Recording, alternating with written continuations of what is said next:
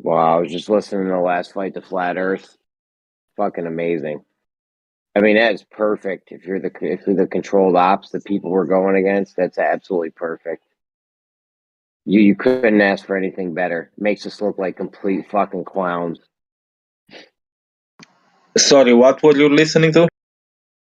The last fight to Flat Earth, it's absolutely perfect. If you're the people we're going against, it makes us look like just fools. Is that a documentary, Last Flight of the Flat Earth? It's called Fight the Flat Earth. He does a show in another Discord server. He basically runs the Discord server when he's in there. Oh yeah, I know that guy. And what exactly of him did you listen of? His last show. Oh, okay, sorry. It's great if you're not us. If you're on the globe side, it's great. For the elites that are controlling this whole shit, great for them. I'll have to give it a listen then. Yeah, if you want to just listen to a complete shit show, clown show, fucking goofball shit, yeah, it's fucking great. I mean, if you're a flat earther here for truth, you're not gonna like what you hear. But if you're Glober or maybe one of the elites or something, you probably love it.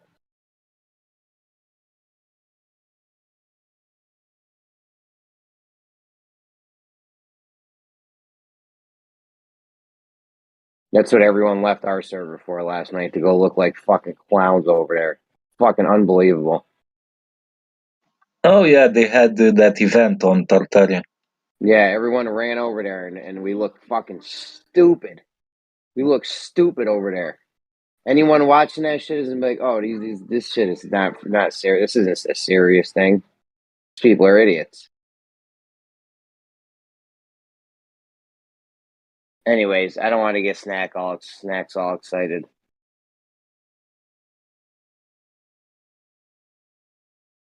I don't know. I find I don't normally like go to the other servers and like be like, oh, this is a great conversation. What are you trying to say? Excited? What are you trying to mean? I'm just fucking with that.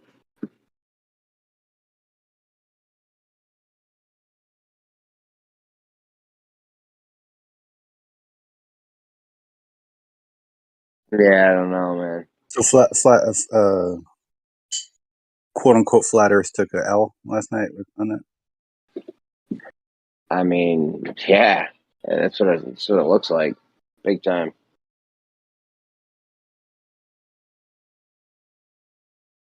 Is that based on I mean, we evidence? ain't taking no W's. The way people act. If it's a shit show, we took the L. Because anyone listening is gonna be, we're not. This ain't going anywhere if we're in a shit show. So anytime it's a shit show, you can just automatic. I don't care how good your argument was. We took the L.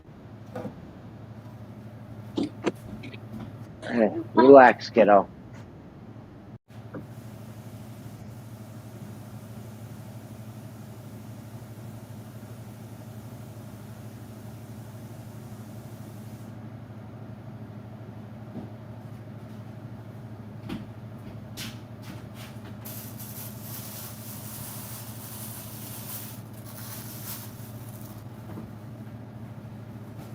Barrel is baking something. All right, somebody's hot micing. Barrel. Christ, do this every day. I send him to the hot mic room. He'll come back. He'll still be hot micing. Oh, there we go. I fixed it. Nice work. Found the mute button. That guy's all right. You can find the mute button. You might be able to make it here, right? It wasn't bad yesterday, right? There was some social awareness for a period of time. There's no social awareness ever. Yeah. Okay. That's not even a thing. That's not even a thing in this community, dude. Like AirPod died.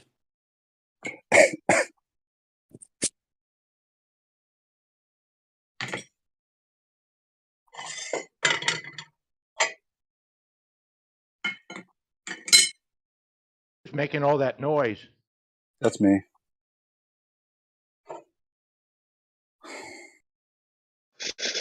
Better. What's up? Really raging in here yesterday morning. What is it? We're around. People have no social awareness. I know. And we need more mods. We're doing a little server update soon here. Maybe, I don't know. I don't know if is it worth putting more work into the server. I mean, I get it popping every day in here, and then everyone fucking just leaves. So like, I don't know why. I don't know. I don't know why you get so upset about that. So upset about what? I get it Oh. popping in here every day, and then everyone leaves. You don't know why it's upsetting. To go to a shit show where we get wrecked by controlled ops and fucking and have it just be a complete clown show. You don't know why that's upsetting. Well, there's not much you can do about it. I mean, it's just the way it is. Maybe we should You just don't all see why that's upsetting to me. It's painful. It's a lot of work you put in, and you're like, oh shit, why? Right? It's upsetting you. I get that. There are things you can do though too, but I don't think that they're necessarily good things to do. What could you do? I don't want to talk about it, but right. But that's not playing. That's not playing a good rule. That's like playing somebody else's rules. That's not my rules.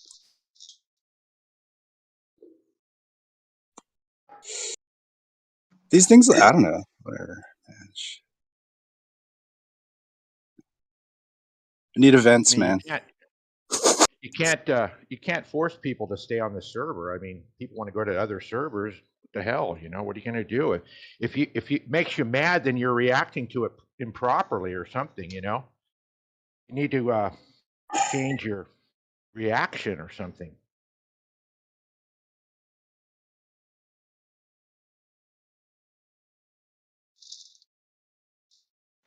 So you guys listen to the FTE thing on Tartaria yesterday?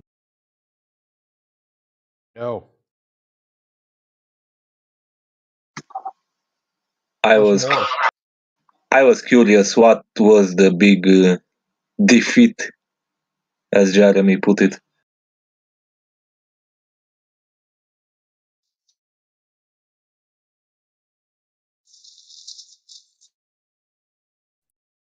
I guess he's saying it doesn't matter what the discussion is. If the discussion sounds like you want to, if it sounds like vomit, then it will probably sound like vomit to other people as well. And then therefore, it doesn't even matter how right or wrong the debate is.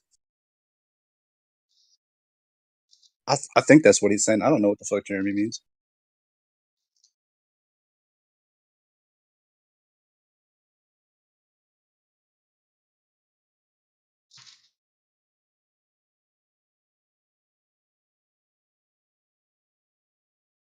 I mean, flat earthers have been laughed at forever. I mean, as far as I can remember, if you mentioned flat Earth, you were an idiot.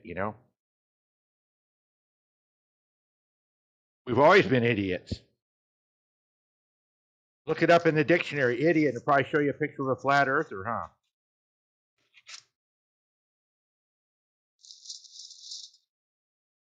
Whose side you on?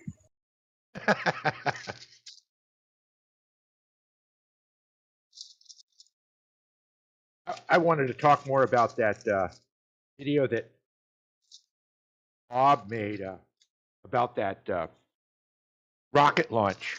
Did any of you guys see that video?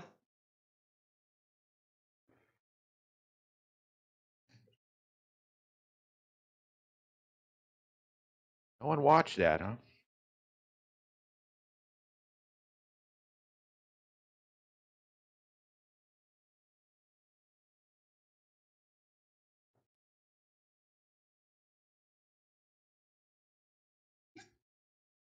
Yeah, the whole thing with Bob talking yesterday got so carried away. I didn't get to make my amazing point, which I'll do now. Which is that like, how do you just like take the 8 inches per mile squared, right, when it's a mile, and you just change it to a half mile and call it good? How does that work? Isn't that like a what do you call? Could be an outlier. what I mean? Don't you need like a more than a half a mile to deduce this? Thank you. That's my great point.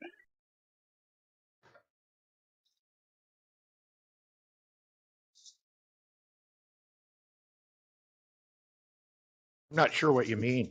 It's that sometimes when I make a great point, people don't know what I mean.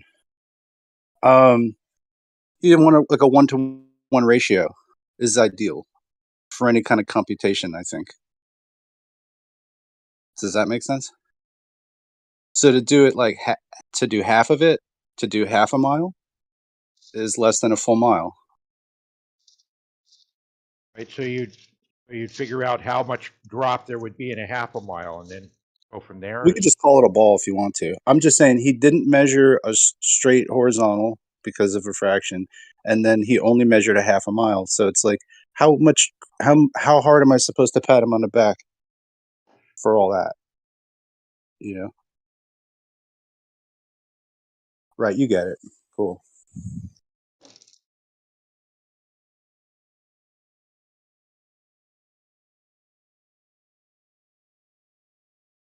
No, actually, he thinks he's doing science. That's the most amusing portion of it, I think.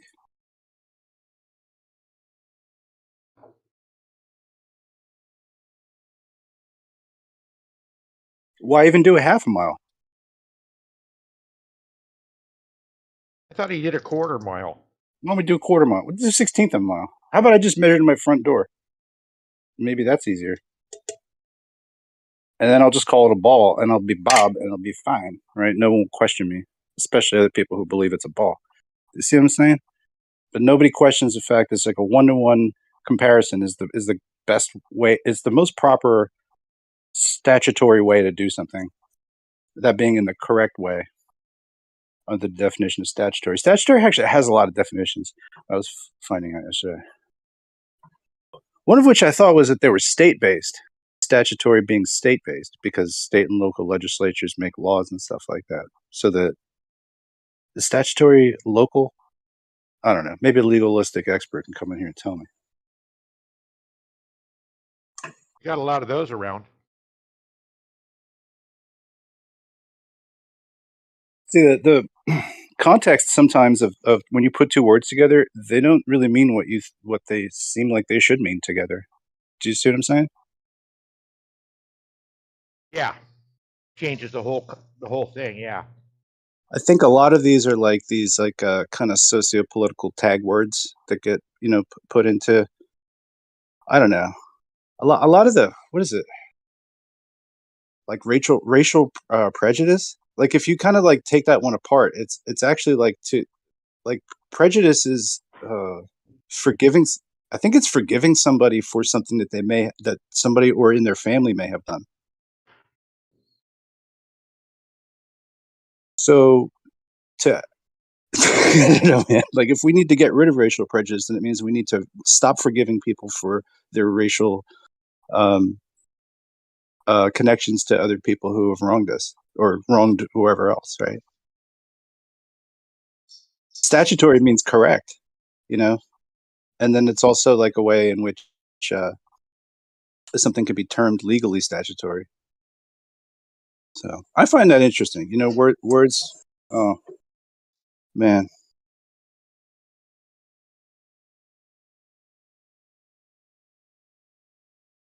I just yeah, words are good. They're not always, you can't always replace them. You know what I mean? Like in the case of like rigidity in space with like a physical gyroscope, right? You can't just replace that with a non-physical laser ring gyroscope and just call it good, right? You know what I mean? Yeah. It's like they're roughly equivalent, but I mean, if you take them out of their context, then they're not going to be helpful in a conversation, or especially where somebody starts out the conversation and then Jace just changes it over to ring. Oh, we need ring laser gyroscopes.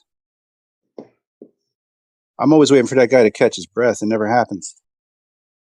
Sometimes I don't know if he's on retainer or wearing one. Yeah, that was pretty lively debate last night in the afternoon for me with that ring laser gyro thing and all that. It was interesting. Ring laser gyro. Bob's little video about how he went out on his lake there and found the curvature of the Earth on his backyard lake there was all an optical. You know, it's a completely optical experiment or whatever observation. It's kind of hard to believe any kind of optical experiments or observations that people do. I mean, the atmosphere is so weird and I remember watching a video that Ranty made, and there were some people on a beach, and they had a dog, and they were throwing a stick out. They were throwing a stick for the dog. Okay. And the dog would run out and chase the stick, and like he'd jump into this one area and he'd completely disappear. I mean, the dog would completely disappear from the image. You know, everything else was fine. The people standing there were fine. Then the dog would grab the stick. You couldn't see him do it. And he'd run back towards the people, and he'd reappear. It's like out of nowhere. It was like he was, you know, and they were saying, "Oh, that's the," you know, they were all saying, "Oh, that's the ether band," or what. You know, I remember Travis always used to talk about the ether band, and but I mean, the atmosphere is so weird and can play so many optical tricks. You know, to say that you've you know, found the curve of the Earth in your backyard using an optical observation is pretty, I don't know, pretty contestable, I would say. I would say not only that, but it seems almost like something simplistic and almost childlike. Did you ever see that video of that dog? No. Disappearing dog? Jeremy must have seen. He was always hanging around there at Ranty's. Yeah, Light's a tricky motherfucker. I play with lenses all day. Good. I didn't start going to Randy's until maybe like a week or two before Brandon took over the show. Oh. Do you remember that video that I'm talking about? That one with the I never dog heard of it. Oh. Never heard of it.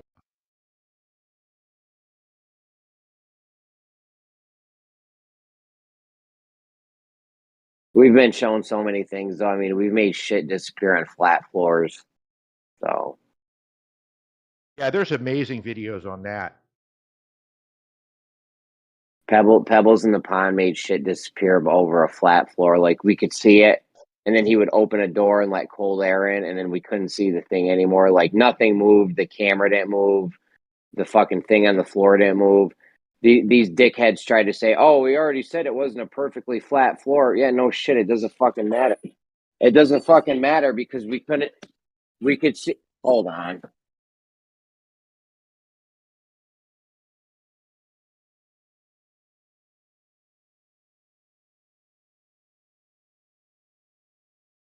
Yeah, they tried to say, "Oh, Pebbles already said it wasn't a perfectly flat floor," but it doesn't fucking matter because they made the shit disappear without moving anything. Hey, don't take your shoes off. Yeah, we got some walking to do. Get those things laced up. I'd like to try and see like what would happen if I put like some dry ice up to a lens and see if it fucks with the lens.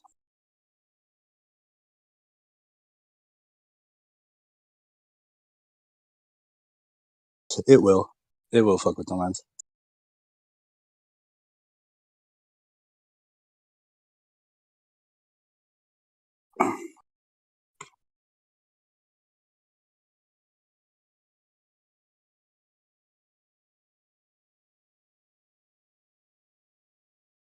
Yeah. So I gotta watch it too. Like I look through all types of glass, you know, if I'm just working on building lenses and stuff. And that shit will fuck my eyes up for a little while sometimes, or like it'll hurt my eye. You know what I mean? Sometimes looking through like a piece of glass. That's not just because it's like it wouldn't. I could see the same things like on a television. It wouldn't hurt my eyes, but it's like directly going into my eyeball and my brain and stuff like that. There's all this like electro optical shit happening, and so like really big lens, I'm very careful with those, you know, especially because it can turn like a little bit of light into a lot.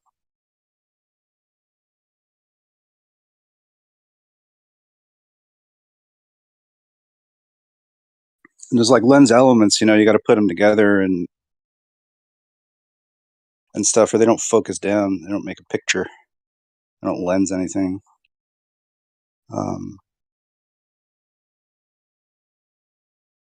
So that's just really interesting. You put like a little bit of focal change on it, it'll like totally, you can see forever, you know, but without that right curvature, like next to another lens, it won't focus right, and it'll just be blurry. You won't see anything. You won't get optical resolution. So these different like lenses go in front of each other, and they help resolve the image. But also the atmosphere is doing the same thing. So, I don't know, man.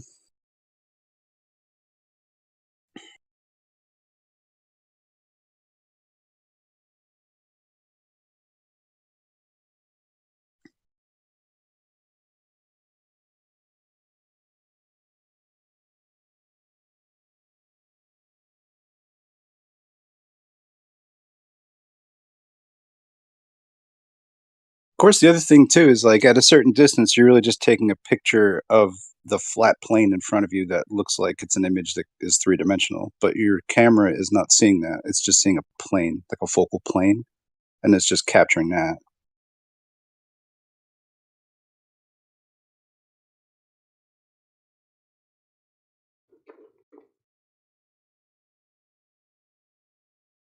Yeah, that makes sense, right? I know what you're talking about. I think. All right.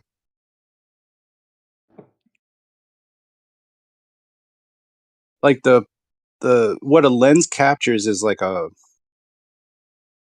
it's a flat plane, you know. If I ever got lenses with like very very little depth of field, and that's what it just looks like. It's just like a flat image that it's capturing, and then it brings it to the camera, and then the camera has like there's nothing I can pull out of that data because it's just not, there's no depth to it.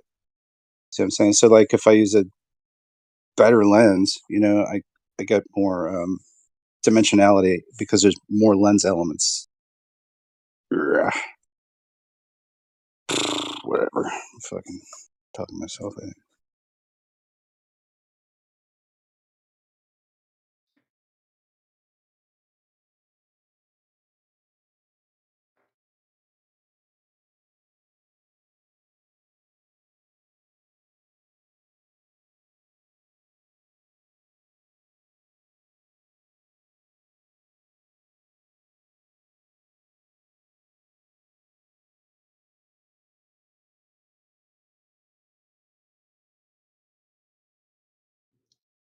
Yeah, I saw that ether band shit. It's just basically like that the lens gets overloaded with some light energy and is fucking not able to resolve the image.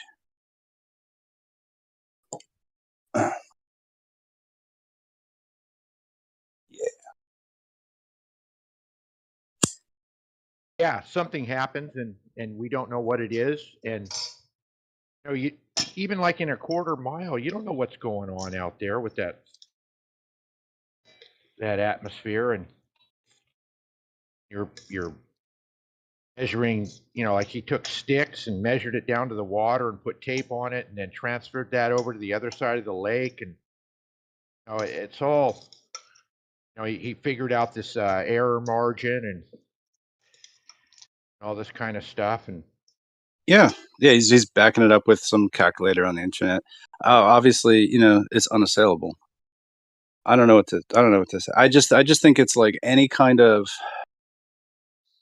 ad hoc way that one were to try to prove and say like, oh, it's a ball. Like, I don't know. It's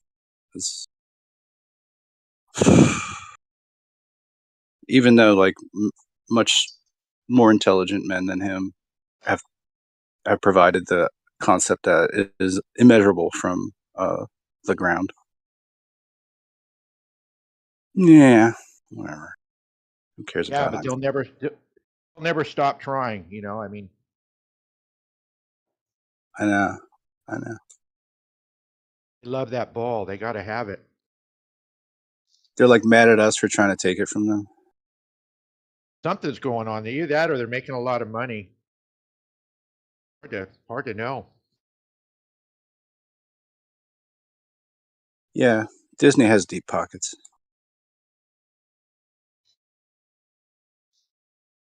Disney, the military. I mean, they got so much money.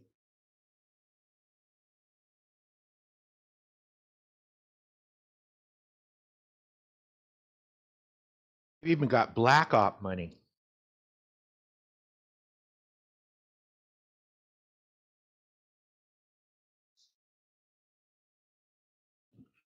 I don't know how helpful it is to consider it because there's so much that's unknown.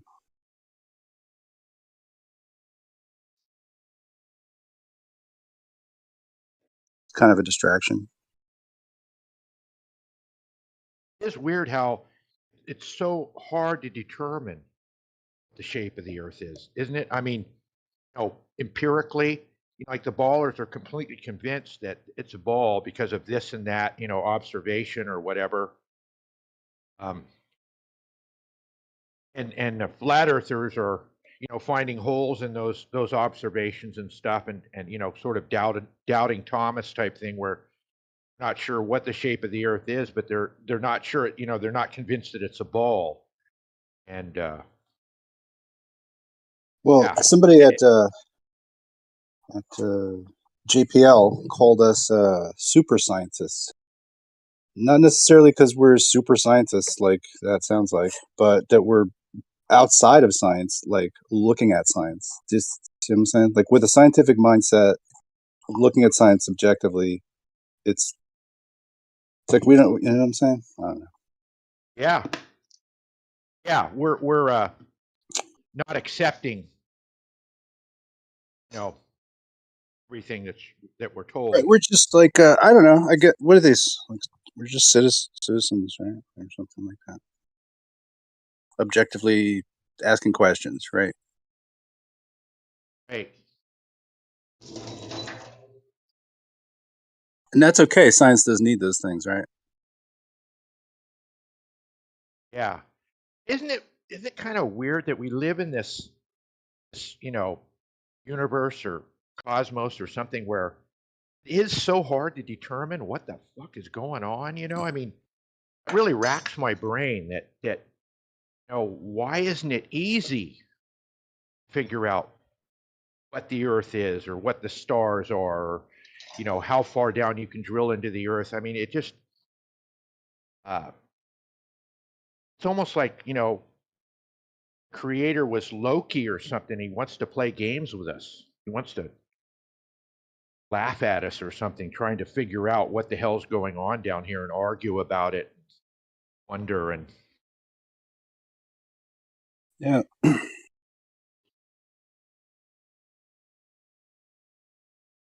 Well, I don't know. So I guess to say like, yeah, if we could understand everything, if reality itself was so easy to figure out, then I assume we would have ruined reality at this point by now. If we knew how to manipulate everything, we would have fucked it up bad. Not you and me, but other people.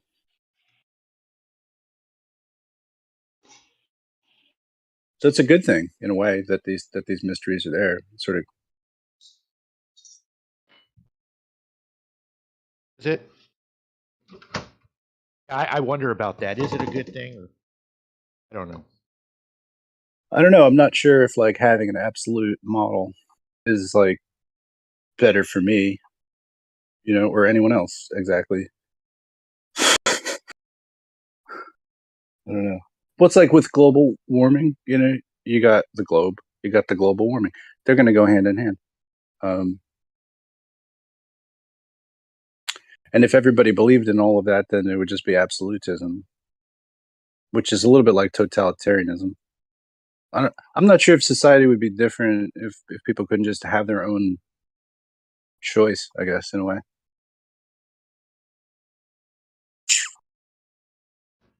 Yeah, it's of course global warming is another thing. You think about global warming, and there's so many arguments for and against whether global warming is happening. It's like that with everything. It's like everything's like in question. We can't be certain about anything unless we just believe what we're told. Yeah, there's a Weird. lot of different things like that where you're just never gonna reach the point where you can like understand these things, where you get access to them, where it's unfettered. That's just I think that's like a lot of the reason why these sciencey guys are upset with they take a certain kind of tone that just it's nasty tone based on the fact that I think that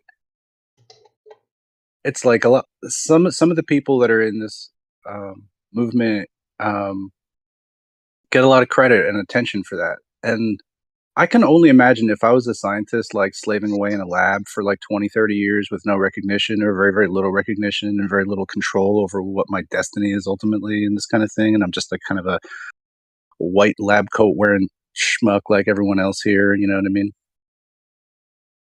The only thing that's distinguishing me from others is like how many papers I've read or how geeked out I am on it. If that is the measure of one's life, then like to see somebody else like basically shitting on all of that and getting attention and having people love them for it, that's got to be infuriating. Like, I can't even imagine. Well, no, I just did. But yeah.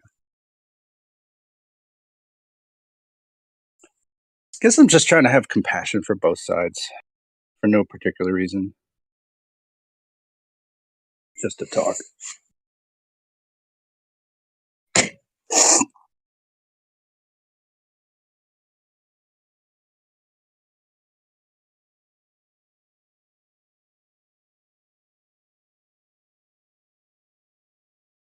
It'd be nice if there weren't any sides and people were just looking for evidence and truth rather than taking sides. And I don't know, it gets pretty crazy.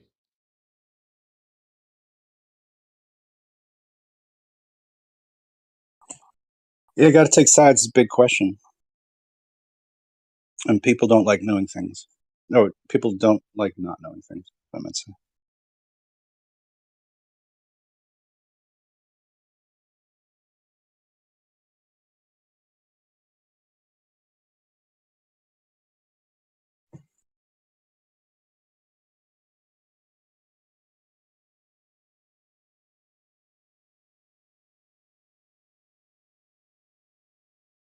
Yeah, the two sides can't work together really because they're like antagonistic to each other.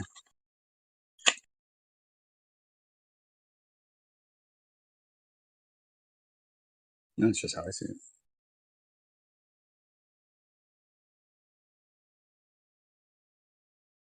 So I don't think that Globers need to like necessarily change how they think, but just accepting that flat Earth people do exist why is that not a option here? You know,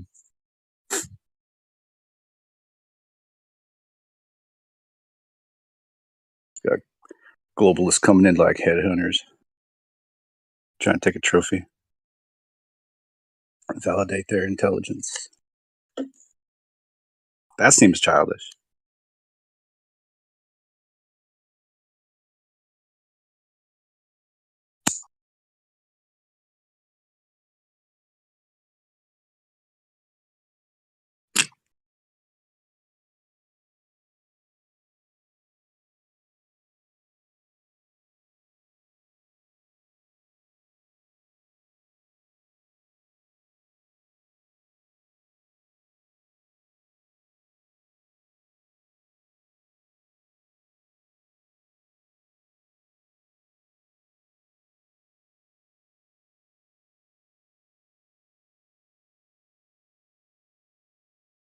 I mean, you were a kid once, right? You try to take somebody's ball away from them, they chase after you.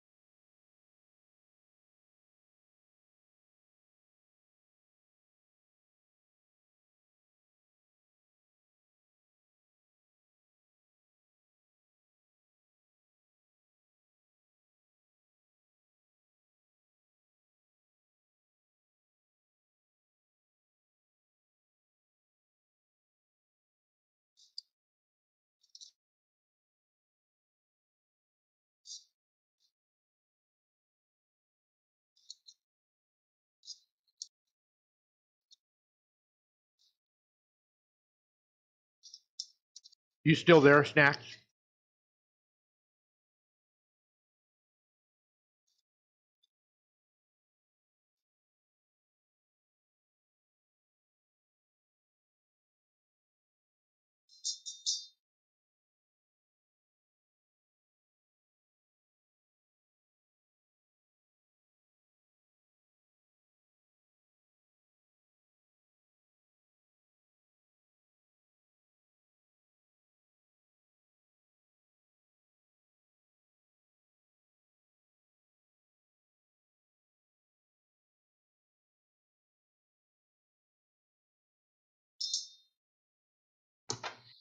Did somebody say something?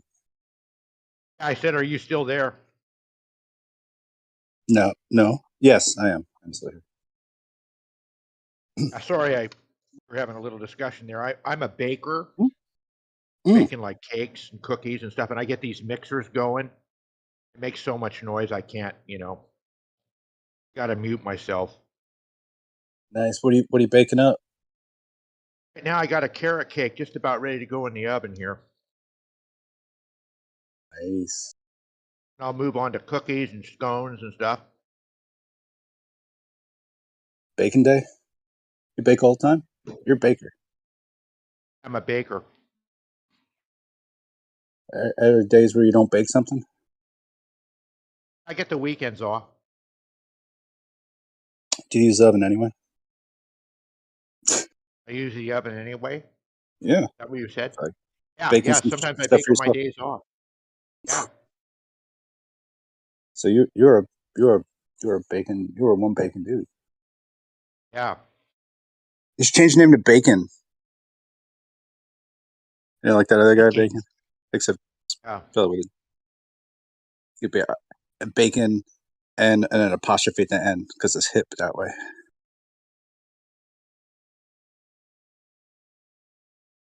That's cool. I'm terrible about baking stuff. It's kind of fun, really. I used to bake a lot. I worked at a bakery where we baked a lot of bread, organic sourdoughs and stuff like that. Learned a lot there. Now I got a job baking pastries. Not very good at it. I mean, I'm just still learning. I'm 70 years old, and I started when I was like 66. I started baking Oh shit, professionally or whatever. that's dope. This old dog is learning a new trick. I like that, man. That's good stuff. I didn't know you were a senior in this room this morning. Yeah, that's cool. I heard a story about this artist chick was telling me she knew this old woman. She's like 80 something. Started playing the violin at 80. She just always wanted to, but she was like not bad. Like she could pick it up. Like you wouldn't think that you necessarily would be able to pick up things like that. I don't know. I think it's a lot harder. I think it's harder to, for most people at, when they get older to learn new things.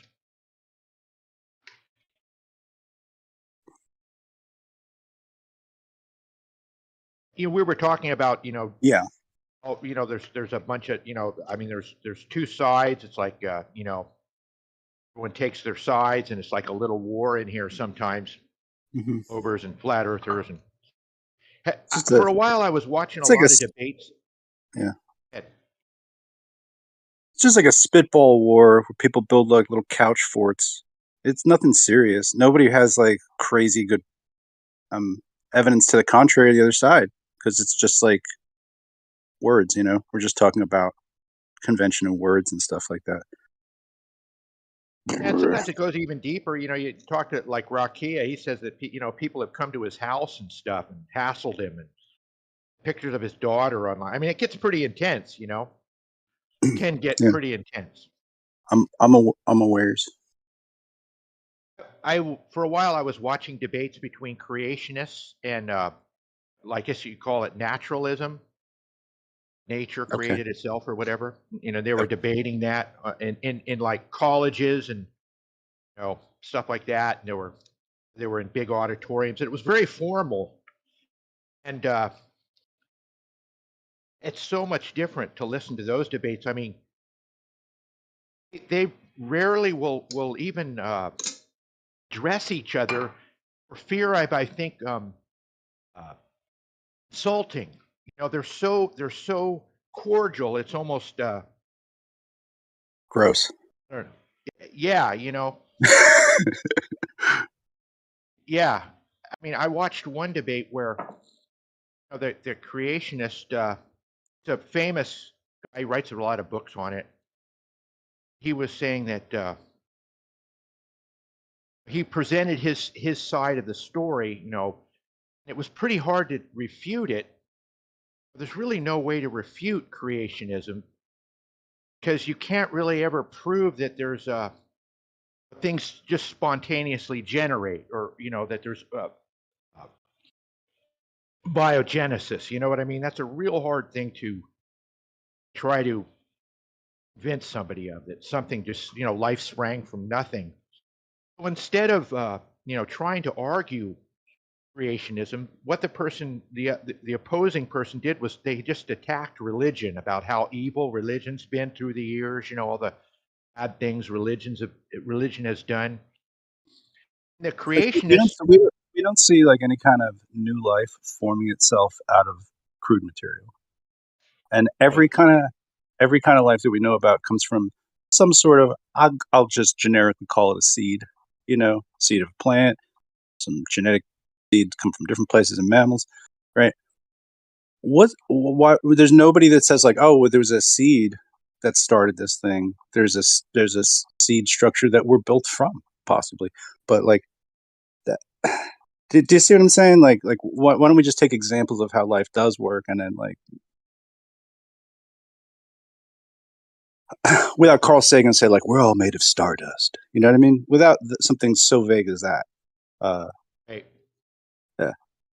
Yeah. The point I was trying to make was that the guy, the naturalist guy, he was rather than argue the point whether things are created or just sprang from nothing, he just started to attack religion. And the creationist, when it was his turn to talk again, pointed that out. He says, "You're not really addressing the argument. You're just just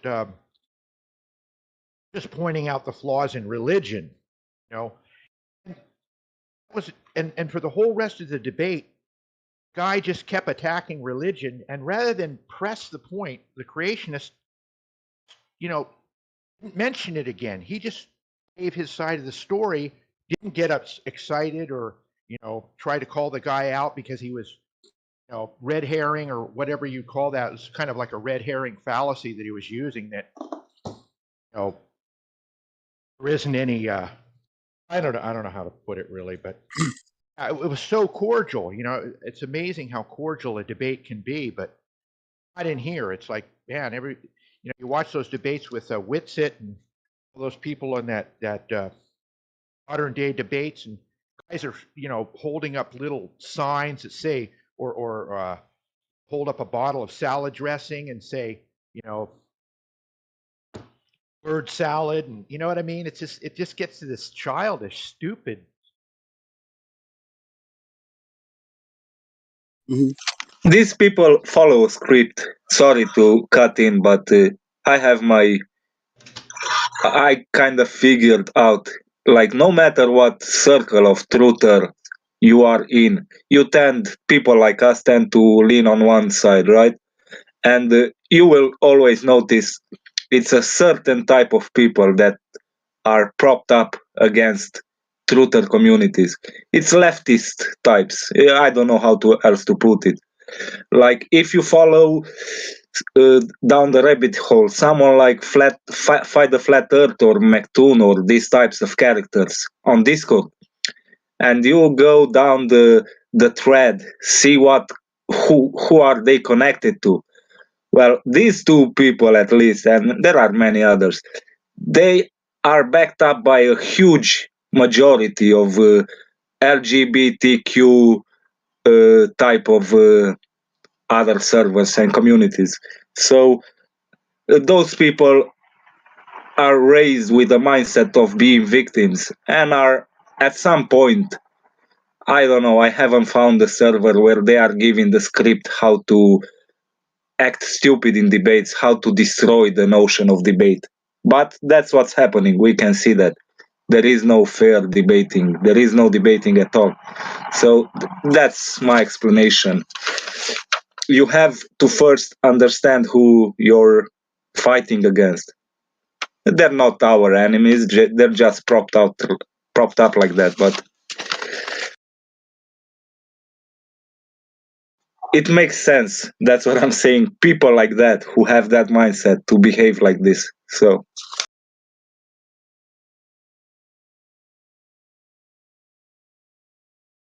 I understand it's superficial and people don't like this type of explanation, but this is the reality. Just go to Fight the Flat Earth's Discord, then follow the thread, see what other servers he recommends, and you will understand. And if you have experience in other circles, you will see it's the same type of people every time. They are weaponized. These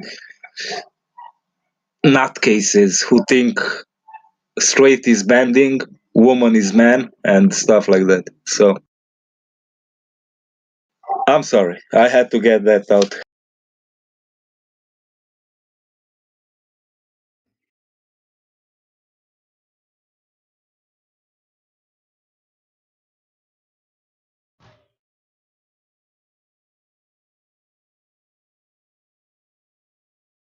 And if you are expecting a fair fight from people like that, think again. That's never gonna happen. You just have to accept and understand who the people who oppose the truth are,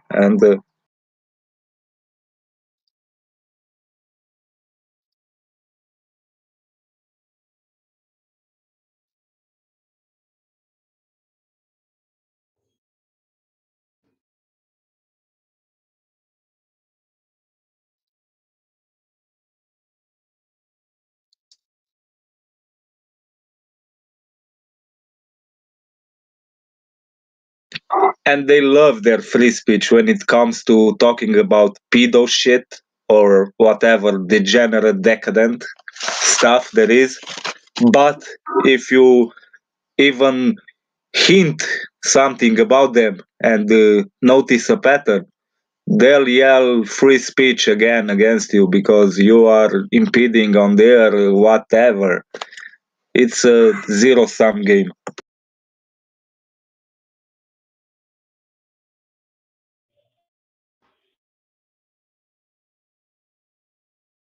So, in conclusion, I think take whatever you can from these interactions, try to better improve yourself, like, I don't know, logic, or find something you love, and don't expect to change the world. That's never gonna happen, I think. I think you're right there for sure. Yeah, just take what you can out of it, get what you can out of it, and move on. Get all upset.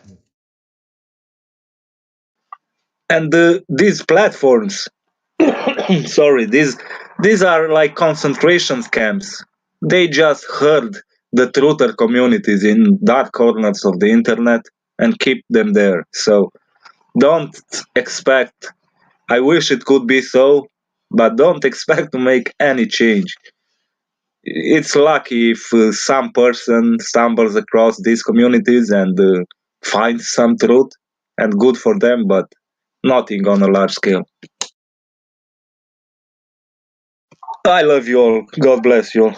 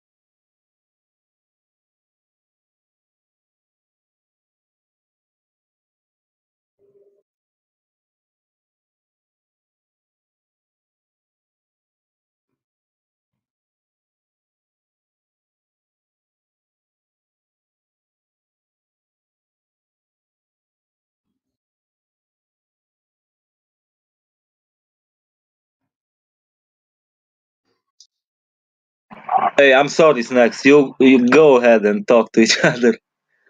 I didn't want to break this up.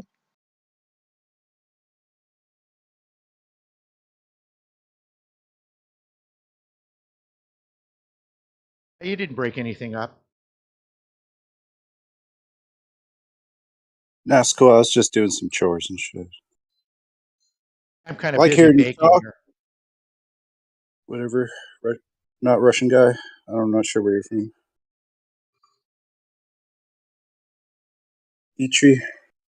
I guess that's short for Dimitri. Oh no, it's just a random name.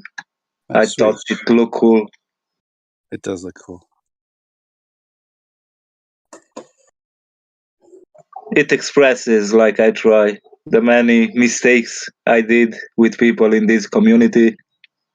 And, I'm trying, I'm doing my best.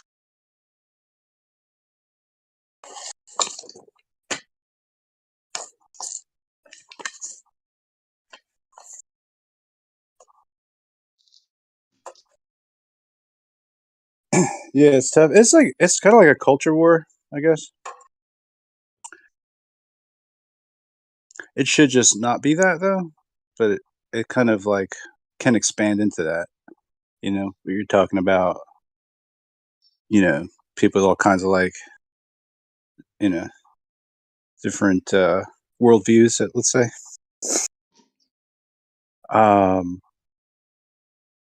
Right.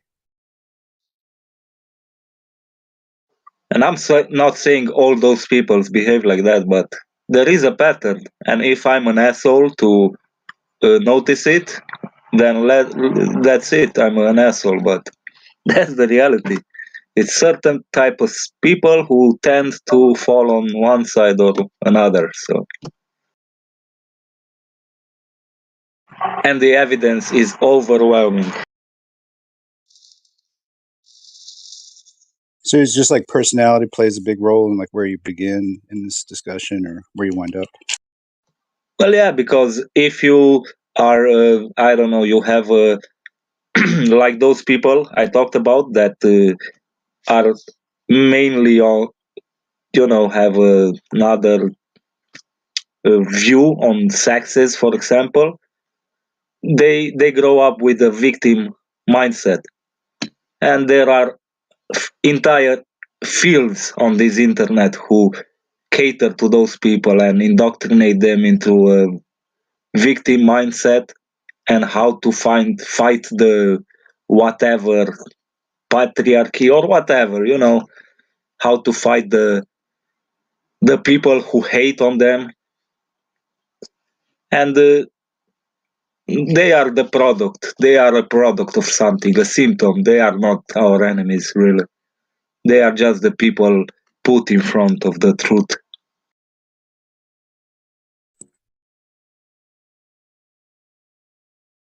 I don't love them, but I don't hate them.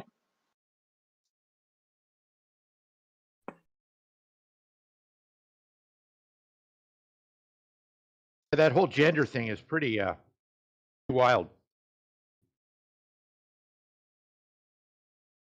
How weird it is. You know, when I was a kid, there were I had friends that were gay.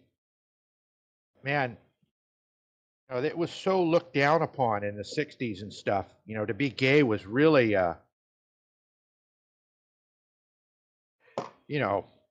people were really looked down upon the gay community at that time. Well, Now it's so open. It's so the gay community seems like it's having a lot more fun than it was in this 70s we had disco, right? But it just means it's nowadays it's more like it draws people to it almost, right? yeah. You're hip if you're gay now. I mean, you know what I mean? You're like cool. I live in a town that's got a big, huge gay community. I mean, it's like a gay stronghold here. Where are you at? I won't dox myself like that, but Florida, I I'm guess. I don't know. oh no, I'm in Oregon. Oh, The I live in a I small would not have community, thought but that there's a big gay population there. But yeah, a lot of times these dudes wearing flannel and got beards on and stuff like that, not necessarily straight these days. Yeah, like yeah, that's 2023. Or I mean, but like long before, right? It's like kind of been going on for a long time. It's because certain people got access in education, and for example, and this is a big example, a few years back when I was in other circles and I was looking into this, you know that shtick on YouTube for kids, right? You guys know that service where there's programming YouTube for kids, and there was a lot of shows back then uh, propagating or promoting this type of lifestyle. A lot of I don't know, scatology jokes, a lot of butts, a lot of queer stuff. So they got to the kids, and it's obvious. Generation down the drain, we will gonna see some results. The world is evolving around us, even if we are aware of it or not. We sometime maybe just wake up in the middle of the madness and try to stop it without understanding we are in the final stages, and whatever could have been stopped has happened 20 years ago or stuff like that. Yeah.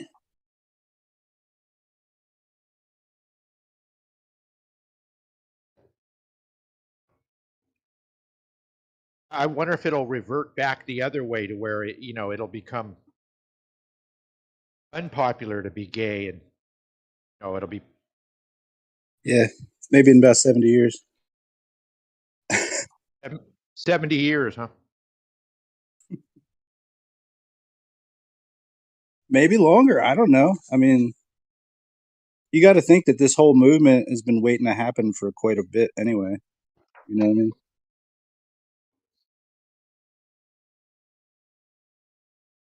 I don't know. I'm not really sure why. Is it being like pressed too? It's not just like, oh yeah, people just want to do what they want to do. It also seems like it's being kind of focused down, kind of get people buying into it, which is, I guess, it's fine, right? It's a culture. I guess it's got its ability to spread itself. But what was I going to say? They have shows that tell little children it's okay, gender is fluid, you can make up your mind, and they tell that to those dumb kids, because let's be honest, kids are not smart people, okay? They are not wise. And they are telling them it's okay to imagine your whatever. So I don't know. Like I don't know. For instance, like there's like all types of foods and little shitty snacks that they give to kids or whatever. You know, who's really like testing to make sure that like that there's not like some weird like hormone shit that's going on with that. I mean, you know that they're doing it with the milk, right? So like, why stop there? You know, so they could be behaviorally modifying all these people just because they're not paying attention to like the, I don't know, the estrogens and the plastics or certain things like that. So I don't know, perhaps that like creates a less aggressive male child or whatever, or I don't know, but just just thinking out loud here.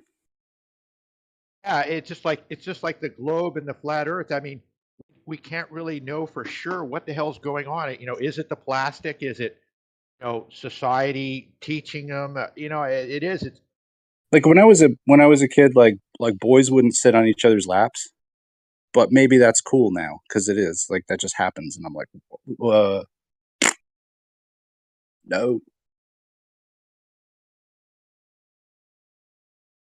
or whatever. I don't know. Just kids are different today.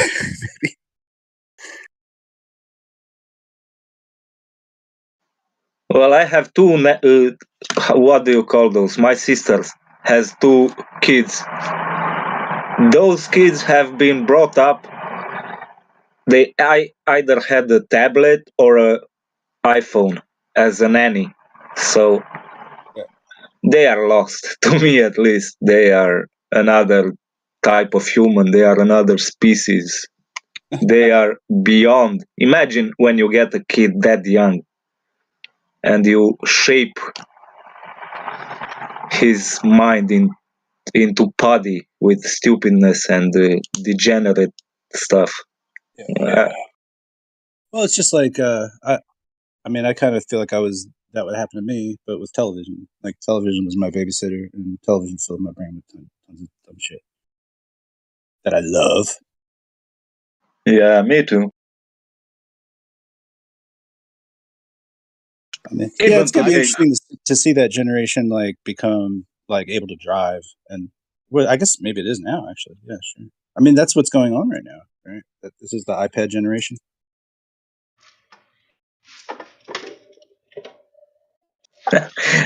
funny you should mention that.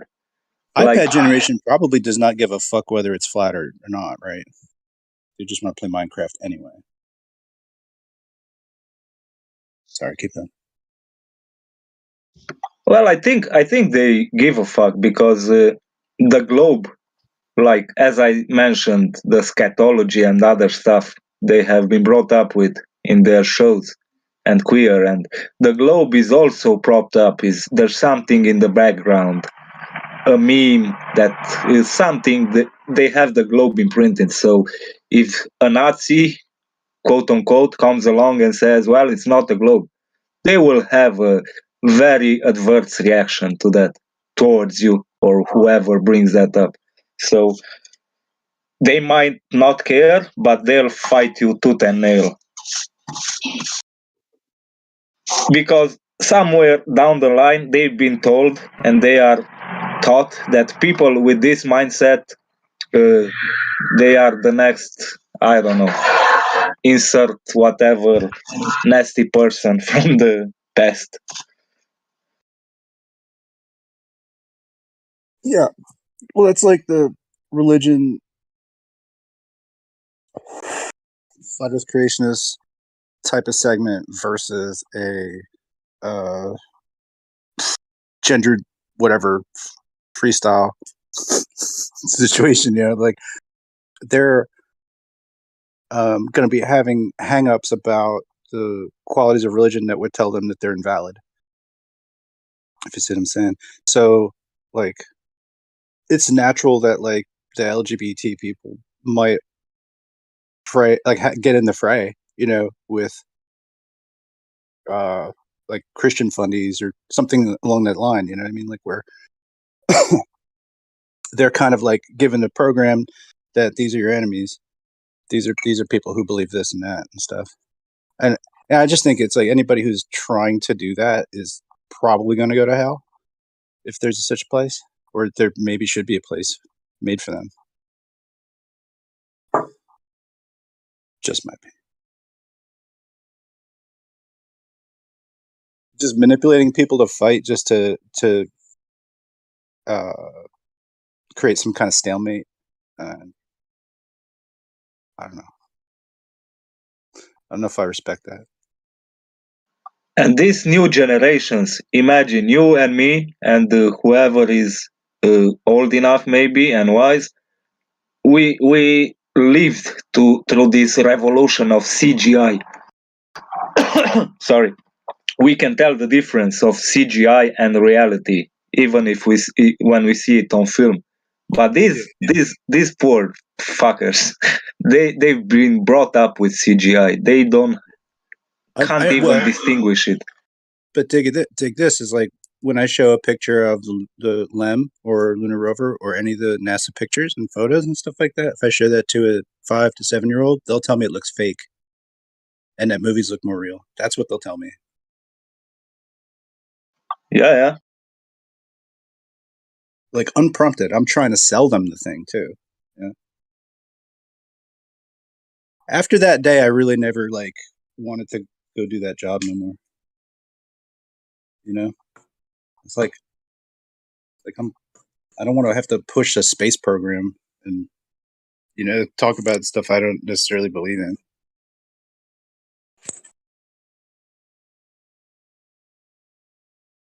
Oh well. Yeah, and disproving the moon landing will do nothing for anyone because they will always fall on the other side and said, okay, they presented us a fake moon landing because of the Cold War or whatever, but surely they must have some bases even on the dark side of the moon. So even if they accept it was faked for a reason, but it still exists.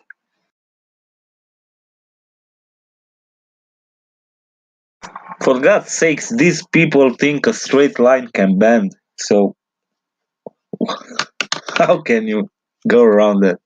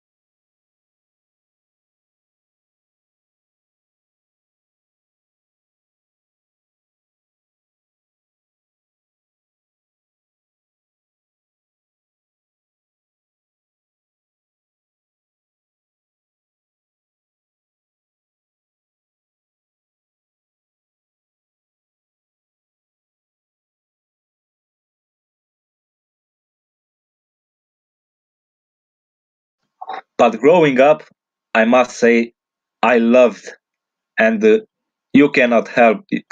I mean, it's easy to understand for a child how appealing the aesthetics of the space, even our solar system, especially our solar system. When you see those nice pictures of the planets, how appealing that is for a child. It's hard to fight against something like that.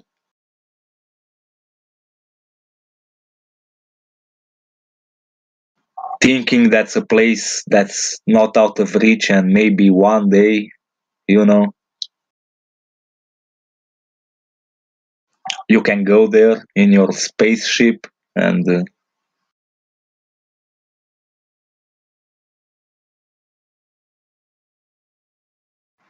it's the biggest religion of them all. The other stuff was just background noise for what this reality we are presented with is.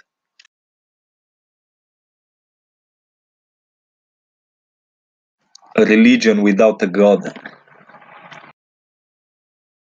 You know, right around the time The Matrix came out, I had a friend. He's very futuristic. He was reading Ray Kurzweil all the time, and he was like, "In 10 years, we're gonna have personal spacecraft." And I was like, "No, we won't."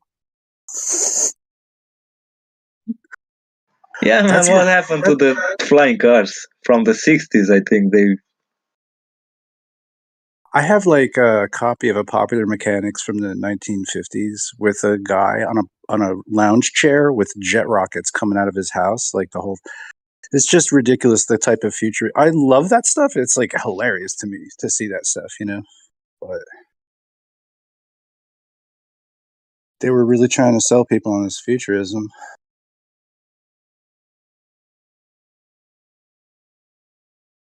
It's fine to hear, I guess. Still no hover cars, though, unfortunately. But was I that into hover cars? Did I want to go to space? No, I don't think any of these things happened.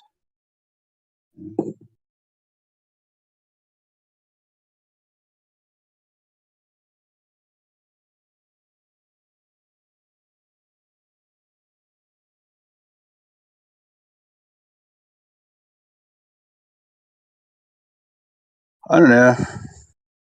I think things will just like settle themselves out, man. Like, but it's weird. I think a lot of people that should have children might not have children because they look at the world and just be like, I don't know. Like, Do we need to keep like putting into this thing? You know what I'm saying? It's like, would you want to put your kids out in this thing to fend for themselves? Possibly. I don't know. Not that like I think everybody that's not to say I don't know. I don't want to sound fucked up when I'm saying that, but Yeah, I know what you mean. I'm like that. I don't have a family mainly because I was a fuck up and immature, but now I wouldn't want to have the responsibility to bring a soul in this world.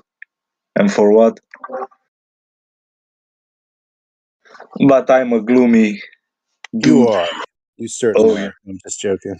But no, there's like a wonderful life to be lived. I guess no matter what, really. And such as to say like that everything's always been fucked up my entire life. It's just I've been too blind to notice it, which is fine, right? A lot of us kind of live in that ignorance and can live our whole lives that way. And maybe that's okay too. You know what I mean? Maybe you don't need to have like this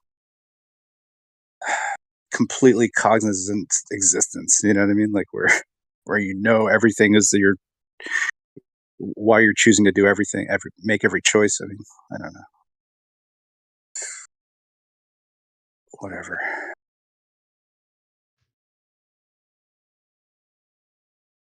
It's just rough because you know, like that.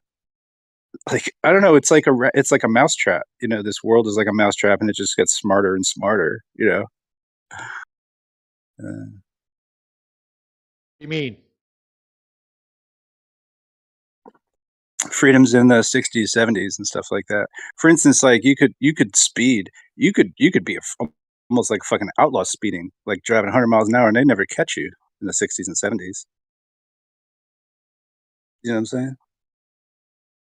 Nowadays that kind of freedom is gone. Like don't even think about that. They got you on whatever, man. They got you on multiple things. You know, personal space. That not that everybody would want to go like, you know, drive recklessly, but it's impossible to do these days.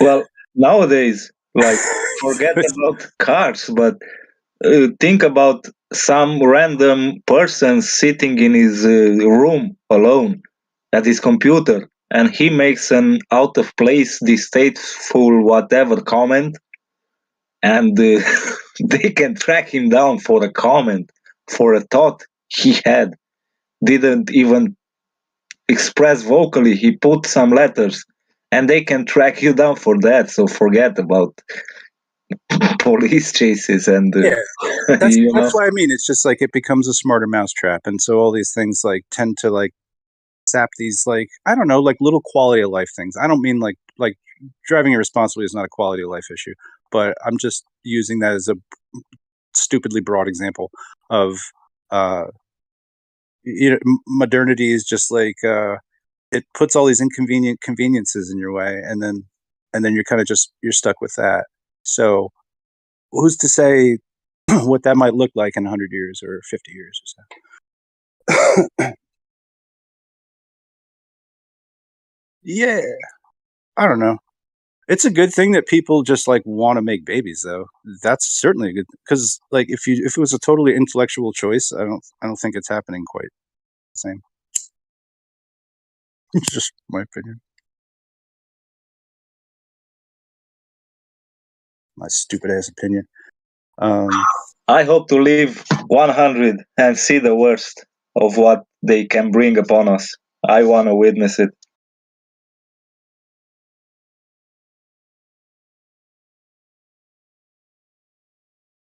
Because it's not getting any better. We're not cheering anybody up with this conversation. Well, it's supposed to be, at least, I think, a place to speak the truth. So that's my truth. I'm sorry. Yeah, And everybody I'm just, I don't know. Like it's the ride of living, right? That's the thing. Well, we go on amusement parks and go on roller coasters. You know what I mean? It's just like you got to have that joy of existence, or else like why be here? You know, if life can't be just drudgery where you experience no happiness, like real happiness. You know. which I guess is hard. It's like a tough commodity these days, right? Like real happiness. Damn, that's a tough one. It only exists in movies and sitcoms, I guess. I don't know. Or maybe it exists every day if you have the right kind of like reaction to things, because nothing's necessarily going to go your way. It's all about how you react to it. Yeah, that's a really it's a definite truth. Your reaction to things kind of makes your reality.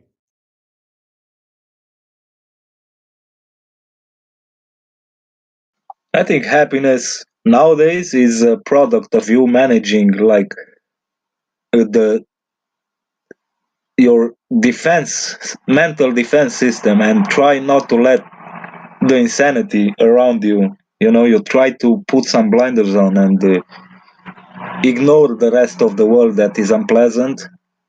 And it's hard. It's getting so hard to ignore and shield yourself like that for anyone, I think. And that's happiness, a product of ignoring the ugly around us. For me, at least, but I don't see a lot of happy people in my real life. And I see enough people, but I don't see anyone truly happy. Maybe because of my location, but in general, even on the internet, I don't see a lot of happy people. I see a lot of fake people pretending one way or another, ignoring this dark path humanity has chosen.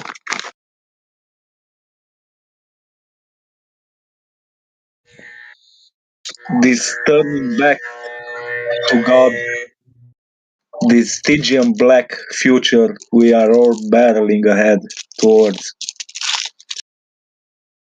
While Right, but I mean, God and spirituality. part of it is so like the drivers to these. This is why I'm like trying to.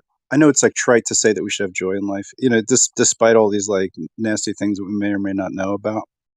It becomes dynamically more difficult to like have a positive attitude when you kind of like can see all these things going on.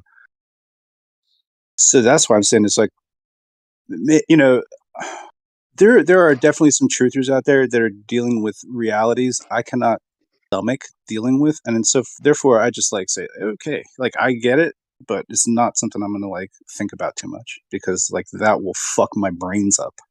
Do you know what I'm saying?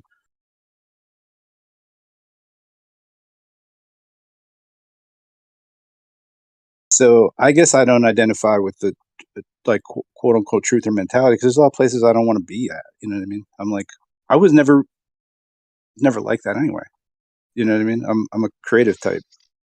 So, and I'm somebody that like likes to ask questions about how things work. You know, that like that's so that's how I arrived in this chat room today. It just took 8 years to get here, but like I don't necessarily like feast on all manner of truthy fronts, I guess. I don't know, man. Sometimes that shit's just too like wild, man.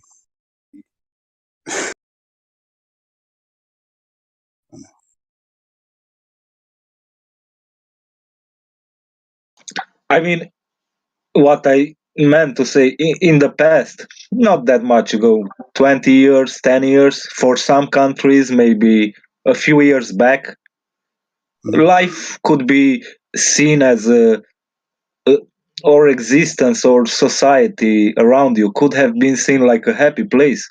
But now it's getting harder and harder for everyone to ignore what's happening, because we have this war shit, this Rona stuff, uh,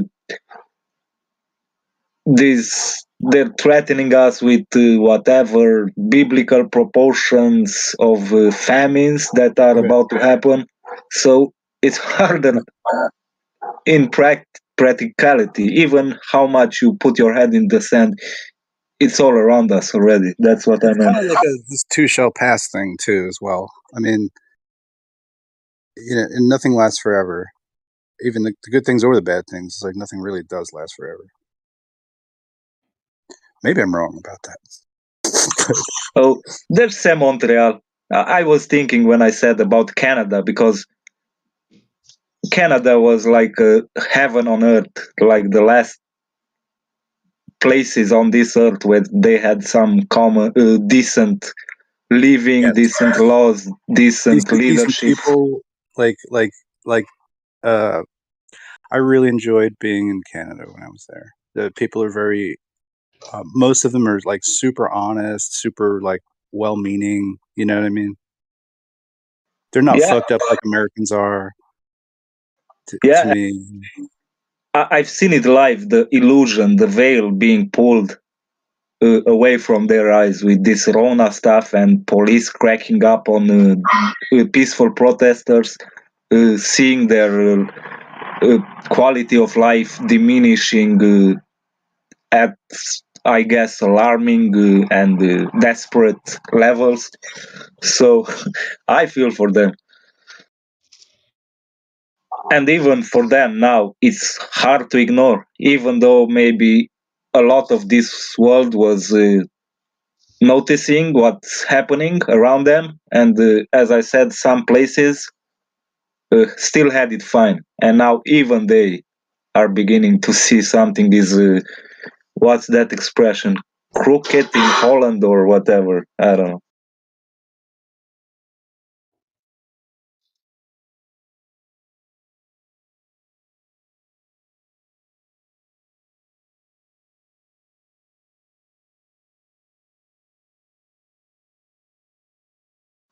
And for me, knowing they are lying about the globe, this is a small sunshine ray I can grab onto my own personal truth, something I know, something that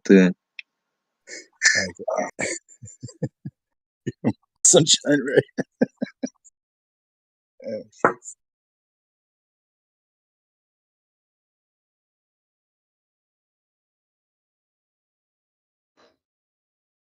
What's up, SE? Yo, what's up, guys? Good morning. see, did you listen to the fight the flat earth stuff? Nah, I tend not to listen to him. What, something new? Oh, Jeremy said earlier it was a major shit show and a big punch in the uh, bollocks for the quote unquote flat earth movement. I don't know what happened. I thought you might have some insight. Nah. What's going on, Jeremy? What happened? That is just Jeremy's flight the deaf. flat earth. Who cares? For me, I don't Jeremy's understand how some normie could look and listen to that guy and I have him as a joke, as a jester. You know those clowns, those jesters that bounce around? That's the category I have him in. like the funny hats and with the bells on it. Yeah. Delightful jokes. yeah, well, now the jesters are wearing the crown and the scepter.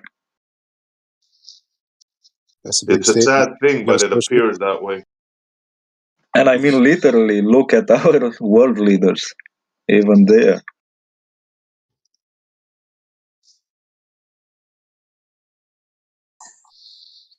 Well, that's what I'm talking about. The people that we used to laugh at school, all the losers by themselves in the corner there, all the freakaloids. Well, those guys got the power now, and they're taking revenge on us.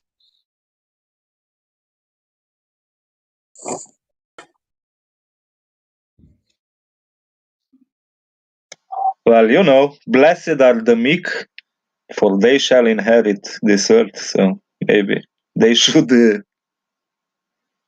give much more thought into those words because it applies.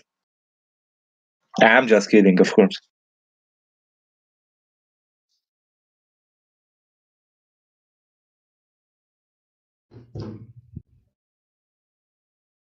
It's sad what one generation can do, because I heard you saying about Canada. Well, the leader we have now, he's the most despicable human being I've ever seen in my life. Number one, he's not a man. Number two, he caters to all the woke things. But his father, well, there's a question about that, because some say Castro was his father, because his mother was a little bit liberal, shall we say. But besides that, his father was the complete opposite. His father would be rolling in the grave right now to see what his son has become. It's very sad.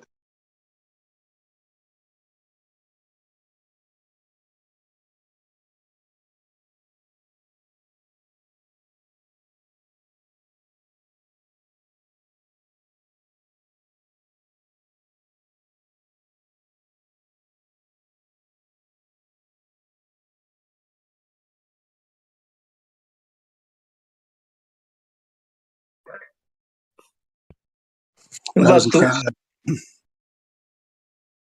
I'm so dumb. In Canada, I was at a Subway and I ordered a sub, uh, and I ordered a American cheese on it, and they're like, "We don't have American cheese here." And I was like, "Oh no, of course you wouldn't." Like, is Canadian cheese Canadian yellow? Is that okay? And I'm like, isn't it the same thing? It's like, yeah, Yeah, exactly. What's the difference, American and Canadian cheese? that's how dumb I am. It was a sweet moment. Yeah, that's funny. Y'all got like better cereals. Your Pops fucking kick ass. Canadian Pops. Don't even fuck around. Go straight to if you go to Canada, just go straight to the breakfast aisle. At what? Like Sobeys? They have Sobeys up there? Americans have way better stuff, man, when it comes to No, food and shit. Yeah, a your lot of Kellogg's Corn outlets. Pops. Your Kellogg's Corn Pops are different than our Kellogg's Corn Pops. Yeah, yeah. They're better. Legit I better. remember when I was down there, I got introduced to. I was dating this girl. She was into mayonnaise. Now I freaking put mayonnaise on everything. I never ate mayonnaise before. Oh, You bloody Americans, you. you're in a world of hurt now. Now I can't eat a freaking hamburger without putting mayo on it.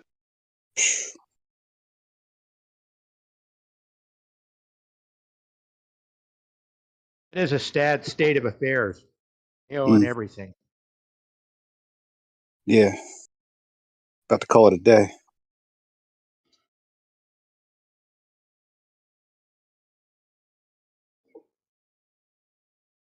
Yeah, there's certainly some shift. There's certainly something going on. I mean,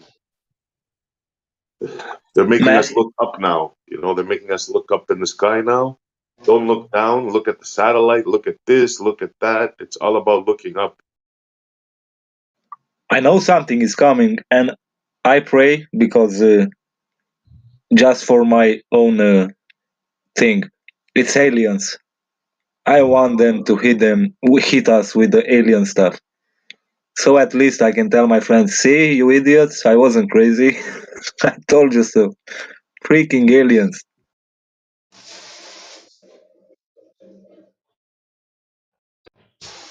You guys think they're gonna drag us into wars? Because it certainly looks that way. China is mobilizing, even their females, their whole populations. These idiots on TV are talking about dropping bombs. No me, no you. I'm gonna,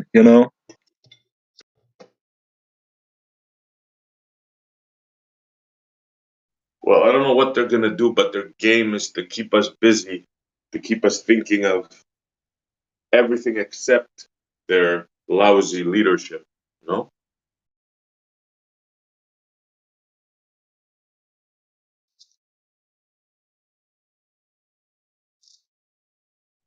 From what I heard, and I don't know how true this is, the next play is going to be on the internet. This one guy, he was predicting all kinds of shit. He predicted the jab thing, and he predicted I forget which magazine that was. They have a good record of seeing what's coming up. And apparently, the next way they're going to hit us is the internet. Oh, take that with a grain of salt.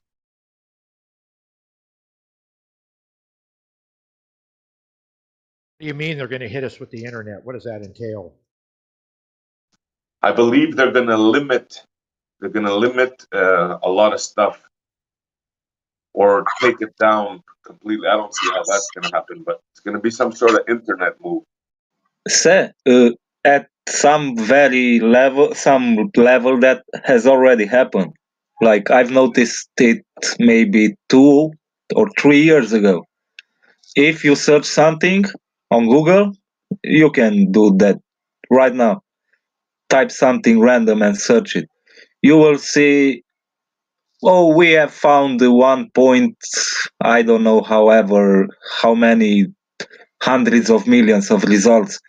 But if you try to go on the next page and the next and the next, I don't think you will find that there's a limit, like the 14th page, Yeah. maybe 16. So the Google's internet has already been, how do you call that? I don't know the word in English.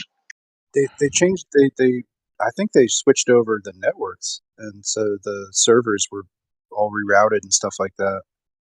Which I think that's the reason why a lot of the old sites like don't function any longer from the whatever fucking mid 90s. But like, yeah, do you think they're doing like another like some kind of international situation with the internet? Is that what you're saying, SC, or is it? I don't know, bro. Like I said, I Oh, take it with a grain of salt. But this magazine has good predictions with these things, and I can't. I don't even remember. Is it the World Report or some shit like that? So I mean, it's just one magazine saying this. So take it I with a just grain of salt. Yeah, it's just weird. Like Google like is not as good as it used to be for many different just the search engine itself. Um, and like even just for getting direct facts, you know what I mean? It's not very. Sometimes it's good, sometimes it's not. Sometimes it just wants to throw a bunch of advertisements at you. So actually, ChatGPT is a better search engine because it's just got more information in it. I don't know. It's obvious to me that when I search for something, it's getting harder and harder to find like exactly what I'm looking for. You guys find the same thing? It's like they route you off to different, and then the Mhm. next video has nothing to do with what you're searching. It's obvious that it's controlled. Very obvious to me, anyway. Yeah, it's the new age, the AI age. And I think now, because every time it happens the same way, it's a golden age, or we're about to witness a golden age to attract people into this new AI paradigm, to rely on it even for basic searches. Whatever comes after, I don't know, but I think for a while it will be good. Like Snacks said, ChatGPT is a very good thing to use right now, but it's just temporary, I think. Well, it's coming. They're coming out with a new version of it based on all the takeoff of ChatGPT is it's bigger than the Google launch. Like the usage rate is more usage has gone through ChatGPT than Google. So I haven't it's used probably going to be a big deal. sorry, mate. Sorry. I haven't used it once, not even once, ChatGPT, because for me, it's how I see it. It's just one update away from totally changing an answer to the same question. You know what I mean? Mm-hmm. So it's unreliable. That's my opinion of it. It's pretty dynamic, and I think you can like sort of. The interesting thing with it now is like you can kind of ask it to act as something. So you could make it. You can kind of change it into something else that you want it to be an expert in, and then it's just like going to give you more like dialed in sort of responses. So a lot, it's, you know, like when you do a Google search, right? Like there's certain keywords, and if you use generic keywords, you're just going to get a generic result back. But if you use very specific search functionality in there, you're going to get a more detailed render of the information. So that's what ChatGPT does too. And it's just good. Like like, let's say I wanted to like change my diet up or something like that. I could actually just use strictly just ChatGPT and come up with a whole diet plan, recipes, and fucking grocery list. And I can just ask it to make me all that stuff, and it will. That's crazy, right? So that's at this level of dynamic and with how well it's working. So if they unfold more functionality with it, like, golly, you know, like even YouTube could benefit from a better algorithm. Search, even just searching it, because like a lot of times I'll be like looking at like weird Russian lenses or something like that, and I'm not sure like what factory it came out of, and I'm not sure what the quality. I want to look for a lens test or somewhere on YouTube. So I'm looking for a video, and I just type in the model number or whatever, and my results vary. You know, based on like how I'm just putting that in. So it doesn't come through because like a lot of it's in Cyrillic. So like the same model is not coming up in under English word. So I'll search for that. I don't know, man. It's like, and then I'll hit the video and I'll be like, oh, cool, 10 views this video has had. It's here, and like multiple times I've searched through and then not found it. So things can get buried really easily due to the fact that they don't have a lot of views. They get buried in the algorithm. So AI would be really cool, like to use it to search YouTube for videos. I think I would. I don't know. Like, I don't think it's that far away from being able to do that. Like, where you could just tell essentially, you could just tell the AI to build you a YouTube playlist based on these things, and it might do that. You know, it'd be much easier than scouring it out yourself. Oh, I don't know.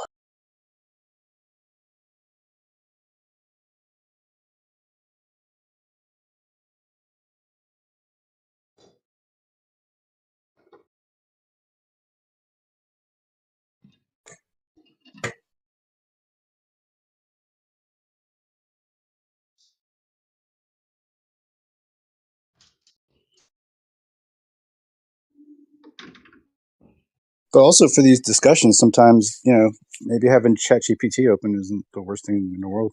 You know,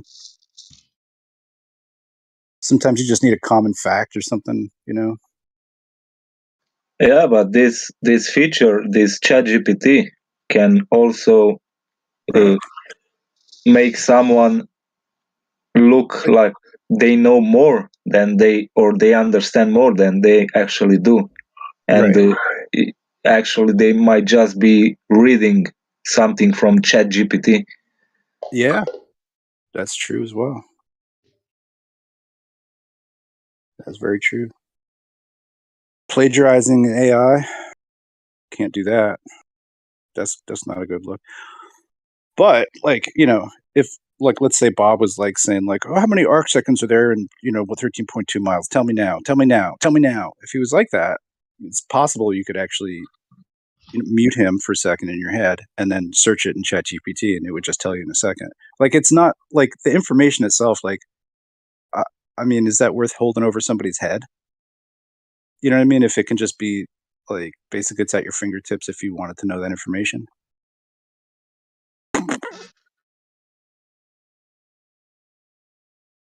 I know that takes a little bit of the sauce out of it, but I mean, right? Like, what's Yeah, but it does more than that. Just feeding you basic info or stuff. It feed gives you the whatever you ask? it can give the impression that you have some thoughts that you actually don't, because I'm no expert, but I can understand the outliers. And me being such an optimist, I always see the bad side of things. So, Yeah, at least you got a sense of humor, man.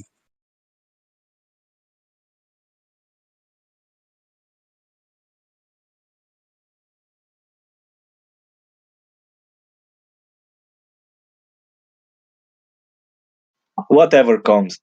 We cannot stop it. We can take part in it, witness it, or whatever.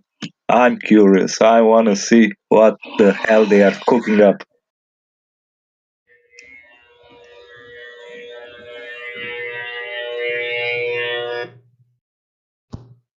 Drop the beat.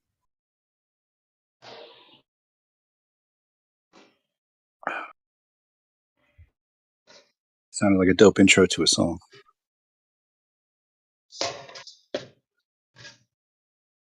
Yeah, he said he's a baker, but sounds like he's on a spaceship or something. Oh yeah, I'm on a spaceship going to Uranus. Yeah, like you're in a nuclear reactor or something. I got some radioactive chocolate chip macadamia nut cookies here for you. It's your fuel source.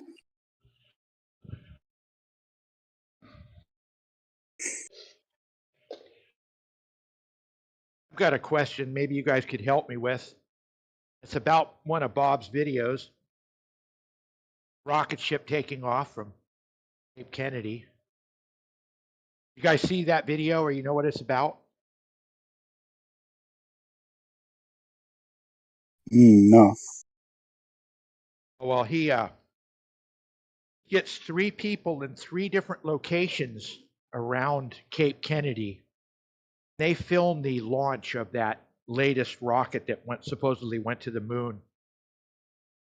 And you all know the time of the launch. They've got their cameras, set to see where that thing will clear the horizon, where that rocket's going to clear the horizon. And so the rocket launches, and it takes it a while to come up above the horizon.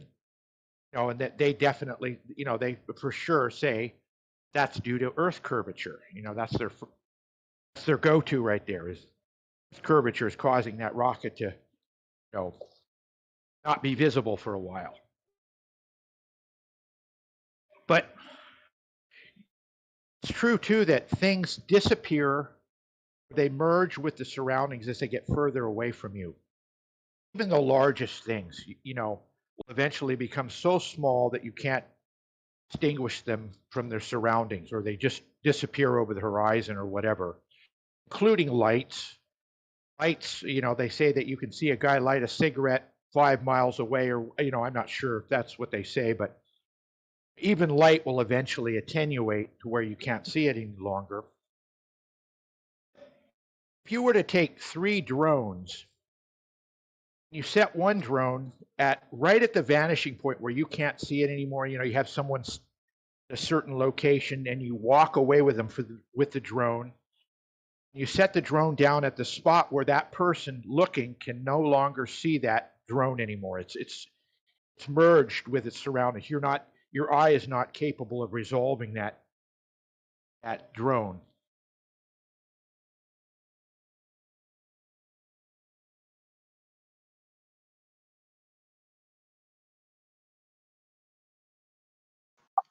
Well, Bob is in the chat right now. You should ask him.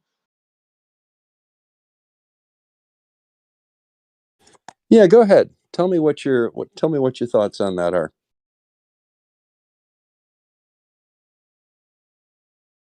First of all, what's the claim, Bob? Why don't you explain to the rest of us what is the claim here? No, I'm not addressing that. I'm addressing his criticism of what he said.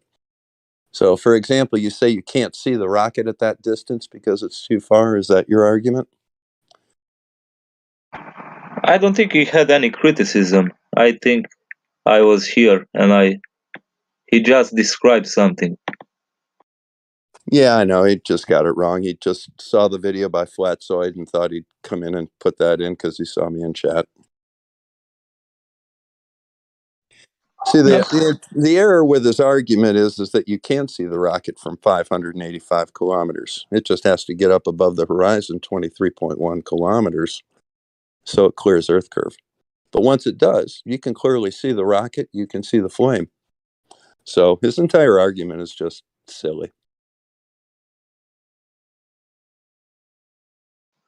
I liked how you inserted there the Earth curve. Well, yeah, that's the key. That's the key thing that the observation demonstrates. That's standard. This globe is standard operating. They start with that. Well, you're Can welcome I to get give an back? alternative theory there, SE. I say it's Earth curve, and it matches the Earth curve exactly. So go ahead and tell me how you can calculate that, and tell me exactly how you would determine how long it would take for that rocket to be visible from Myrtle Beach. So the That's what I was issue trying is, to. go on, Can bro. I? Yeah, yeah, Bob. I'm not challenging. I'm just raising a question. I don't want to argue about it or anything. But what I'm saying is, if you took 3 drones and you placed one at a distance to where an observer not be able to distinguish it from its surrounding, it's merged with its surrounding, you cannot optically resolve it any longer. I mean, there would be a place like that. Would you agree? So what are you saying? A drone, say, with a forest background and it got lost in the forest, or you Oh just couldn't no. see it Say to you the had say you even had a flat surface. Say you were at the salt flats.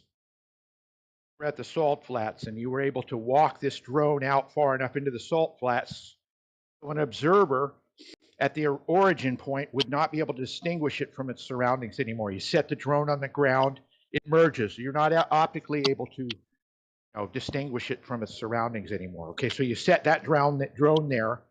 You walk another drone out twice as far. It's merged. It's twice as far, and then you take a third one and go twice as far again. And then you launch them all up and straight up into the sky like a rocket would be launched. You think there would be a time differential between when you could resolve the first rocket as compared to the second and third rockets? You know what I mean? As they go up, the third Okay. rocket would the third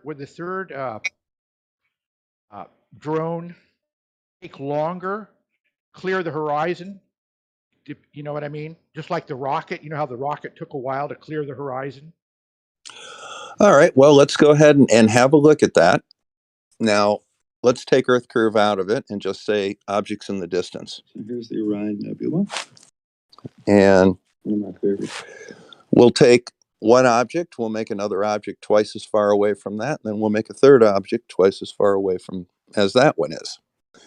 Now, all of them are lit, and all of them eventually we can see, even though they're that distance away. Would that be a fair thing? So you would agree that at some point we would see all 3 drones, right? No, wait, go over that again.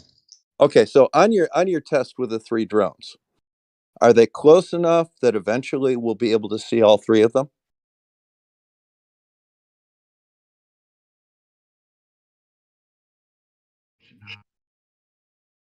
Yeah.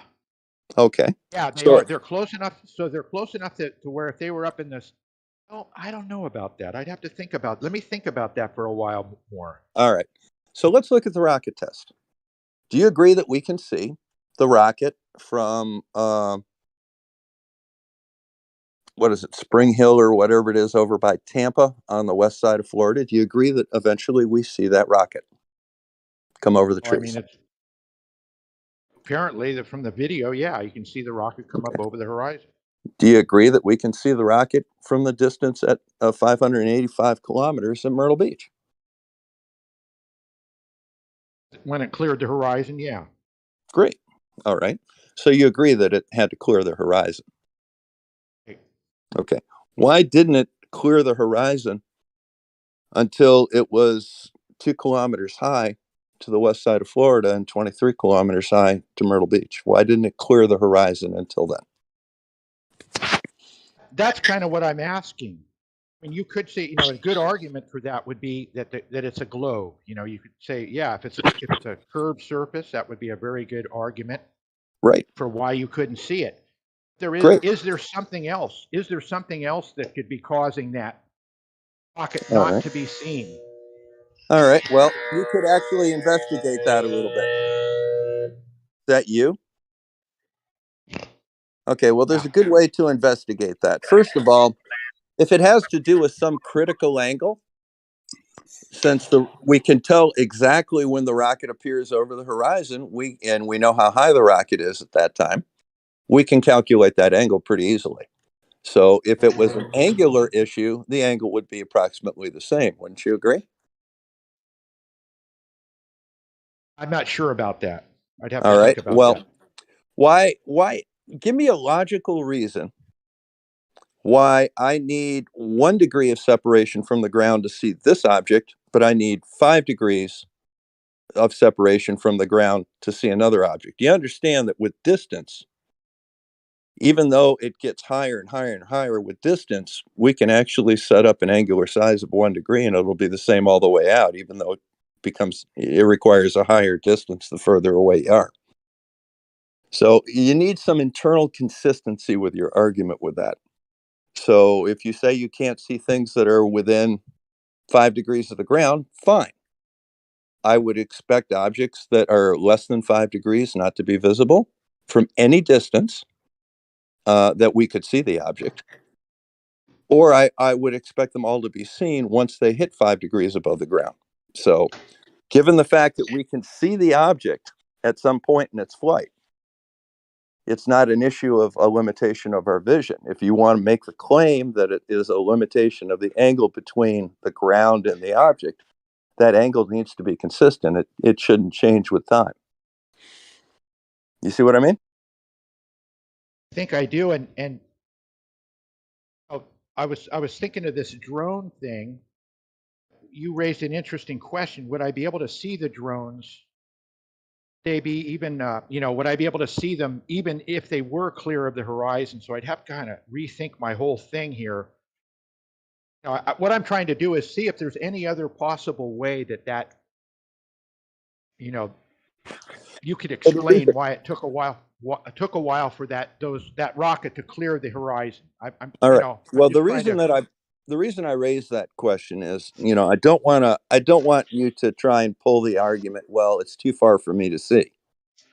I want to clarify from the get-go that as the drones go up, eventually all three of them can be seen by this observer.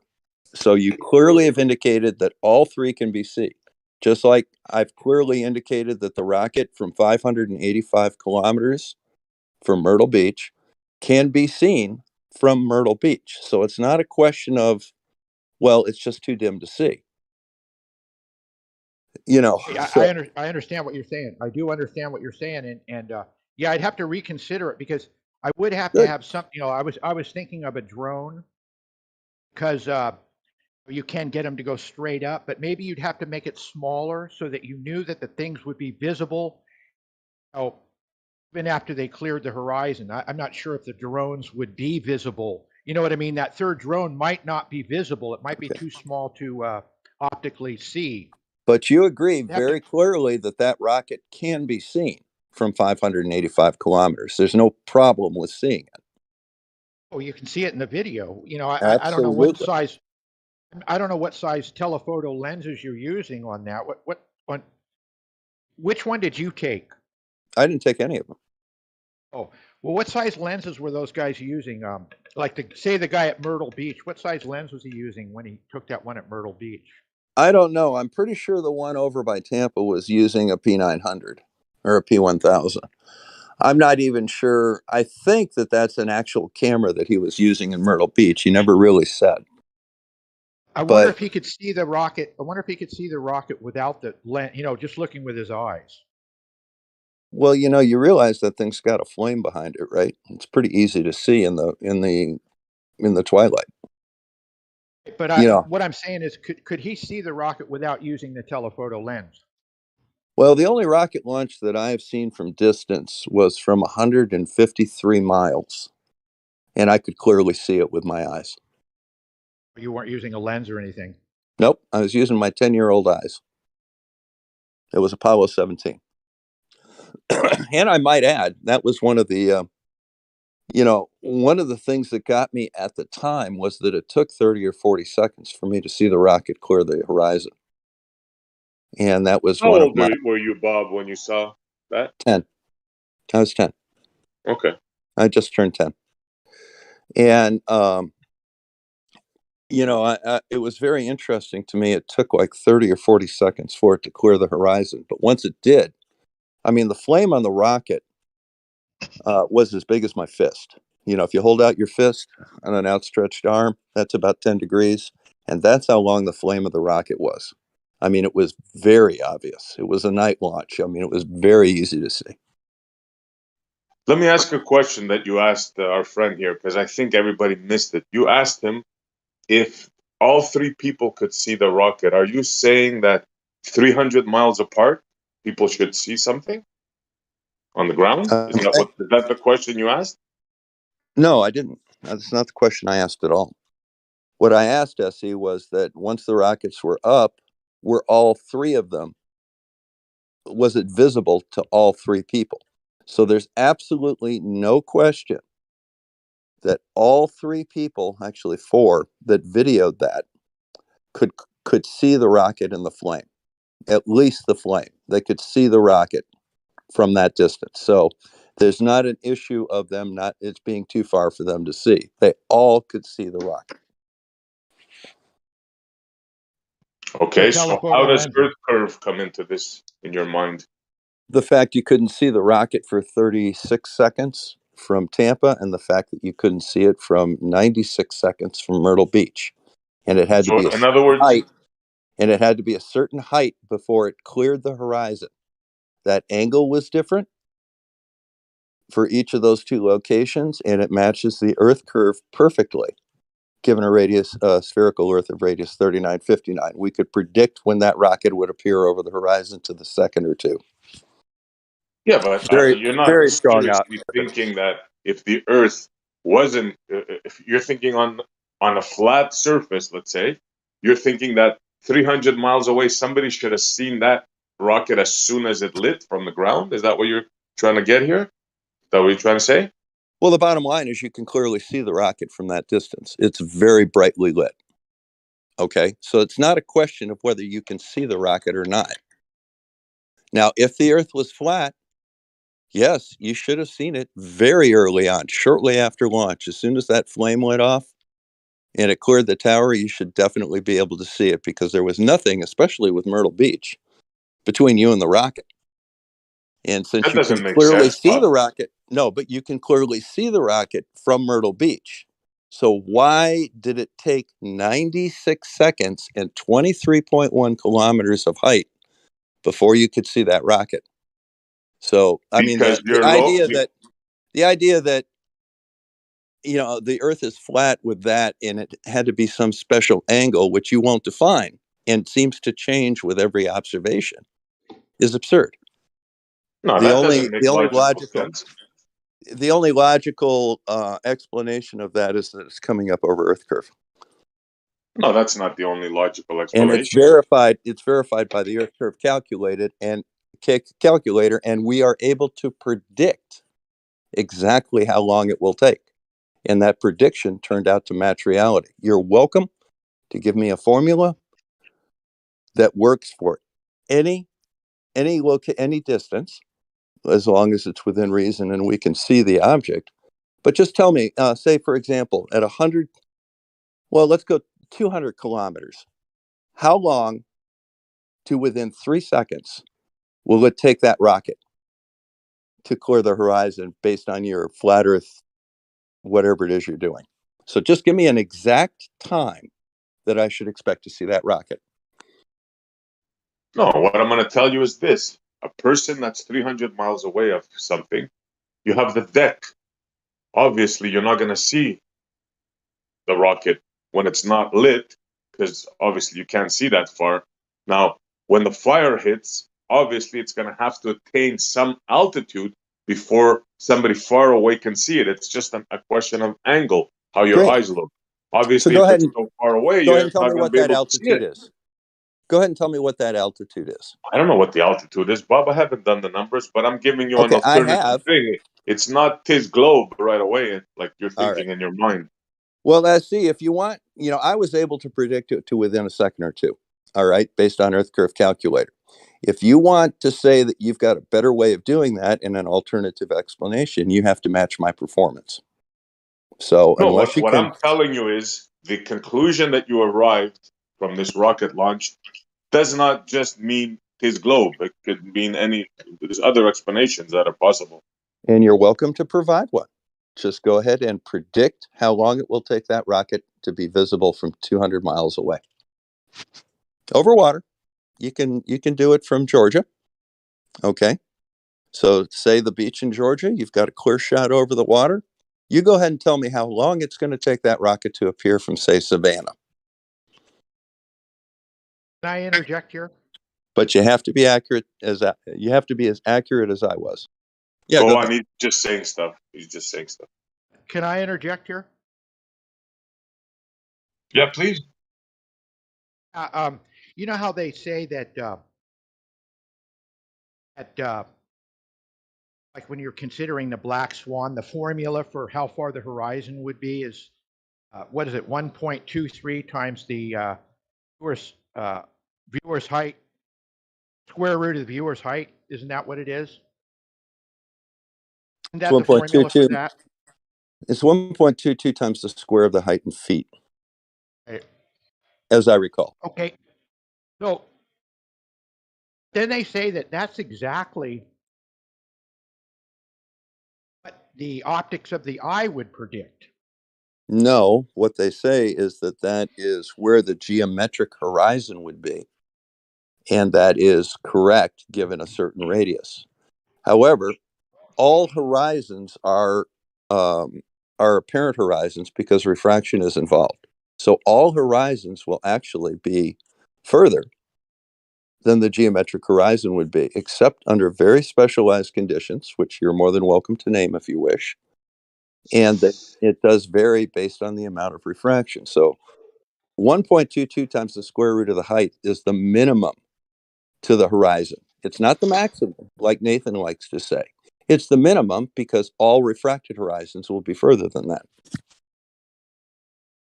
But what I was just saying was that isn't the like you try to find out how far the horizon would be optically for a human being. No, just seeing that is 1.23 1.23 times the square root of the observer's height in feet. Isn't that true? Well, let's just They use say an it. example. If you're 6 feet above the surface, as the guy was in Myrtle Beach, roughly, your horizon from that camera location would be 3 miles. Okay, so there you go. What's your point? What I'm trying to say is, and I don't know if I'm coming. I might have to think about this more, but what I'm saying is that maybe you're saying that you're calculating when that thing will be visible using you're using this formula and you're calculating when that rocket will clear the horizon, and you say, oh, I was within a few seconds of that. Yeah, 1 to 2. Maybe that would be the same, just using the optic formulas, being able to see something at that distance. I don't know. I'm just throwing this out. I haven't done any. The curve measurements or calculator anything. is, if you want to call it that, is an optic formula. All right. Now, what you do is you say, okay, well, this is what I think is happening. Let me use that. Let me take that as true and use it to make a prediction. So, if the Earth is a sphere of radius 3959, the curve calculator and standard refraction exists. The curve is present. The curve calculator will predict that this rocket will appear. I think one I saw was 99 seconds. When I did it, it was 96 seconds. And then we just sit down and measure that against reality. So according to the curve calculator, it should appear at 96 seconds. Lo and behold, we do the test and it appears at exactly 96 seconds. That's very strong evidence that our model the curve calculator and the spherical Earth of radius 3959 is correct. Now, if you have another explanation that can predict it with that level of accuracy, because the same thing worked over by Tampa, but if you have another model that can predict it with that level of accuracy, I'm more than happy to listen to you, and we'll make some predictions and test it against reality. That's the way science works. So let me ask you this, Bob. If I was to tweak the so-called radius, let's say if I was to make it smaller or larger, right, at my discretion, and I tweaked the other numbers of refraction, you think I can make a case? Like you are? Just say it. Just change the radius and change the refraction and make it work like that. Would you accept that? No, simply because you can't put random numbers in to make an answer fit your prediction. All right. You have to either make an actual prediction based on numbers that you can verify and justify. You can't just tweak the numbers to make it fit what you want. Fair enough. I'll accept that answer. But that's exactly what you guys did. You just guessed at the numbers. You didn't actually measure What do you the mean we radius of guessed the at Earth. numbers? Sure, You we didn't have. measure the radius of the Earth. Sure we have. How'd you do that? Well, I've got at least 5 different ways of doing it. See, here's the problem that I think a lot of flat earthers have. When I sit down and say, okay, well, there are certain things that I'm going to take as a given for this. One is, say, a spherical Earth of radius 3959. All right. And then I'm going to make the prediction based on the curve calculator. All right. I don't need to demonstrate the radius. I don't need to demonstrate that a foot or a kilometer or a mile is a foot, a kilometer, or a mile. These things have already been done. I'm taking information that's already been verified elsewhere, and I'm putting it into my prediction, and I'm trying to expand our Yeah, that's my understanding of whole what's point. going on. You don't have that verified information that you Sure we think do. you have. No, you don't. Sure we do. We verified the radius Show me area. the measurement of the Earth. Go on. Who did it? Show me the details. I've got videos on that. So if you want to look at it, and I've already gone over these with you multiple times, and I really don't feel like doing it again. If you want to review it, go look at the videos on my channel. Bob, everybody knows that nobody has measured the Earth. It's a calculated guess based on freaking shadows and stuff. Everybody knows that. Calculations are So measurements. I don't know what you think you're accomplishing here. SE, all measurements are calculations. All right. Not the measurements I took from my deck. They were quite precise, actually. And so are calculated measurements very precise. But not the Earth ones. Why not? What makes the Earth ones special? As they were done with shadows and sticks and stuff that they were done really many different ways. One was shadows and sticks. The other is the dip to the horizon. The third is distance across the surface of the Earth between known points. Right, agreed. Another one No would be actual measurements. No actual. Those are all measurements. No, they're not. All measurements are calculations. No, Bob, You may know not they're like not. that. You may not like that. But What do all you mean by measurements are that? calculations. All right. How tall are you? On a good day, 6 foot. Okay, so you're 6 foot. Okay. Is that 6 times 1 foot?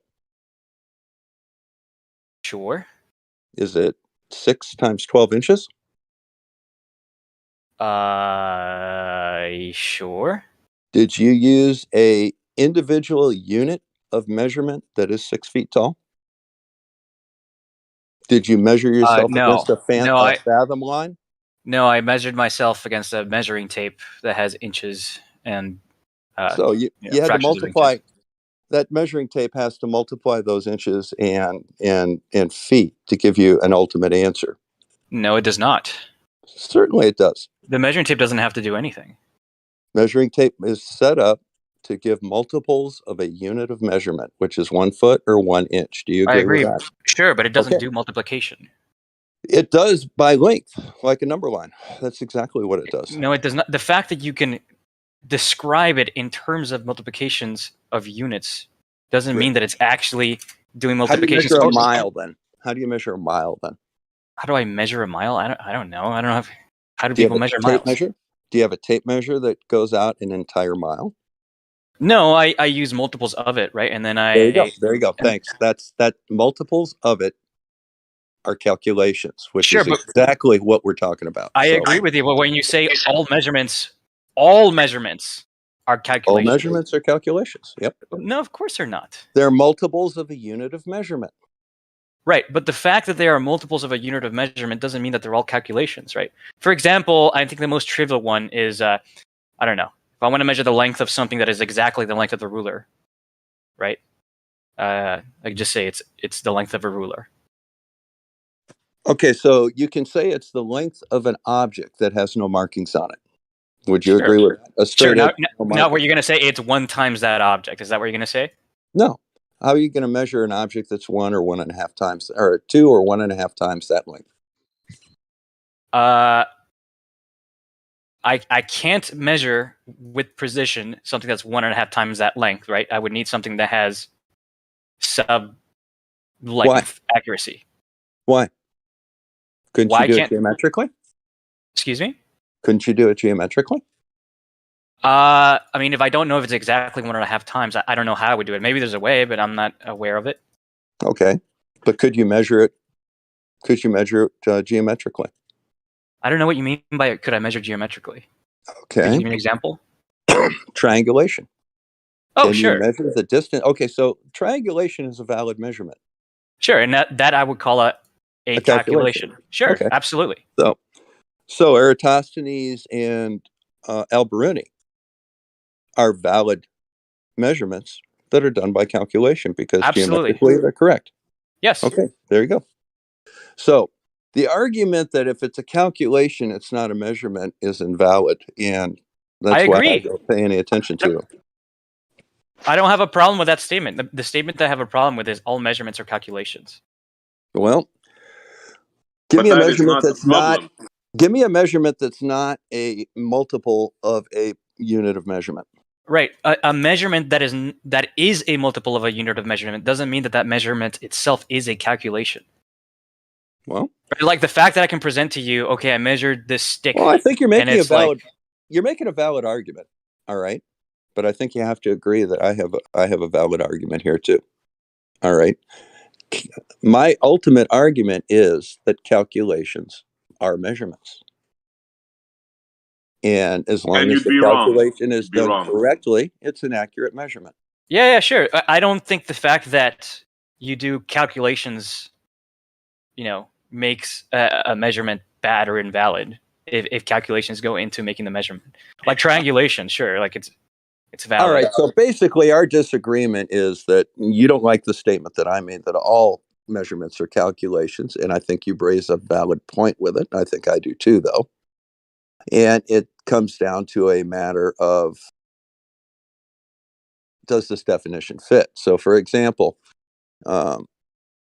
I can make an argument that a straight line is the shortest distance between 2 points on a surface. All right.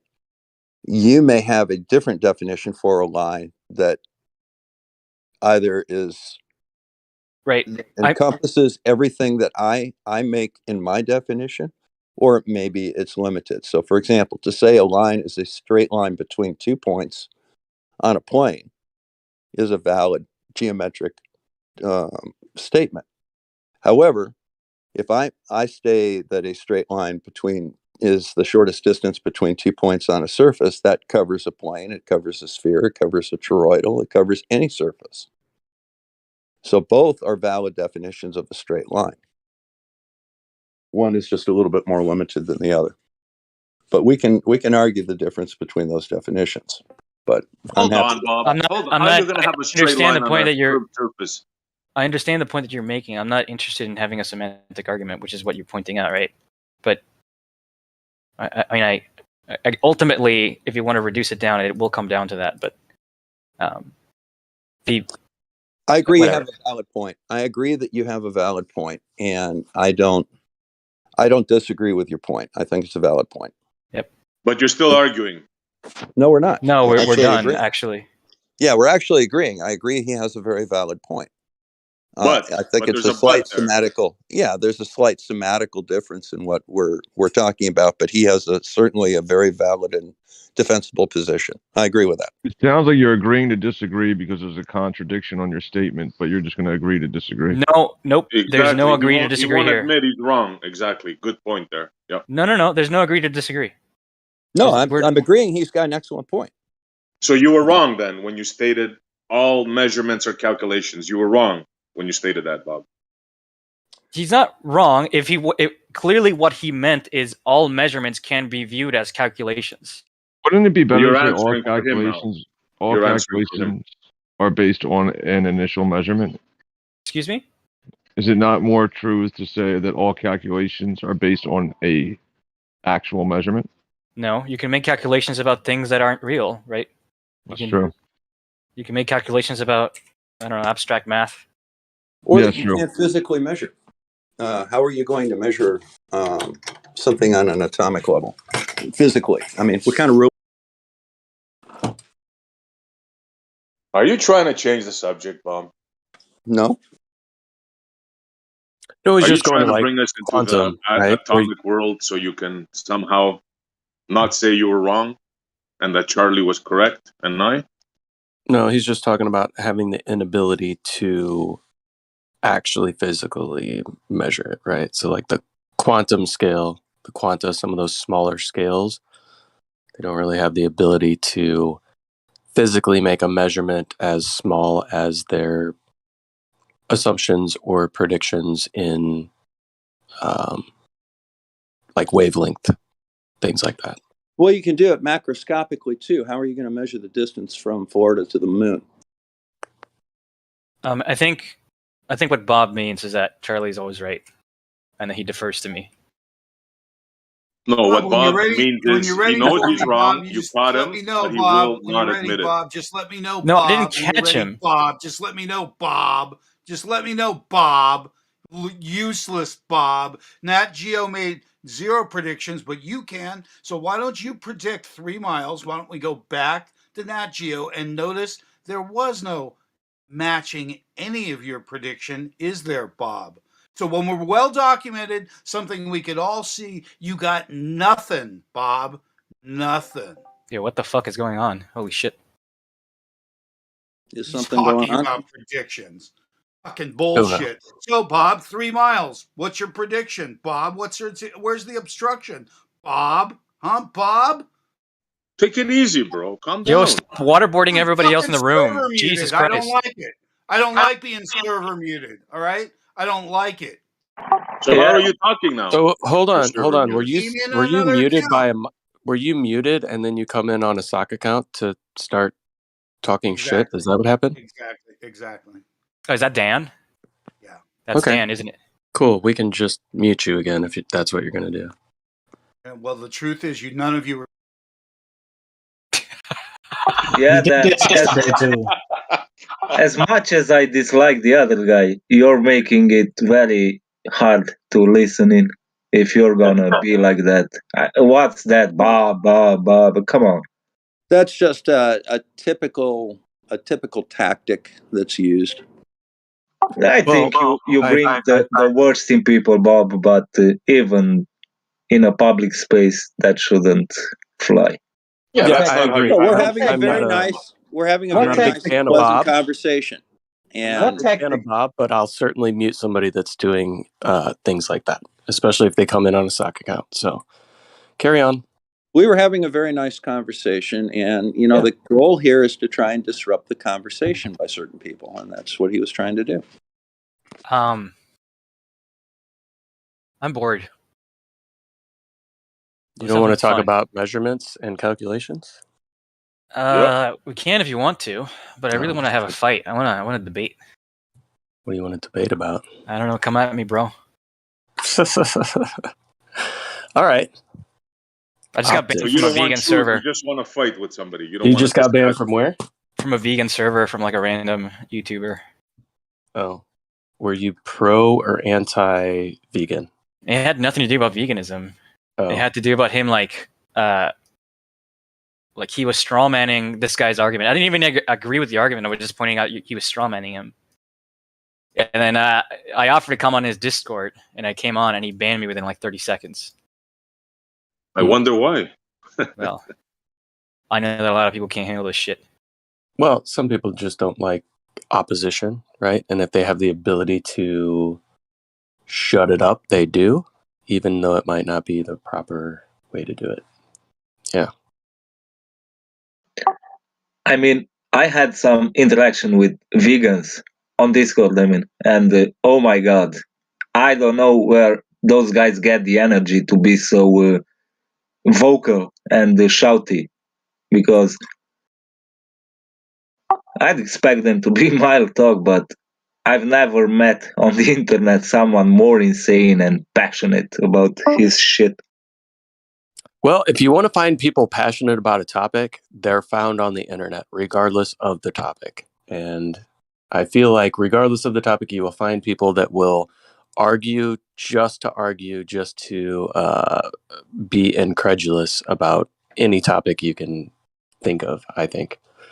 Yeah, and It's just being a vegan gives you that mindset, I think, for some people, that you are so much moral and better than other people because you don't want to hurt animals. So they get turbo boost. Don't stereotype that. Sure. I mean, I not like all- veganism. I think Not, veganism. not all is, vegans are the same. Yeah, go ahead. Sorry. I think veganism is great. I think the world would be a better place if everyone was a vegan. I have 2 vegetable pizzas in the fridge right now. I'm going to have to finish off one for lunch. I eat those all the time. Do you mind if my child gets the necessary healthy animal fats from animal meat as it grows up while you stay Absolutely vegan? not. Not at all. I Absolutely not. have a son that I wouldn't want to. I mean, it's far easier to make sure that he gets nutrition by feeding him meat, right? I don't think it's bad. Do you I do know think that I do think it's Humans are healthier. omnivores. I do think it's healthier overall to be vegan, though. check Depending this on the out, person. guys. Everybody's The- different. The development of the human brain, I saw this special, right? And they were showing that a cow, for example, right, spends most of its waking hours eating, right? And they were saying that development of the human brain was mostly attributed to eating meat. And they showed the equivalent of one steak, for example, and they piled on, I don't know how much piles of hay next to it. Like we would have to be spending all our waking hours eating. Yeah. See what I'm saying? So that the meat is a considerable development in our brain, and yeah. Yeah, but we don't need meat like that anymore, right? Like the choices aren't meat or hay. No, the choice is, it's not a choice. It's how you're made, how the creator made you. He gave us molars and he gave us fangs, right? So we're meant to eat both meat and vegetables. It's just the way it is. Unlike a lion, for example, that's made to eat just meat. So let me It's not a choice. let me Lions disagree have with that molars statement too. here for just a second, right? Because the teeth aren't necessarily strictly for eating; they can also be for defense. So there are animals that are strictly eating vegetables or non-meats that have larger fangs for defense. So Correct. I should have continued. It's also the stomachs, right? Like cows have 4 stomachs. So yeah, Sure. I should have continued. Yeah. Thanks As a for guy correcting. that's actually been bitten by a squirrel, I would tend to agree with that. Yep. I mean, look Yeah, at agreed. Yeah. It's look at a not just beaver. I don't meat, know. I don't agreed. think beavers eat meat, but they've got some pretty gnarly teeth, right? Yeah. For Yeah, other good reasons. point. Do we believe Yeah. that a saber-toothed tiger ever existed? I There's don't proof know. of it. There's proof of it. There's a skeleton remains of it. So yeah, You sure? it did exist. As far as I know, as far as I've seen, yeah, they have saber tooth, just like the woolly mammoths, because they find them still frozen whole. So that those I think are recorded and real. Yeah, Okay. I wanna unlike the know- dinosaurs, for example. Because I want to know, like, I've been thinking about how the saber teeth, right, the 2 big ones out front, how that didn't get in the way of hunting. Like, how what are those used for in the first place? I would never know. To kill. Yeah, defense. Probably a jabbing thing. Yeah. No, cats generally attack the throat, and those are designed to rip the throat out. Got it. Okay, it makes sense. Yeah. But yeah, I mean they're a little absurd. They're almost a caricature. Yeah, almost. I was gonna say it's like, man, I'd take some big ones, some big chompers, but I'm saying like if it wraps around all the bottom of the chin like that, like I don't know. That's Yeah, more but like you could also a look at face other guard on a animals that, football helmet. Yeah. yeah, there's animals that are still around that have odd things like that, right? Can we Tusks agree? on a elephant. You know, you have I'm trying to think of one where their teeth are really big, sticking out of their mouth.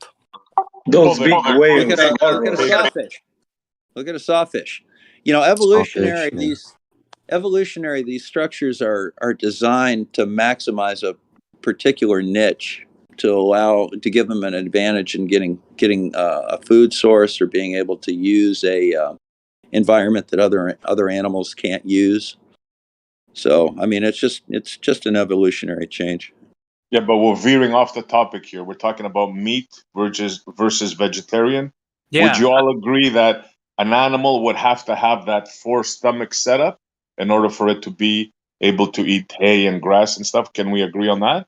I don't Well, know that's enough. why humans can't eat it. To eat They have to strictly break hay it down. diet, yeah, for sure. Yeah, Yeah, they have to break it down somehow, and we break food down by cooking it, but we can't eat grass. exactly. Yeah. and even vegans, they supplement their dietary uh, whatever is missing with the tablets from the pharmacy, for example. So there's something clearly missing from a vegan diet if you have to go to the pharmacy and get B12 and whatever else No. vitamins. Nope. Well, Nope. Nope. B12. So B12. the meat is supplemented with B12 anyway. So why wouldn't you just? So there's nothing wrong with as a vegan supplementing with B12 because if you're a meat eater, you're already supplementing anyway. It's just fed to the animals. Yeah. Well, they actually have it themselves too in the meat. But the thing is, you have a very, very large supply of vitamin B12, for example, in your liver. I mean, months, if not years worth. So you don't need to have very much of it. So I don't have an issue with a vegan lifestyle. Yeah, But the I whole think that it's healthier to at least supplement it with a steak once or twice a year. You know. thing about supplementation, right, isn't necessarily a good argument because a lot of people who eat a largely meat diet also are lacking in other areas that they should supplement. So it's, you know, give and take here or there, depending Well, on, it's an argument what. for a rounded diet. Yeah. No, I agree. And I don't have these conversations that often, but like, I don't eat meat unless it's harvested from, elk and venison. That's what I have in my fridge from, hunting and friends that hunt. But I eat fish, particularly fresh fish that I catch. And I supplement with, fish sometimes when that's kind of the only option for me to get a decent meal for the day when we're out and about. So, but I don't talk about it that often. Napalm, sorry to interrupt you. I'm sitting in the work truck with my coworker. He's never really heard any of the flat Earth arguments before. Yeah. I don't know if you guys want to share any information. He sounds a little interested. So if you guys have anything you want to share, I'm gonna put it on speakerphone, and Sure. you guys can share some info. Ask him to ask us a question if he wants. It's great. Yeah. Yeah. Is there anything you want to know? You want to ask anybody here? Go on. No, he says just in general, he's just trying to get a understanding. Yeah, so I think most people started looking into the topic, really just kind of questioning what they thought that they knew for sure about the claims of the globe. And that's where most people come into the topic is, hey, do I really know and can I substantiate for myself personally some of the claims that I assume we've all known about the globe, right? And whether that be measurements, and there's people in the room that will probably cut me off and try to have an argument about some of these things, but are the measurements that we have substantiated? How are they substantiated? And do they kind of affirm themselves when we're talking about them? Meaning, are we kind of using the model to confirm the model without the base establishment of the measurements of the Earth? So if I was you and you're interested in the journey, just kind of try to figure out in your head what you know about the model for yourself. I came into this journey on a complete misunderstanding of some certain basics because I just hadn't thought about it in a very long time, which sparked my interest to looking into, oh, how do we know the distance to the sun? How do we know the distance to the moon? How did we garner these measurements? You know, okay, we used Venus, so we made an assumption about the size of Venus or Mercury or, you know, all these things. So I just kind of started looking into how were some of the measurements established for the claimed model, because some of the basics, some of the building blocks, if you do go looking into the topic, you'll start to realize that there are some circular arguments there, and there is some questions you may have regarding whether or not we've actually obtained definitive values for a lot of things that we're told we know for a fact. Probably the main way or the main reason to look into flat Earth, or the main tenet of flat Earth, is denying certain things exist: gravity, space, because you've got to figure out a way to you have to figure out a way to overcome the fact that we have photos of the Earth from space. So the only way that you can do that is you have to deny that space exists and that those photos are real. The other thing that you have there's to only deny, one claimed photo, right, Bob? 1972. No, there's not. Himawari does one every 10 minutes.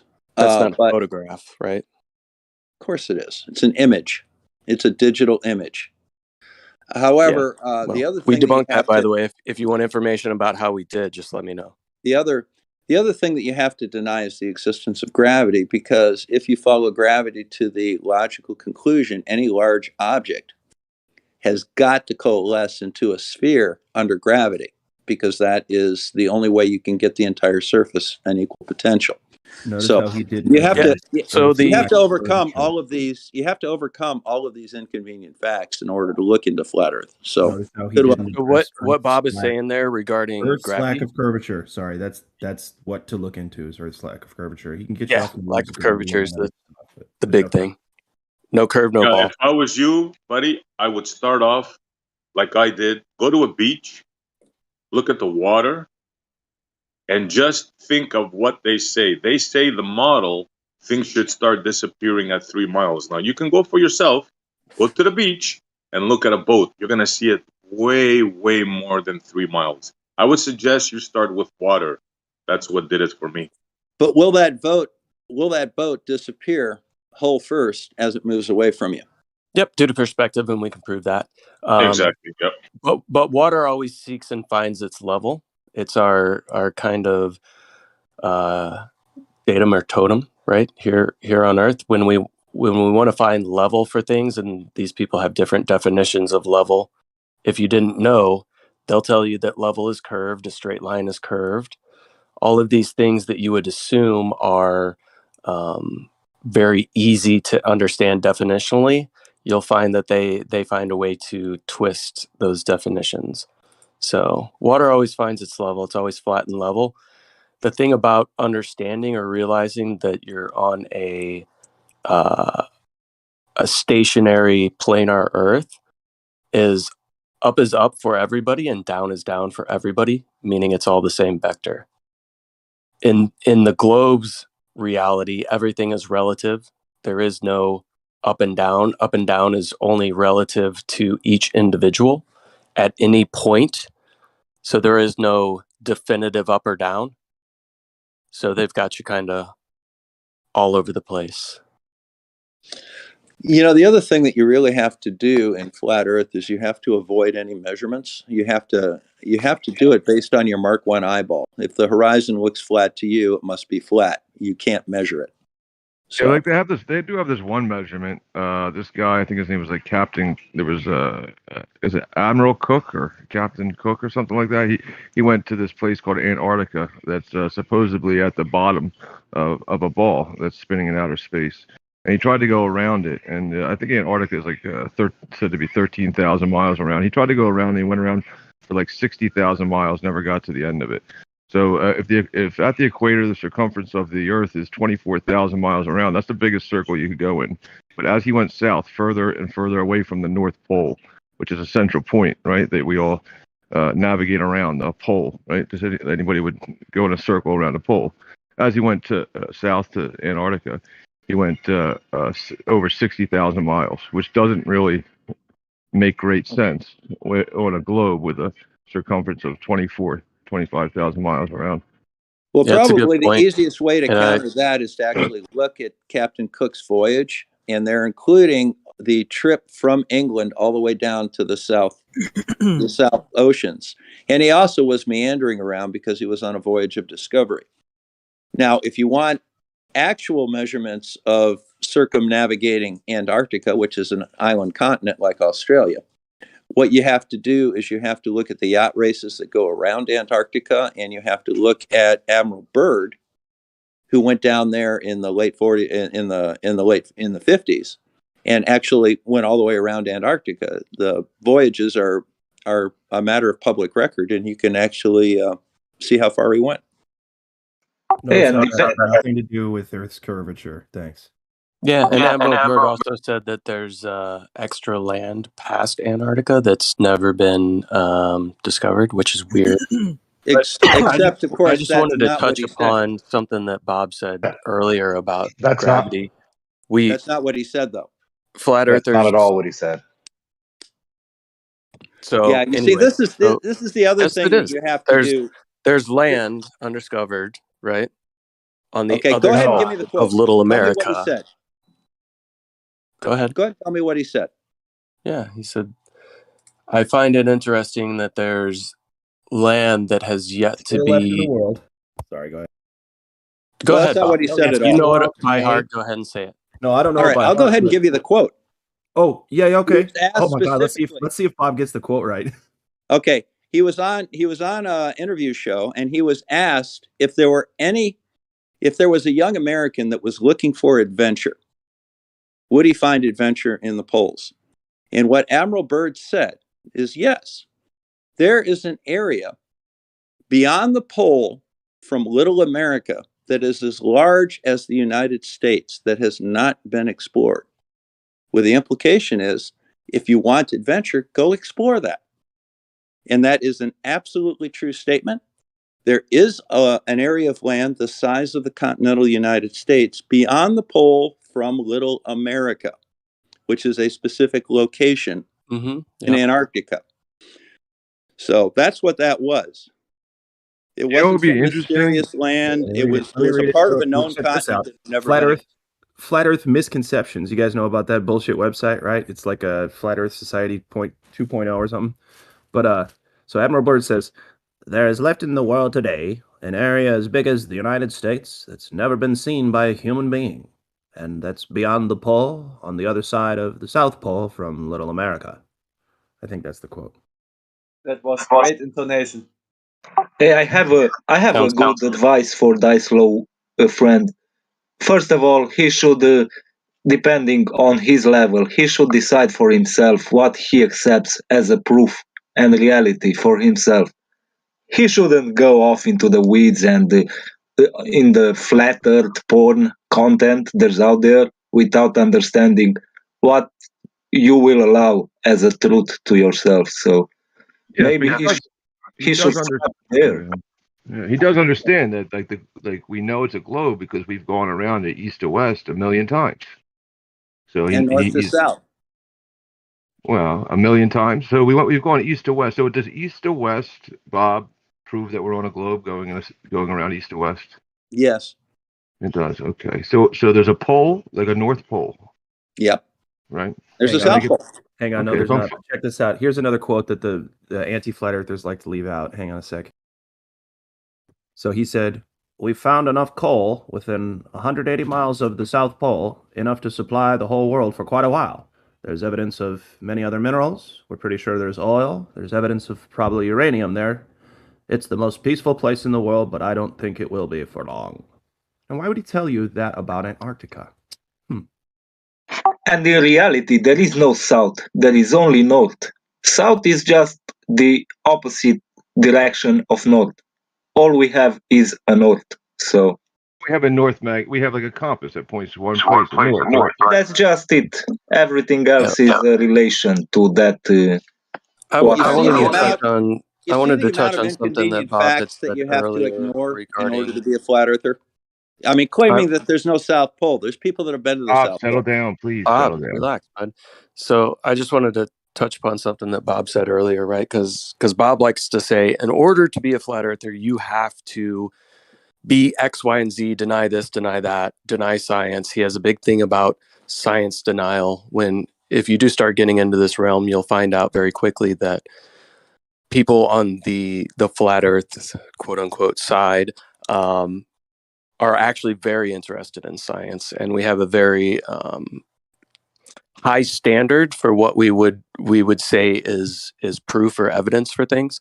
And when Bob says that you have to deny gravity, that's not actually what takes place, right? We just have a disagreement upon the explanation for the effects that we see that we call gravity.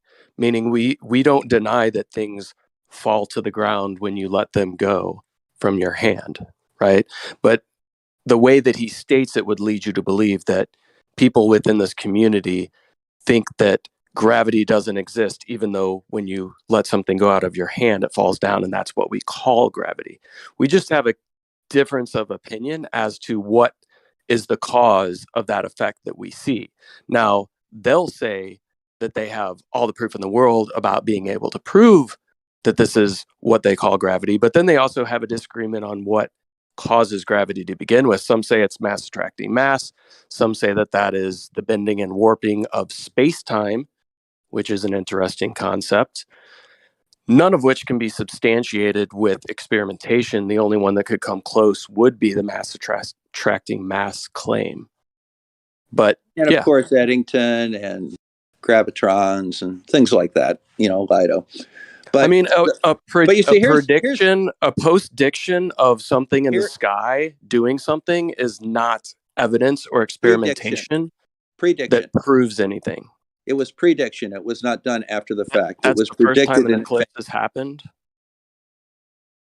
Eddington didn't have anything to do with the sun eclipsing. It had to do with the mass of the sun being in a spot in the sky. And even the claim that proves gravitational lensing is quite hilarious when it well, could you didn't be even get something the as simple experiment right. as refraction, right? You didn't even get the experiment right, so I don't think that your opinion on that's very good. But here's the problem that you run into with a flat Is it an experiment? So what was the hypothesis?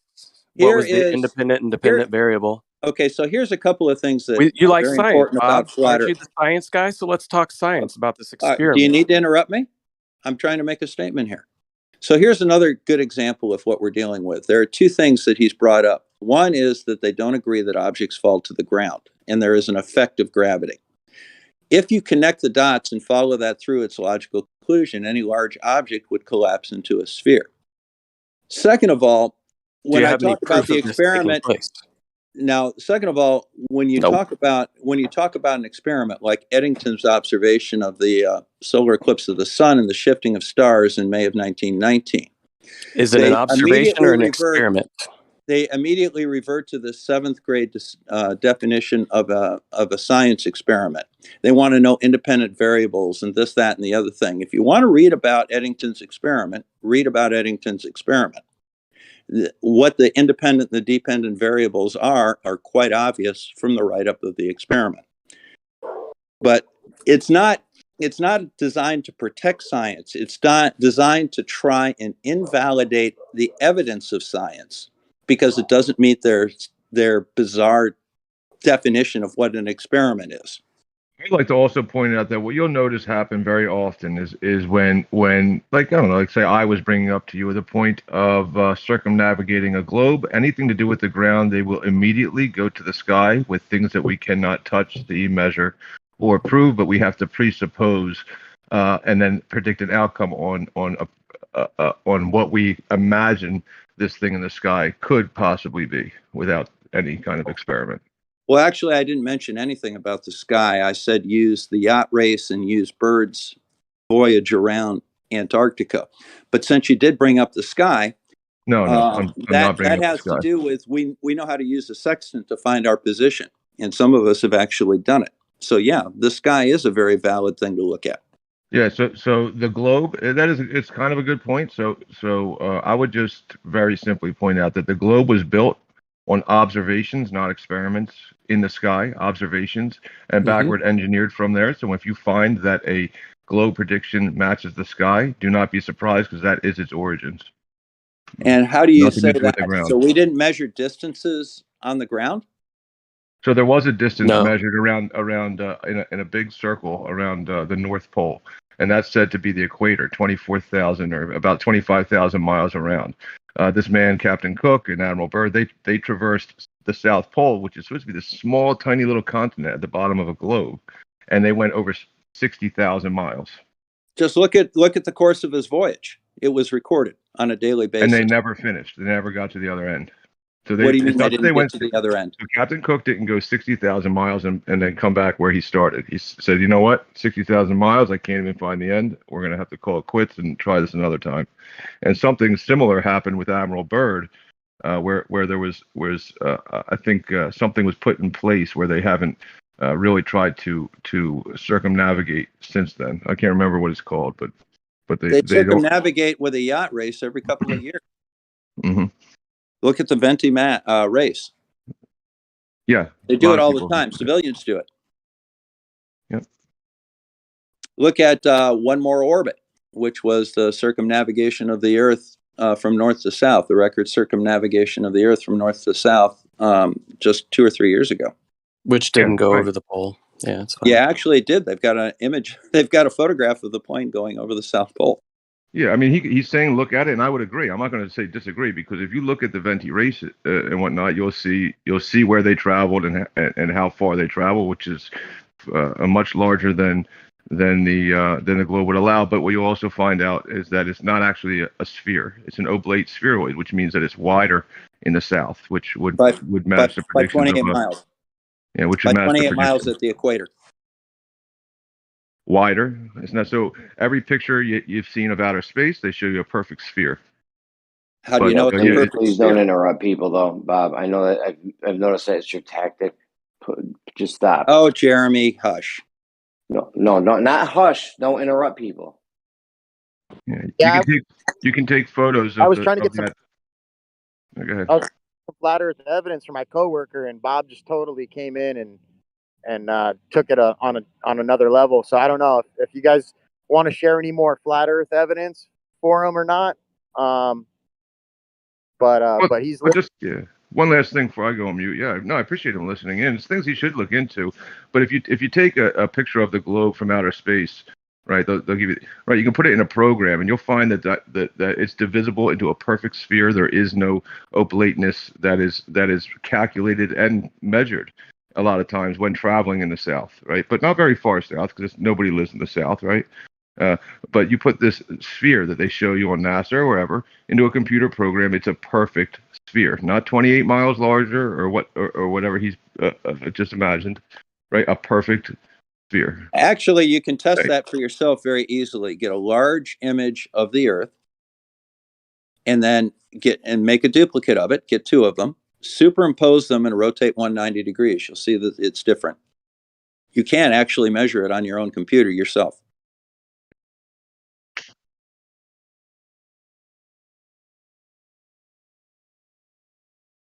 I mean, we could start an event right now. I don't know if Geo changed it. We're gonna do an update to the platform so we're gonna have 2 live. We'll be able to. If we're like in the middle of something, we'll just be able to fire up an event and just carry on and not get distracted soon. So don't worry, guys. Well, I think that if you're interested in becoming a flat earther, the first thing that you ought to do is look at a weather satellite image and decide whether or not that's really a good course of action. First thing is, if you want to become a Is- flat earther, you should be honest to yourself with the things you observe in reality and your God-given senses that tell you a certain kind of information about the very ground you're standing upon. You can look at water. Water doesn't lie. Globers do a lot. And water doesn't lie to you because water, when unmanipulated, will always lay out flat. That's why you see big ponds being flat. That's why you see your bathtub being flat. That's why you see a glass of water being filled with water being flat, because that's the very capabilities of water. And they want to sell you something like you see in the CGI pictures of the Earth, a 360 perfect sphere, or let's say a pear-shaped sphere, sometimes even a blade spheroid that somehow makes water bend in the first time of history. It's just they cling to and believe to. So just be honest to yourself, man. If you want to really understand what the reality is, just look at reality for what it is. It is indeed true and it doesn't lie to you. If water looks flat, it is indeed flat. If the horizon is horizontal and flat and level, it is indeed what you see, and it's not just some tricks that is being played on your mind.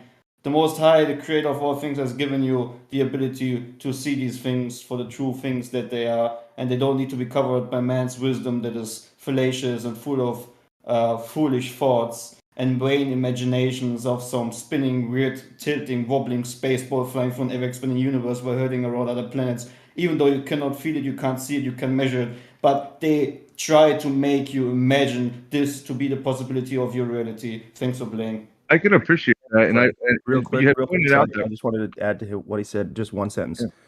All you got to do if you want to become a flat earther is start being intellectually honest about what you think you know. Thanks. Why was I Yeah, it's a good server start, muted yeah. while on mute? I'm not sure. Just to interrupt what I was talking, it's okay. Go ahead. I thought you were the one that was interrupting. Either way, it doesn't fucking matter. I was on mute. Okay, either way, it doesn't fucking matter. Somebody was talking, so who cares? I could have server muted the whole room. It doesn't matter. Somebody was talking. Did you? Yes, I muted you. I appreciated thought you that.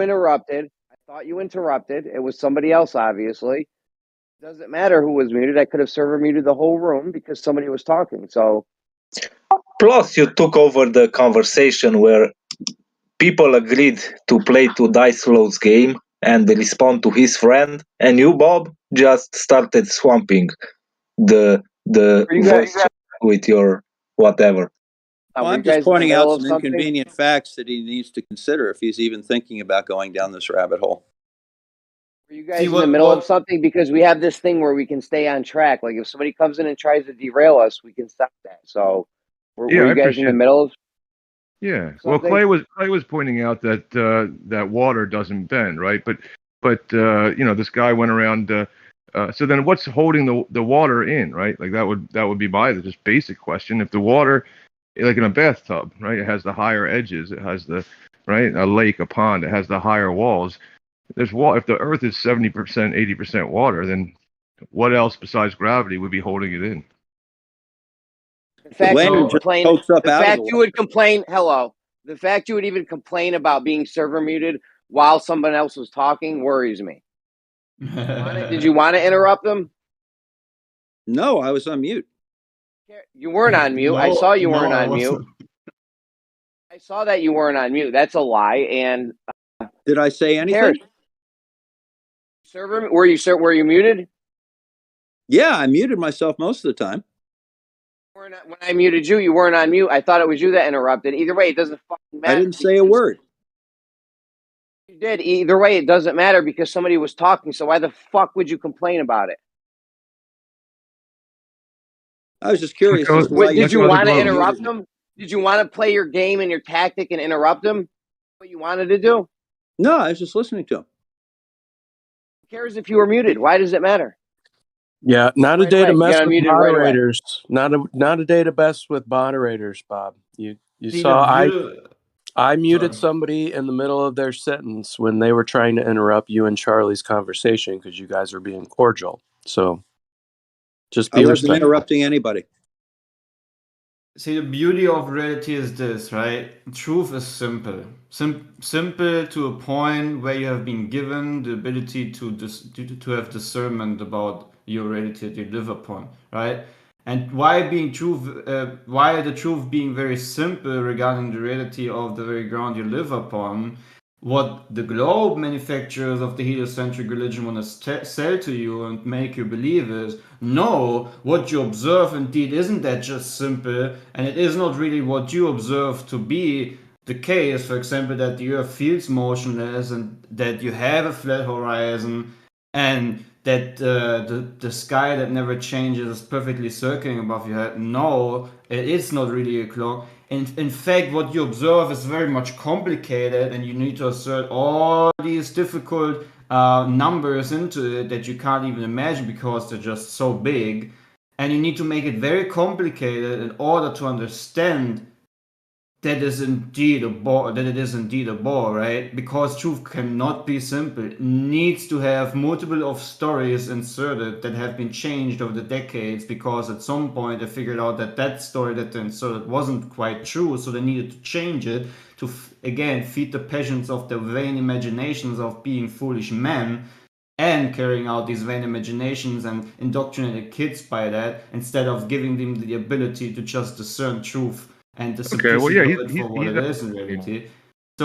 So again, truth is simple, the globe isn't, but the Earth being geocentric and the center of all things and what we observe to be true, and that's why I think the Earth has the globe has lost. You know, I might have missed heliocentristic. it, Clay. I asked you like a pretty direct question when we were talking about Antarctica, and then you had then said something about how water lays flat within a bathtub, which is a container with higher edges, and Okay. a pond with higher edges. I might have missed the answer, but did you give a Yeah, simple answer I on have where missed what the would then question.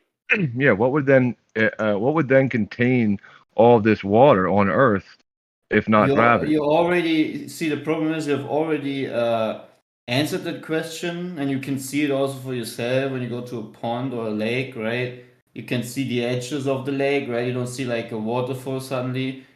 Not that there isn't waterfalls on this earth, but even before that water falls, right? Water falling is the waterfall. Before the water is doing that, you can see on the upper part to the point where the water is going to fall that the water there is being contained and that there are edges to that containment. So if you see these small things, you can be sure that even these small things to an extent will be the same as for the bigger pond, which we call the ocean, also going to be contained as it is also described within the scriptures, which Yeah, I but bring up contained to. by what? What like you're saying elevated land. So you're saying higher land, elevated land would hold in the entire ocean, not gravity. What land is elevated that high to hold these southern oceans on, from Where's the highest land on Earth?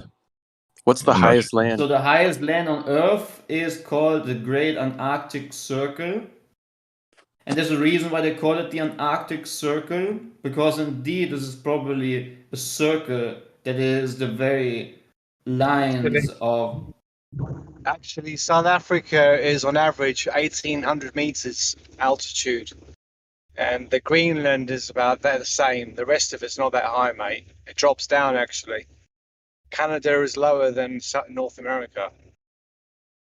I just typed in the We're highest talking about elevated Antarctica. continent, and I think you might be right. It says right here the first answer. Antarctica is the highest, driest, windiest, and coldest continent in the world. So I guess maybe it's a coincidence that this guy went around at 60,000 miles, and it just so happens to be the highest elevated It's all land. And coincidence. He okay, never went down there. He went up the west side of the Americas. He looped round above Hawaii and he came down. And he followed Magellan's route. He didn't do all that bollocks there. He just went round in fucking circles, man. which guy? Cook. Uh, Here's two things that you ought to think about. First of all, look at a map of the Earth. Okay. Notice that the oceans are everywhere and the land sticks up in the middle. There's no containing circle of an ocean. Second of all, do you recall seventh grade science where they told you that your eye is not a really good measuring tool? And think to yourself, can you measure down to a quarter of an inch a board of random length simply by looking at it? You can't. You saying, have but I to can. use instruments, Oh, I thought and you asked a instruments say question. the Earth is curved. Yeah, I thought you asked a question about measuring. So like I can measure from the water, and and whatever's above the water, being the land, like a lake, is always higher than the water. If not, then it would become a puddle that would go outward, right? The water would then move. So yeah, I can measure like from the water. There's always land. I don't see instances where there's water above the perimeter of the land, You have to as think of gravity the would Earth say. as being a large ocean with land sticking up in it. That's what I'm That's a better imagining. way Yeah, of looking at it. yeah, I What's am wrong with imagining. that image? Nothing. I don't think. I'm imagining exactly that. A bunch of Right. water. So no Go ahead. tanks. You're saying there's this continent that we call Antarctica that's away from north. North is in the middle, and it's actually just higher land that surrounds the oceans. So yeah, it's just a big pond with some islands in it. What's wrong Yeah, with that image, Bob? it's not me saying it. That's what the facts of. I mean, that's what the facts say. I mean, that says that that water lays level, right? Right. Which we and flat, and that it needs a container, higher edges to support it, and that we just so happen to have a continent named Antarctica, with which is the highest elevated continent known to man. I mean, these are just the facts of where we live. Yeah, The it's like if Antarctic you Circle contains Antarctica, and it is smaller than the equator. You have to sit down and talk about that. cool story, Bob. So yeah, it's just like It's a scaling up, geographic truth. right? So you have a puddle, right? A puddle is just if you have a depreciation in your yard, it's going to accumulate water because the lowest part is going to be where the water pools, right? So the higher sides of it are going to contain the water in a puddle. Scale up from that, you have like a swimming pool or a lake, pond, lake, ocean. Ocean is just a larger pond that has containment, which seems to be the highest land on Earth, which we call Antarctica. Kind of makes sense. You see how they have to deny even things like the Antarctic Circle, which is a well-known geographic. How well known is it, Bob? What are the travel? Are there any restrictions on Antarctica at all? You say it's well known, so it's probably well traveled. Yeah, a lot of people, 50,000 people go to Antarctica every year. Yeah, they go on cruise ships that they pay a lot of money to go on, and they're very restricted on where they can go, right? What are the restrictions? They stick to the cruise route, and they get off the ship for small periods of time, go in, see a few penguins, get back on the ship, and leave. That's like saying, So I know what California is like because I once landed on the shore of Florida for an hour and spent some time on the beach, and then traveled back to Europe. California. And using these words like science denying, what's so wrong about denying something? Is nothing wrong. And when someone understands that science proves nothing, science has been lying us all along, it's obvious you're gonna deny whatever bullshit comes out of that. So these big words maybe only work for normies, but See, the funny thing about a global is right. As a global, you need to just overlook the coincidence of having Operation High Jump taking place in 1946, where for some reason they discovered different lands and what I think the ice wall. Then you have Operation Deep Freeze in 1955, discovering of the firmament. Then coincidentally you have NASA founded in 1958. Then coincidentally in the Antarctic Treaty in 1959. Then coincidentally in 1962 you have nuking high altitudes rockets shooting and blasting in the atmosphere, so to say. And then you have Apollo 11 mission in 1969 to reaffirm How many points do you bring up in a row? Dude, can you please not interrupt? Thank you. So Can you so not? this is Can you the not thing, ramble on? dude. Why are you guys always do this? Is that the cognitive dissonance kicking in because I'm pointing out things you just want to overlook, right? The coincidence of Operation High Jump, Operation Deep Freeze, then NASA found it, then Antarctic Freely, then Operation Fishball. Operation Fishball, by the way. Just think about that name, Fishball. Apollo 11 mission right after that in 1969. Wow. Just completely overlooking this and going on with your life. Holy shit! I haven't got my NASA check today. Oh shit! See, that's the cognitive dissonance. Literally, they Tomorrow. they can't live with First that. and the 15th, Charlie. The 1st and the 15th. You got Oh, shit. tomorrow. It'll be there tomorrow. Okay, well. No, they get theirs on live with it. February 30th. See, now we're diverting from the things I stated because they have no counter argument, so they're just gonna you need said to. lies. So they're just Let's- gonna let's- need. So they're just gonna need to make it look hilarious by letting that cognitive dissonance kick out of their mouth. Talk a lot. Well, they have to make fun of You us. said It's the only science thing they got. lies. There's no globe evidence, Clay, so they got to try to make fun of us. It's about it. What do you expect? There's lots of globe evidence, but he said science lies. I want to know what he means by them. Who said science lies? I never whoever said science told you- lies. I hold said on. you need to overlook all these operations that took place before NASA was established, then right after NASA was established. Coincidentally, you guys don't even want to really talk about it. For some reason, not. Well, we think can't get a about word these in events. edgewise. Yeah, you just keep rambling on. Oh, Well, first of yeah, all- you didn't have the time to just stupid comments right after I said it, as if there Well, wasn't the first of time all, already let's given a address them then. coherent answer. Now to you're what I just said. whining.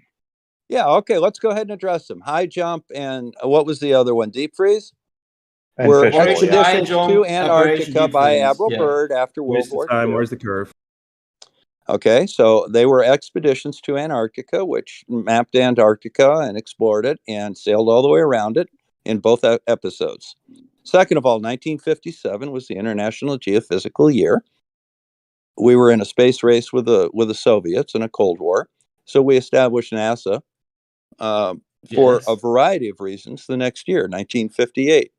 The Antarctic Treaty occurred because of exactly what Admiral Byrd had to say about coal and uranium, and we just got done with World War II. We didn't want to start another world war over the resources of Antarctica, so we all agreed that we were going to hold it as a scientific zone. It was a nuclear-free scientific zone. So we all Operation High Jump was a nuclear testing for EMPs. So just, all this stuff here, if you look into any of it, you realize that this is just word salad they're throwing out. Yeah, it's just word salad because you just insert once again, same with the reality, that you insert some weird stories upon it to just reaffirm that the story you insert upon it to be the only truth. But literally everything else can be just hand-waved and dismissed because, certainly they just didn't see some things in Antarctica that it's not for public, and certainly they didn't create NASA as a whole deception in itself by the word NASA, and certainly they did just not create the Antarctic Treaty because all major governments have agreed upon protecting some ice and penguins and supposed resources, right? Yeah. We're just gonna completely insert a different story to make what I claim to be the very things that need to be hidden in order to hide what the true shape of the Earth is to take place, and you also reaffirm a place like space that doesn't exist with the Apollo missions, which are clearly faked, right? If you cling on to that, then you're already lost in the soup. But that's another story, right? But just because you just inserted the story that you want to buy as being reality doesn't make it true, dude. And don't call it word salad. It is word salad, and I look No, at satellites all the time. Look It's easy up to a do. definition of word salad and then please read it out in this chat right now. You go look it up. I look at you do it. You I have claimed observe satellites all the time. the word salad. Please I read the observe satellites definition. all the time. Not a problem. Anybody can do it. Oh, now we go to satellites. Amazing, Bob. Quite How amazing. did they find the firmament in Antarctica? I'd really love to hear your story about that. How now? Is that a straw man, or did he make that claim? No, that's a statement that you made, that Byrd went down and found the firmament. I'd like a little expansion on that. I said, listen, when I say things, probably they have found things they shouldn't have seen. Maybe a firmament, right? Like You it's very being clearly described. said that he found the firmament. I'd like to hear about that. Maybe something like a discoverment of things that should be hidden to the public to disguise the very true shape of this place, which would align with biblical scripture, right? That could be a possibility of why you would need to protect that zone from public interest, right? Does that make sense to you? I have not claimed to know exactly what one man that I have never seen or known in my life has personally experienced at a place I have never seen or known in my life. So don't strawman me, man. I'm not here to play these global games of explain me this or explain me that. First explain me a spherical pear-shaped ball that is tilted, flying and hurling around other planets and shooting through ever-expanding void of darkness that I just, for some reason, have never experienced or seen or have any scientific data to provide a proof of it. Or maybe go even simpler, just show me the curve. And not some pizza roll Earth where you have like extreme curvature in Oh, I've done that. but not What left and right. I've demonstrated what the do you curve need a to number of times. yeah, and what do you need explained about the sphere Earth? Every time when I want to see proof of supposed curvature, what Globers do is they send you a picture of a bridge that is curving No. as if the Earth is the size of planet USA, and literally you have no curve from left to right, but it just curves like a pizza roll straight forward in front of you. Hilariously, they accept these pictures as being the proof for the supposed curvature, which just shows that either you guys are just, I don't know, living in dream world, or that you have some kind of mental issue, because that What absolutely about makes no sense. the as-built drawings from LIGO? I don't know What anything about the fact I actually measured curvature in my about backyard what is that even? over the I've lake? never heard of that. You've never heard of LIGO? Bob, do you really think No. that people are going to believe that you measured the Earth's curvature in your backyard? He'll believe Yeah, it. because he lives on a lake. Yeah, and the So data what? is right there for you to That review. actually means he could find that it's flat if he lives on a lake, especially if it's big enough. And No, this is I how live on a He lake did too. measure. He did It's measure curved. the curve of the globe because it is back engineered from your vision and how we see the world through perspective. So yes, in his mind, he did. Oh, okay. prove Yeah, this the makes more Earth. sense. Yeah, So he thinks yeah. he did. That's right. He thinks he did. Yep. this Because is it how was Bob observational diverts measurement. the conversation. He drags you into his some stupid shit like he measured curvature in his backyard, and Yeah. people just go like puppies to milk and discuss I that can't debate. over I and can't over again. debate The that that's data is right just on my channel. ridiculous. It's all the That's documents. You can do it Ridiculous, yourself. Bob. somebody could find the Earth's curvature, right? Huge Earth. But in your backyard, you got the curvature. Like, come on. Bob's like, I got the backyard curvature. It's on my channel. Like, share, subscribe. Don't forget to check out my PayPal links. Thanks. No, all the data is right And, there. You're more than welcome to review it. Like, and share, subscribe. let me read you this about some penguins and some ice, right?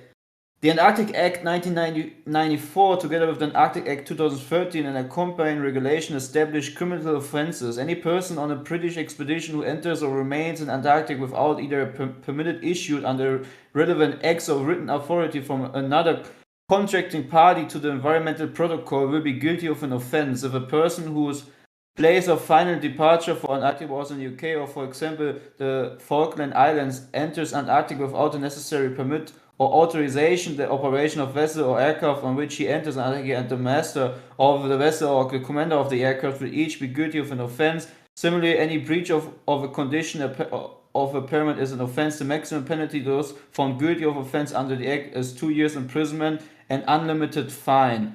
Unlimited fine. A permit may be also suspended or revoked.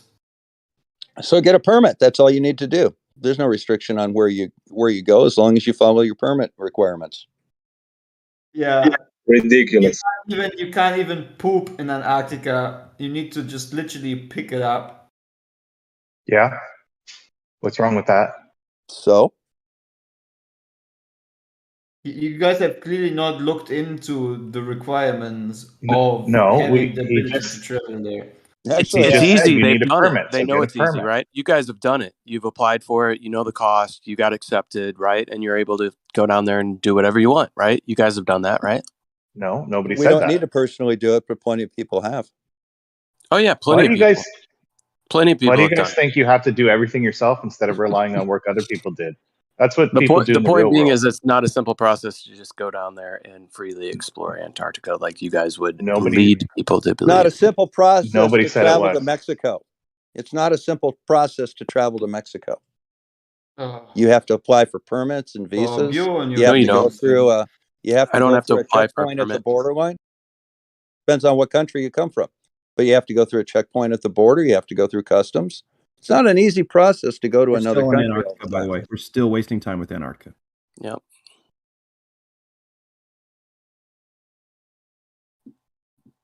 Anyways, reality is simple. Horizon is horizontal. The Earth is level and stationary, and the Bible doesn't lie. The Creator is true. Let man be a liar, and they're So all do you gonna. just ignore whatever anybody Like tells you? Before we go No, on to that, can I we don't make even need no. we I don't don't even need to ignore bring anything. religion into it, man. I don't need Like to ignore water. it. No, we don't need to bring religion into it. It just lines up perfectly. Coincidentally, Sure. again, Yeah. the most sold book, the most read book on this plane, Okay, Clay, before coincidentally you go on perfectly to the lines Bible, up with can I make reality a again. recap, please? Then you can go on. Oh no, I You- don't want to disturb people by biblical scriptures. No, I'm you're not just disturbing. I saying. just want to make a recap on this Antarctica thing. I've been listening. So check this out now. Small, 30 seconds. So they want us to believe, right, that the countries that are running the show, well, actually, they're being coerced by big business, right? Through lobbyists. They want us to believe that these lobbyists, the companies that are running the world, the minerals, the oils, that will go in your backyard and frack in your backyard without permission if they find gas. They want us to believe that all those companies, all those greedy people made a treaty and not to go after the largest area in the world where there's free resources just lying around. This is what they See, want you to believe. when you Just buy a making it house, clear. you give them permission to do it. I gave permission if minerals are found on my land that it goes to the mining company. So it's No, you not didn't without give permission. permission. They made you sign a paper that you had no clue about till you found out later. What do you mean if I had no clue about it? I signed it and I had a clue about it when I read it and signed it. Okay, just so because you signed the rights under your land and above your land, does that make it right? And does that change what I Yeah. said about Antarctica? No, you said you didn't. They take it without your permission. Incorrect. They take it with your permission. Well, would they give you that house if you didn't sign that paper? They If you didn't give said me the house. I no, bought the house. if you said no, I want the rights to this land underneath, would you get that house? No, because I'm not buying the mineral rights. I'm buying the land above the minerals. So you have no choice. In other words, you're admitting my point that you have no choice. I think if there's an audience member listening, they understand that they have no choice, and we can move. You can continue to summarize. They absolutely have a choice. That's like saying you're forced into slavery when you sign an employment contract, right? Like you're signing a contract that you're reading that clearly states the terms. Nobody's forcing you to sign. All right, I'll agree to I Yeah, but wonder you if there's a can't way get to the house force though the if you don't entire sign. room to talk about Right, Earth but that doesn't curvature. mean that you're being forced to get the house. Right, you're Charlie, not really being Yeah, forced but to if get. hold on, no thanks, hold on. You're double speaking here, right? You want to buy a house, right? But the Mhm. only way to get this house is to sign away the rights underneath it. Okay. Is that not coercion? Do you have a choice there? No, that's not coercion. Of course, I have a choice. I cannot buy the house. So where are you gonna live? That's quite the fucking At a different choice. house. Like, Either listen to don't their have the house brains, to sign a man. piece of paper. This is the problem of these dudes right here. What this guy just said. I have a choice. No, you don't. Did you sign? You absolutely have a choice. You could not sign. Do you have a Where choice are you to gonna not live? sign? Hold Where are you on. gonna live? SC Montreal. Are you literally compelled to sign? If you want to buy a house, like No. If buy are land, you compelled to sign? yes, you are Charlie, hold on, compelled. guys. Yes. I think SC's point is kind of the overarching, like, if you want to actually own land, if you want to have some sort of property, there are people that claim a higher stake to that land should there be minerals, right? Meaning Exactly that. there is Sounds no like they'll real do anything. ownership. They're not claiming ownership to the land, right? They're claiming ownership to the minerals if they're there. Correct. Have you What seen I'm the show saying, The that's the Beverly whole point, Hillbillies? Have you ever Charlie. seen the show The Beverly Hillbillies? Where Jed shoots his rifle and he finds land, he finds oil. Today, if Jed did that, he wouldn't be a millionaire in the Beverly Hillbillies because the government or the companies will take that land over. Do you not understand that? Yeah, they've claimed all mineral rights, but let's go back to Antarctica, right? So here's the continent that has absolutely no native vegetation, right? There are a few penguins at the upper peninsulas, but there's no large animals that inhabit the land. So you basically have the most desolate, isolated piece of land in the world that has there would be very little environmental impact to flora and fauna should there Yeah. be some sort of I don't know, mining issues or anything like that. But this is the land on earth that we choose to keep pristine while we Exactly. mow down all of the world's Like Brazil, jungles for and example. rainforests, and Exactly. we'll deforest the whole entire world. We'll decimate millions of flora and fauna, wiping some of them completely off the earth, some that haven't even been discovered, all to plant some new trees. But if we want to get some minerals in a place where there's absolutely no life forms, no. We got to keep that shit pristine, bro. Let's not go down there. Let's Right. restrict people. Yep. Right, Ukraine, all these wars going on this plane right now.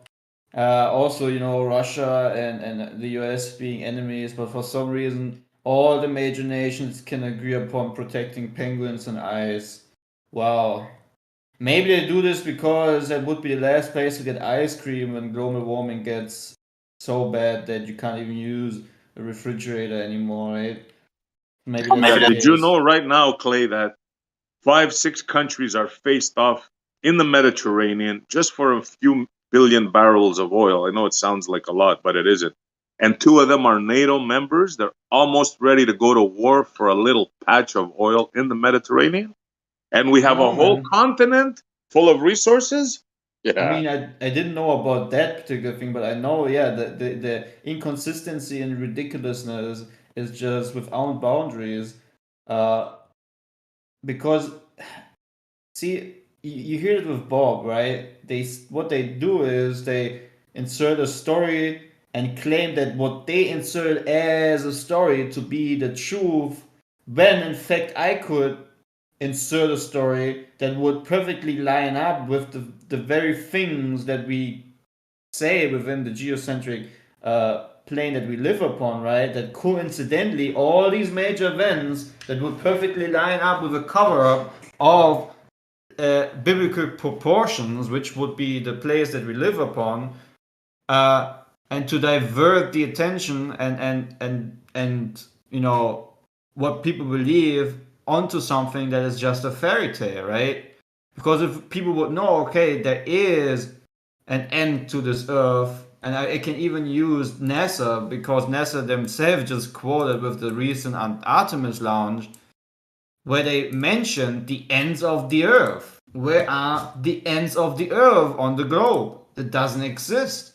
But why use a verse from Job 38:13 where it talks about the ends of the earth?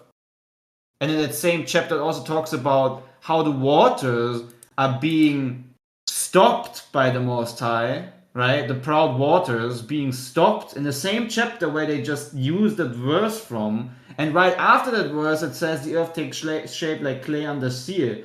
What a coincidence that NASA would choose to use these biblical verses if it's indeed just a government agency and it's indeed just science and it's not really about biblical things, right? It's not a biblical war that's going on right now for the minds of the people, right?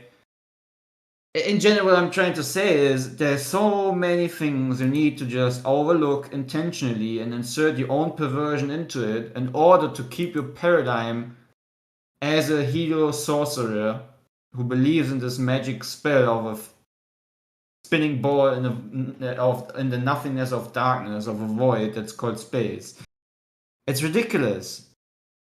And there's no hope in that story. No one can tell me that the heliocentric religion gives anything beneficial to the world. Anything. Does it tell you you're unique? Does it tell you you have a father who loves you, who has created you in his image? Does it tell you anything Clay, you're on free beneficial fall to your again, life? bro. You gotta take a breath, bro. Seriously. Yeah, It's but not a religion, guy. As a mantra, is it true that it doesn't give you any beneficial hope? Is it true Well, that we it get it. does We get that it. it Here's doesn't We here's the get uplift thing, what you're Clay. saying. I Here's the may thing, agree Clay. or disagree with you, but my point is, like, take a break and let somebody respond, bro. That's all. I'm not going against what you're saying. Yeah, you It's not a religion for one thing. Yeah, you gotta allow room, Clay, sometimes. And to be honest with you, like, there's a lot of people that come into the understanding of flat Earth and then discover the creator. It's much more difficult to try to push the creator on people to discover the flat Earth, just to be honest with you. It actually pushes people away many, many times. Yeah. And we have somebody new in the room. I don't know if you heard Dyslo say that he has a friend who just wanted some flat Earth information, right? Doesn't mean he needs a Bible tract shoved down his throat. So we appreciate you, but yeah, dial it back just a little bit sometimes. I didn't put someone anything down the throat. I just mentioned the coincidence that we have an agency that works for the government in the realm Yeah, of I scientific know. We heard you. beliefs We heard you, that Clay. uses direct quotes from a very specific and important chapter that describes the very realm we live upon to be the opposite of what they claim it to be, which hence should make a normal person think, especially when you're from the US and in a country that has been very much imprinted by biblical standards. So yeah, there is certainly a reason why I brought this up.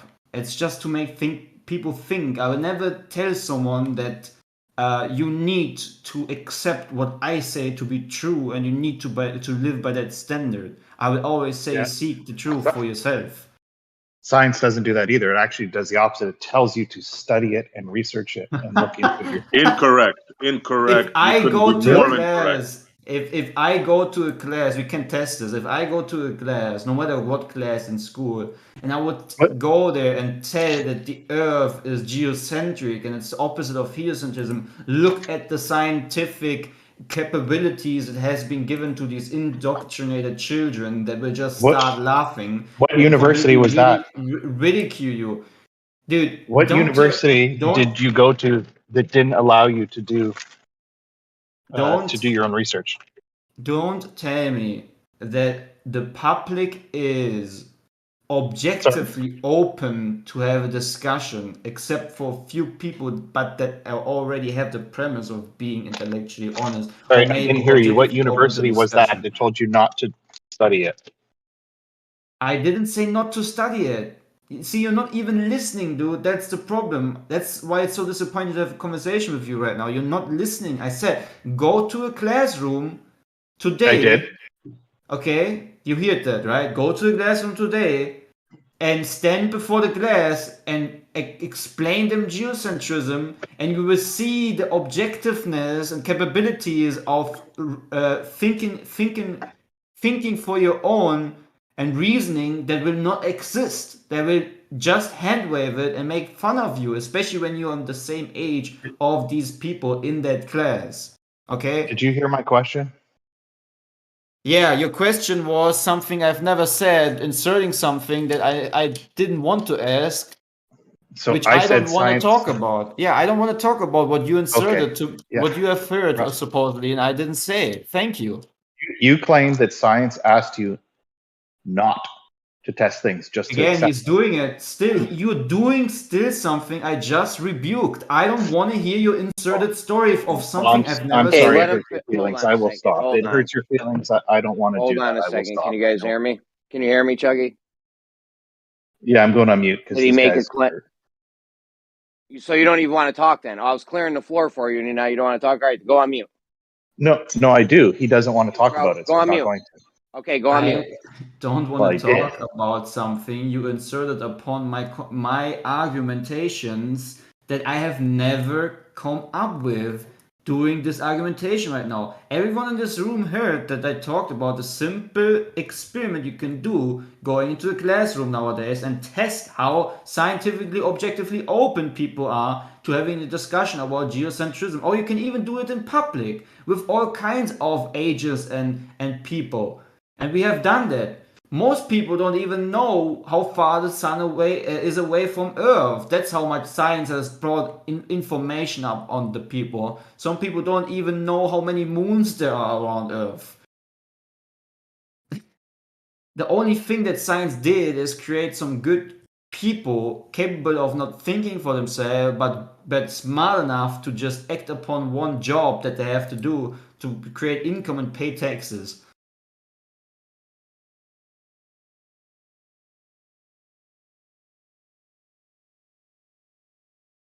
Anyways, so do you want to have a discussion, Clay, or do you just want to ramble on?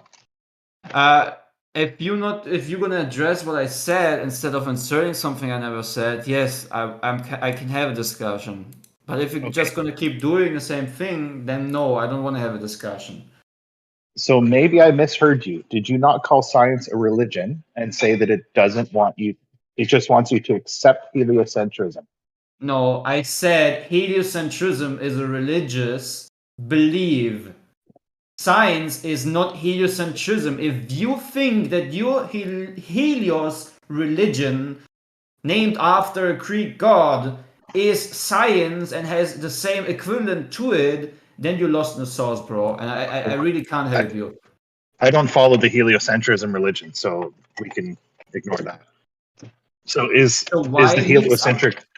See, again, from what all you have stated now, you just mix up something and clearly have not listened to me because you would not come to these conclusions of things I have never claimed.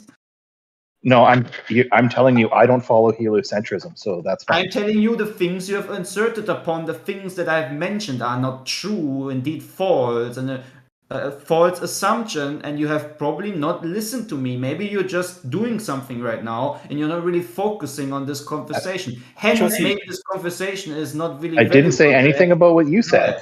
I'm telling you about my beliefs. You Glober? Hey, Dyslow, is your buddy still there? I understand that Earth is a sphere, yes. I know the conversation. You don't follow heliocentrism? No, it's not a religion.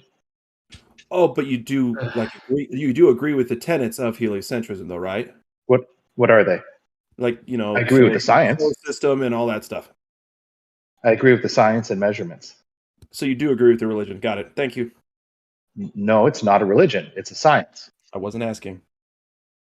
Well, good. I'm telling you, I don't agree with the religion. Can you even objectively I've made it into a religion?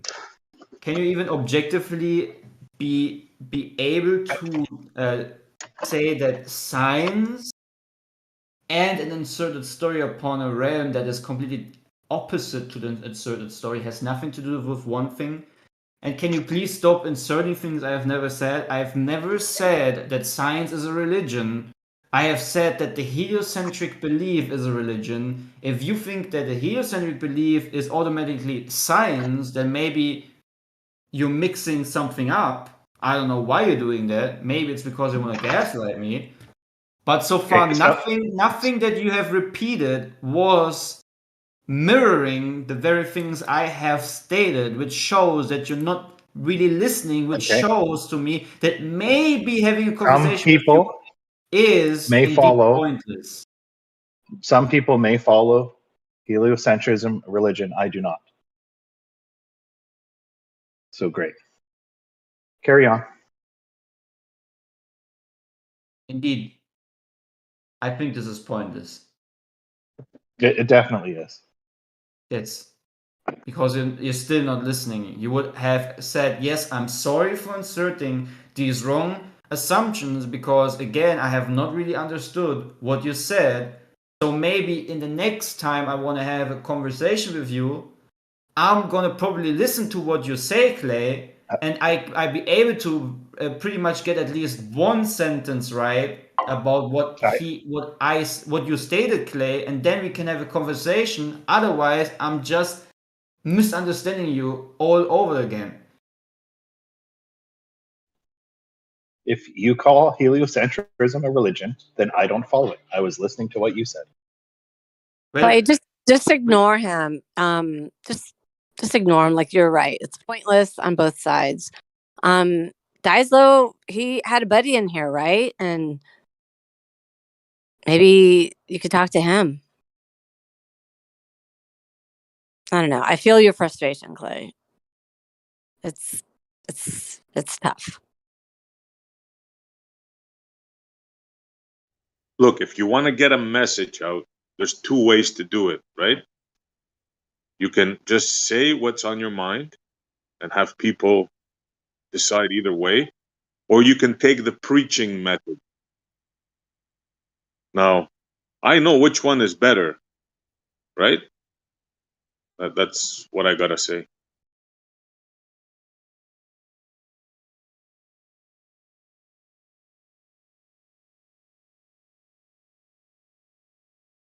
What I would like to say to Extremis' friend is, this is a good example, if you're listening, of what goes on around here. My advice to you would be, do not believe anybody. Whatever you hear, just go and research it for yourself. Like I told you about water, right? Don't listen to me, just go research water. And the best advice I can give you is this: water and geometry. Research those two topics. But don't listen to me. I say it again. Did you learn geometry? Hold on. Let me clarify that. Listen to us, but don't believe us. Go check what we say. Exactly. So can you go to university and do that thing? Study geometry, study surveying? Of course, yeah. Of course. Okay. So the people that have done it, they disagree with the fact that you say the Earth is flat.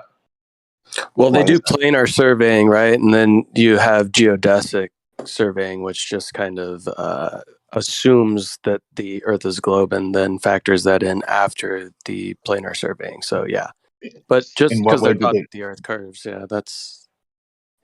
No, they have to What do go with surveyors knowledge. think the Earth is? Planar surveyors, how do they establish horizontals? How is the What do survey they think done? about the shape of the Earth? Have you bought a home? Have you bought land with a survey? Who are you asking? Yes, I have, and I've conducted a survey. No. Okay. It's planar surveying, right? Well, for buying a home it is, but not for geodetic surveying. Right. That's where they calculate in after the fact, right? We get it. We understand. It's all planar, and then we wrap it around the globe. We get it. No, it's fine. They have to. Well, the point was that they disagree with you. They don't add the curvature in; they take it out. Just because they disagree with me doesn't mean that they're correct, right? They of course survey. They do planar surveying and wrap it around a globe. Why do they? Of course, it doesn't mean that they're right and you're wrong because they disagree with you. That wasn't the point. And they operate off the assumption that they've assumed their whole entire life, which is the Earth is a globe. So if they never question that, they certainly don't question why they would be factoring in the globe after they do their planar survey. If they understand what they're doing and they're under wrong assumptions, they would be the first to notice. They wouldn't have to question it. It would be obvious for them. So, but it's only obvious for the planar people. surveyor. What is their incorrect assumption that would be incorrect if the Earth was a flat stationary plane? Well, at least 3 times. Can you hear me? At least 3 times you've incorrectly stated they add the curvature in after. They don't. They remove the curvature after they've measured. No. Please stop saying that. What not makes you say that? My friend who is A geodetic surveyor. He tells you he adds in curvature? Yeah, it's a calculation after the fact. To add it in, or he Can you tells you he bring makes in a here? calculation after the fact? It's an after the fact calculation. Yes, to remove the curvature. Did he tell you it was to add it in? Well, we heard you misrepresenting Bob's explanation of his experiment with him here. So I wouldn't trust Oh, your you heard that? Were you here, Bacon? interpretation Or of do you 1 second. see? This is your Can you game. stop? This is Can your you guys' stop game. interrupting me? See, this is your guys' You game, gotta let him right? finish. No, you Though. gotta You stop heard, Bacon? We interrupting. don't have to. Were you in the Hold room? on. We Were don't. you in the room, No, Bacon? I was. No, you weren't. You just got I here. was. What do you mean You I can go wasn't? next. When Bob was You don't have to describing engage the Bacon finish. Let Bacon finish, and I want to make a public service announcement after he's done. right. Okay, when Bob was here and described how he took into account refraction, you completely misrepresented what he did. And he was here and he just explained it was pretty clear what he did. So I wouldn't trust your interpretation of what your friend's doing. If you can't, you clearly can't interpret what Bob was doing. Okay, That's a we don't. misrepresentation. You want to respond to that, Avon? No, he's just misrepresenting what I said. So Yeah, that's I mean, fine. we don't have to Bacon. engage these guys. Honestly, guys, like we don't have to. Just ignore them. If somebody It's fucking says some annoying. dumb shit, just fucking ignore them. It's every day. And now Bacon's going to come in and he's going to say, oh, well, we have celestial navigation. He's just waiting to talk about celestial navigation and bring it to the same bullshit and then not listen to anything that anybody has to say. I listen to everything everyone asks. If guys, What are your thoughts someone, about the math? And you did 1 second. You did say that Bob did adjustments so it fit the That was yesterday, Bacon. Yeah, that's what I'm talking about. What happened yesterday? I didn't misrepresent. I said, didn't somebody say that in your video you had to make adjustments? I even No, you admitted first that I didn't claimed watch that. the video. That was No, you yesterday. first Why are you claimed bringing that. yesterday? What is it, fucking Groundhog Day around here? Every fucking day, Bacon? It's Groundhog Day. You just want to have Why the am I same bringing? argument, derail the conversation, divert, deflect, derail, talk about your expertise, and then when you're done with your shift, the next fucking person comes in. I'm done with this shit. It's so stupid. It was pretty clear what I mentioned yesterday. You're saying that you're bringing the interpretation of your friend surveyor. He isn't here, so we have to trust your interpretation of what he said, and that's clearly not something I would do because you didn't correctly interpret he what ain't Bob here. did. He ain't even here. You're talking to no one. All right.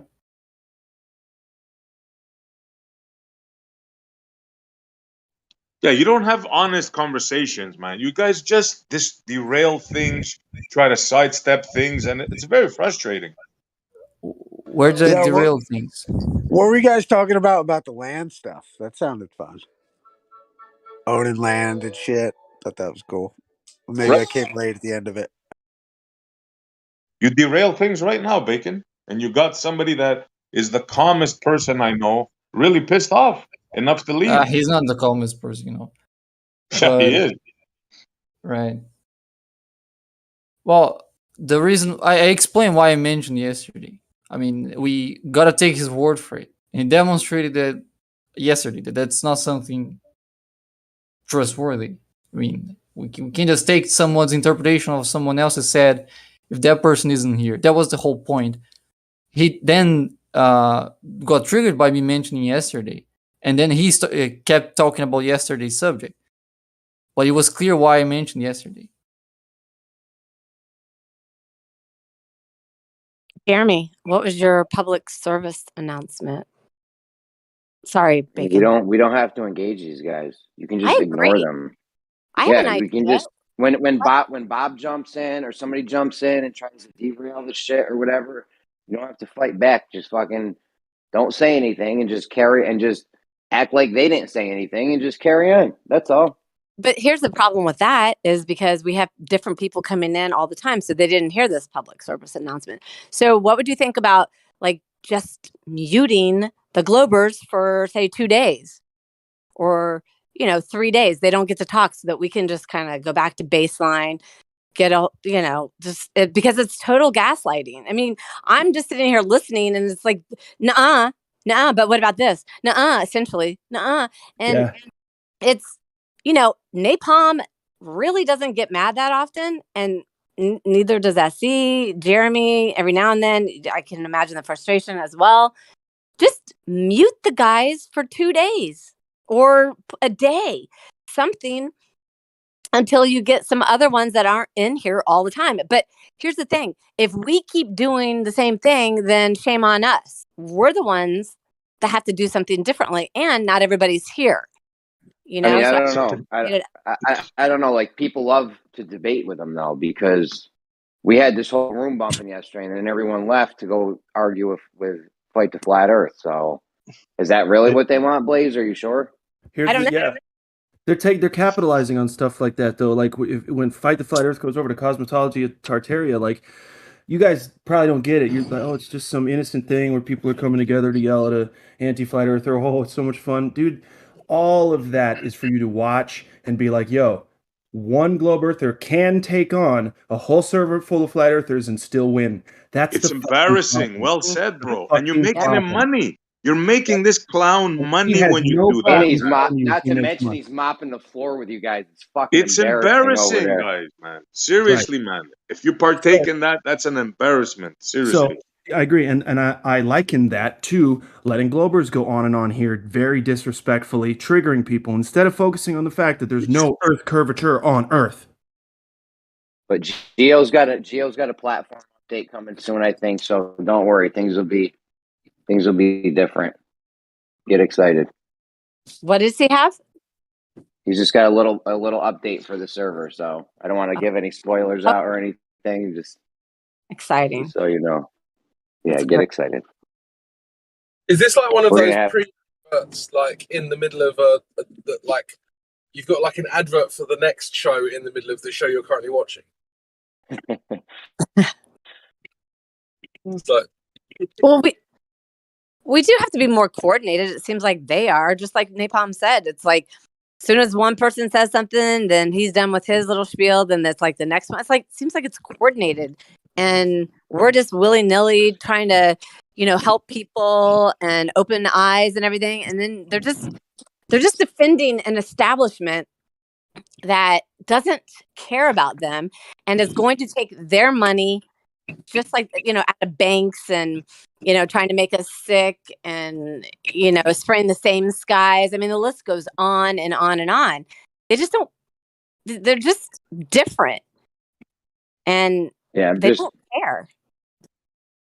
I'm just not sure banning the Globers is a good idea, right? Because we want to have a lot of, or not banning them, just muting them, because we want to have a lot of people in here, and like people love the, we had this server, we had 30 plus people in here yesterday, and everyone left to go argue with Fight the Flat Earth. So like, if we mute all the Globers, then it goes back to what I said last. Is anyone ever going to come here? No, just for a day or something. You're talking about setting up an echo chamber. No, I didn't say forever. I'm just saying to get a baseline, just to go, okay, this is what we're going to do. Hey, we'd appreciate it if we just would stop. I'm just saying, events, I mean, like what I talked about last week. Let's do an event to where, the one-on-one or, I don't, it's just like the same thing over and over again. You guys got to be frustrated. I felt the frustration in Clay's poor little heart because you all are trying to help people. You really are trying to help them. Yeah, the issue is this. I just want to ask Left Lane quickly how he defines echo chamber. He wanted to get that jab in, so I was wondering how he defines it. Crickets. Oh wow, strangely silent now. Yeah, no. He just likes to comment every once in a while. That's what they do, right? First of all, there'll never be an echo chamber. I'll fucking challenge anyone on anything that I think's wrong. So that's just fucking nonsense, anyways. The thing is, Jeremy, is that it's a hollow accusation in the first place, and that's the whole point, isn't it? Because they love their media echo chambers. They love the fact that you turn on the BBC and the Earth's a globe, and you turn on MSNBC and the Earth's a globe. You turn on Fox News and the Earth's a globe, right? Those echo chambers, totally fine. Yeah, I just happen to think it wouldn't matter. Whatever you could say like only religious flat Earth. It's like you're gonna have arguments anyway. It's like it's still gonna be contrarian people. It's just like no contrarians. You could do that maybe. There's no magic. Who would be risk. left in the room? Yeah, who would be in the room? You go on YouTube and you have the echo chamber of typing in flat Earth, and the Earth is a globe because they have these, gatekeepers always on top.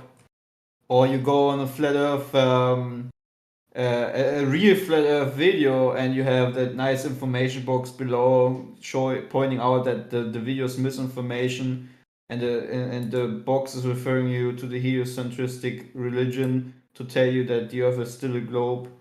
Or you create like something like Flat Earth Society as an infiltration system to make flat earthers look stupid, or people who know that it's geocentric look stupid, and have your echo chamber. Or you have Google in itself. When you type in something about flat Earth, you get fact checking for flat Earth instantly, and you have your echo chamber again, knowing that the Earth is a globe, right? So if flat Earth is so scary, why are they doing everything in their abilities to suppress it? Yeah, because it's not they scary like, at all. yeah, because they like their little echo chamber. That's the answer, and it's the question that someone like Left Lane isn't going to even bother asking. Why is Left Lane experiencing all these echo chambers and not mentioning it? And yet, the second someone contemplates in here, maybe we should get rid of a few toxic globers, the word echo chamber is being mentioned constantly. No. Now let me. I'm not where I can talk freely, but I can talk now. This platform was set up for discussion, for respectful discussion, and the moderation was to keep things respectful, no name calling, blah blah blah. We do have some, pretty excited conversations, but respect is the main thing. And but if you talk about muting all the globers for a couple of days, that is sort of indicating that you're wanting an echo chamber where you don't get any controversy. It's Well, that's I not just what think the platform is set up Now for. that you can speak, sorry, I could tell someone else wanted to interrupt you. That's why I came in. Now that you can speak, can you please define echo chamber for me? Well, I mean, where everything is just one-sided and there's no respectful controversy, and that's what makes for the good discussion. Oh yeah, I agree with that. But then why don't you seem to mention that there's an echo chamber virtually everywhere apart from here? Yeah, I'm not there, so I don't know. I don't follow the news. Oh come on, you do know. You watch. Oh no, I don't. Oh no, I don't either. I hate the news. The news journalism is part of history. We don't have journalism anymore. It's all propaganda platforms to push a So narrative. why don't you call it out as being an echo chamber then? I'm sorry. Why don't you just call it what it is? It's an echo chamber.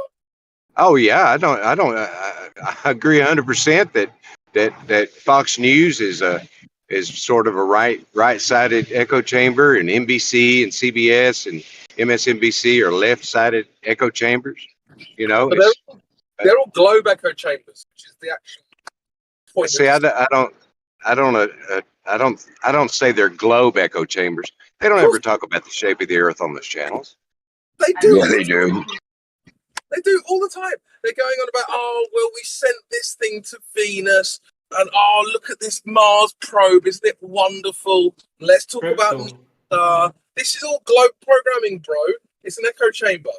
Crypto, every time when you go into a cinema or you look a movie on Netflix or whatever streaming platform, I mean multiple, no matter most of the time when you watch a movie, the very intro is an echo chamber. The reaffirmation of a spinning globe or spherical Earth. Yeah, it's constant. Yeah, it's called programming, right? Keep the program running. Well, I was pretty much speaking in direct relation to what Blaze was saying about muting globers for a couple of days. That's what I was talking about. Well, you can forgive me for not taking it seriously when you only criticize flat earthers for doing it.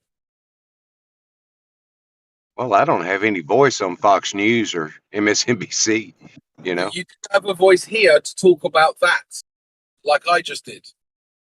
Yeah. Well, I agree. I agree with you that they're a type of echo chamber. Yeah. Yeah. Okay. Skyline, would you agree?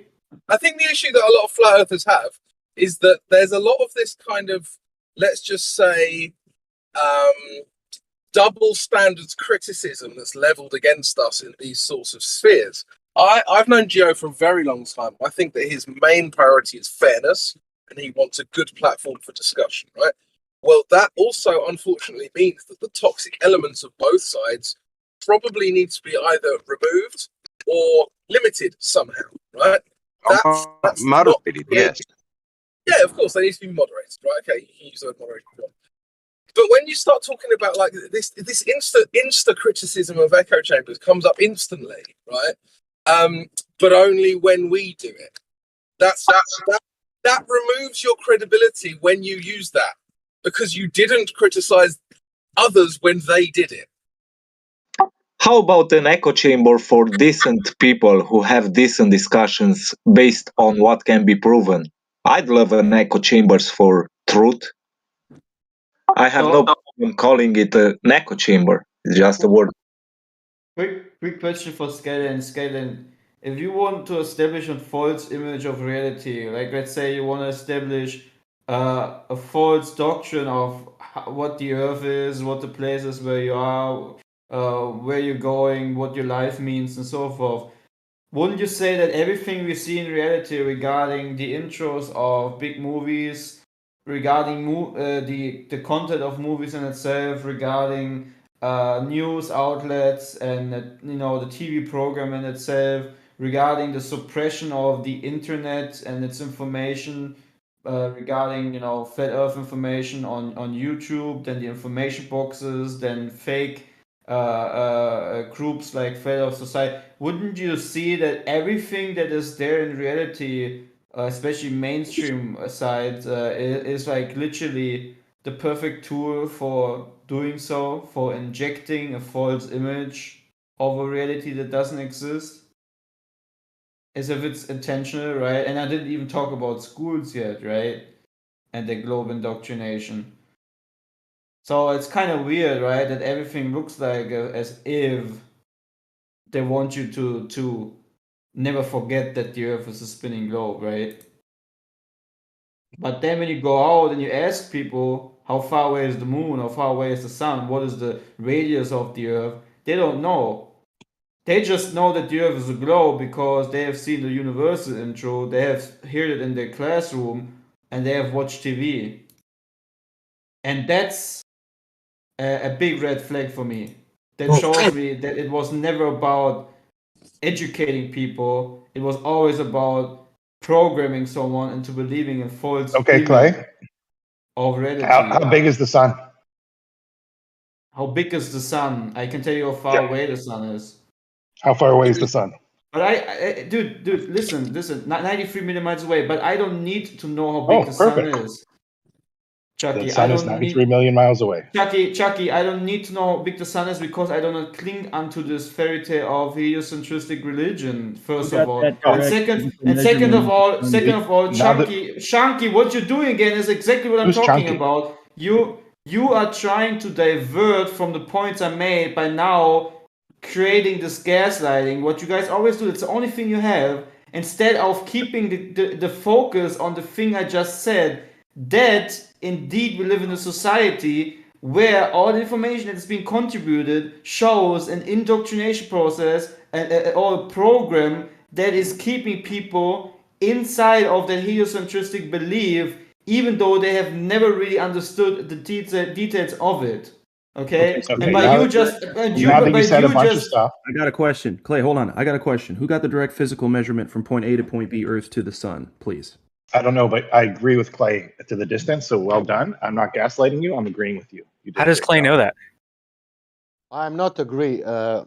Clay, how we got hold how we on. get They're trying to fuck with you. Clay. Yeah, Do you really think that the sun is 93 million miles away, Clay?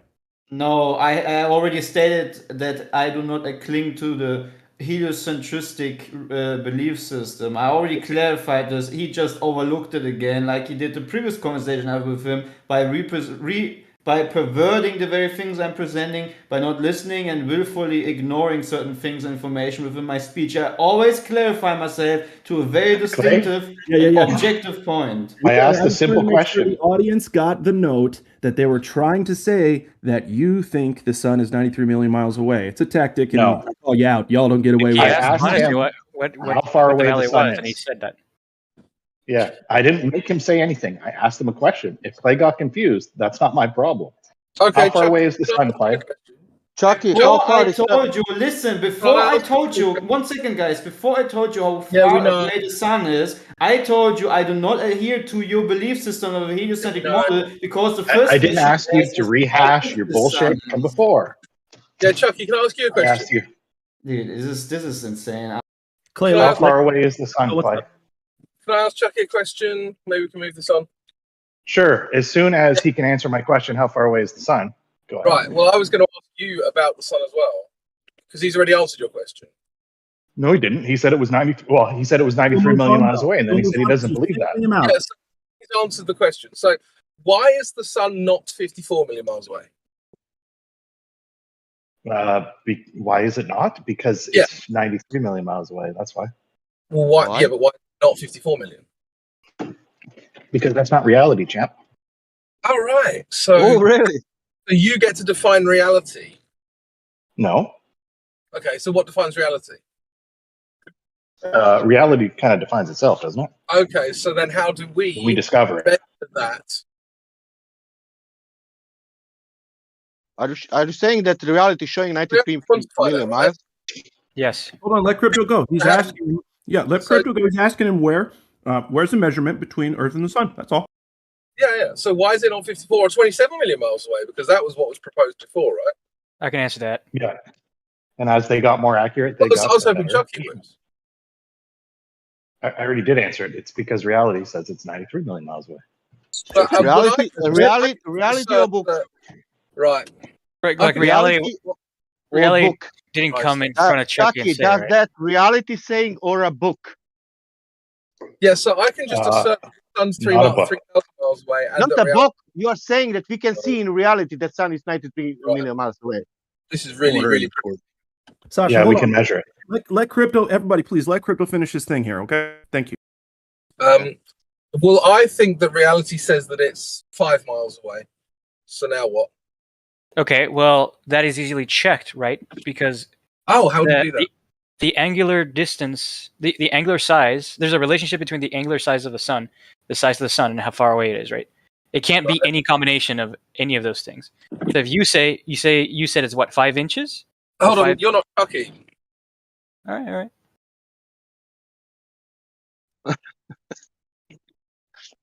I mean, if you're trying to attack the argument, then why not continue with me? If you're trying to attack Chucky because you want to win, go for it. Well, no, because what's happening here is he's now fighting you, and you're now white. I don't. Which is a No, debate. he's not white knighting. He's So, answering a question. And he knows more than me. I don't need to know everything. I can rely on so other then people. he knows more than you. Why were you commenting in the first place? On this subject, he knows more than me. I never claimed to know the distance. I play the distance. I just responded to that. I was hoping you would respond to my response, but you didn't. You just repeated what you'd already said. Why were you commenting at all if you don't know enough? I didn't say I don't know enough. Then comment for me. Ask your question again, and I'll answer it again. Why isn't it 54 million miles away? It's not. How did you establish that? Because when the solar system formed, and got to where it is today, it's not 54 million miles away. Right. And when is solar system formed?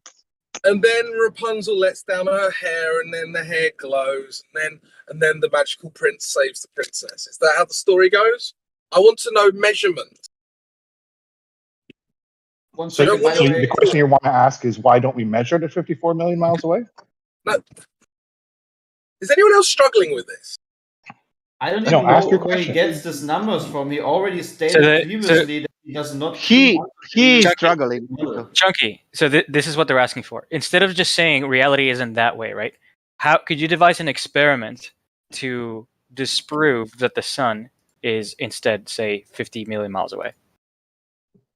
Oh, see, that's a good question. I myself probably not, but I would probably suggest doing some radar or radar measurements of the sun, like they Well, do. that's not actually how we know that the distance to the sun. Yeah, it's a black body, so you're not going to be able to use radar.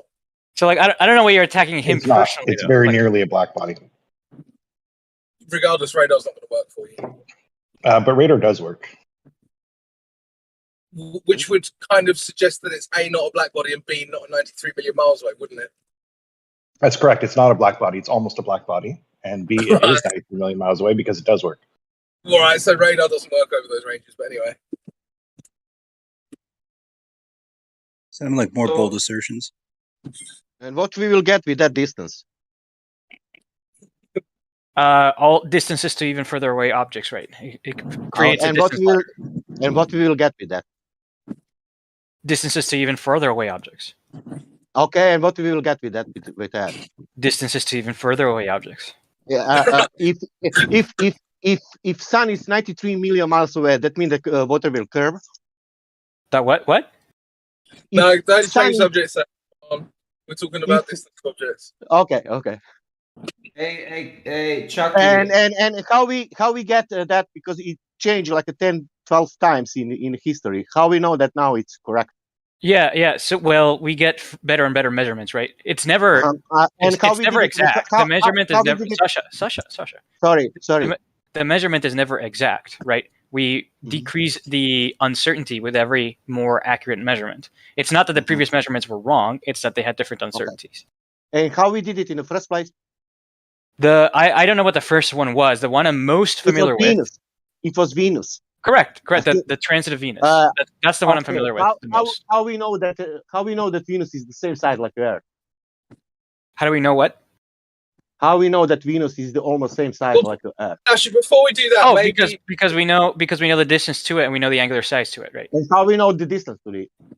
Right. Again, we build a distance ladder. If you're asking what the first rung of the distance ladder is, it is the distance to the moon, right? Once we have the distance to the moon, we could. I mean, it's presumptions, but not all assumptions are equally unreasonable, right? There are some assumptions that are better than others. I don't care about the reasonable, like your perceived reasonableness of your assumption doesn't matter, right? I mean, it's not just mine perceived reasonableness. The fact that you and people who agree with you perceive it as reasonable doesn't matter. It absolutely matters, right? If what we're trying to get is an estimate to the distance to the sun, right? It makes absolute sense to try and gauge the distance to objects that are closer to us first, and then from there build a distance ladder. Well, that is literally how all of astronomy is done. Because you need to have some sort of mathematical construct with which you can work with, right? I get that, but the problem is that the first assumption then informs the rest of the model. So Correct. if the assumption is wrong or wildly wrong, then the rest of the model is wildly wrong. Correct. Fantastic. So how do you know it's not 54 million miles away? How do I know? I already told you. The relationship between the angular size and distance and actual size of the sun constrains the combination of three to be to have a relationship between each other, right? They can't just be any combination of the three. Okay, so yeah, they always have to have that angular size in the sky, and therefore there's going to be a mathematical relationship. Correct. Now, what we do to measure those numbers, right, is that we use that relationship and we make calculations based on that relationship. And based on where on that relationship the sun lies, we have things like different parallax effects, right? And we measure that parallax effects. It suggests a certain point within that relationship, right? And we say, okay, it's about 90 million miles away. No. Well, there's a couple of things you've conflated there. First of all, you conflated measurement with calculation, which you should never do. And second of all, you've just ignored the first step, which was the assumption that started it all off, which wasn't actually the distance to the moon. The first assumption was that Venus was the same size as the Earth. That was the first assumption. And then they measured Yes, it is. And The then first, they measured. the first assumption. The first Yes, it assumption is the first assumption. Is, second of all, I was talking. Right. So that was the first assumption, and they measured the transit of Venus across the sun. And then they said, well, this is now the relationship between these bodies, and they worked from that.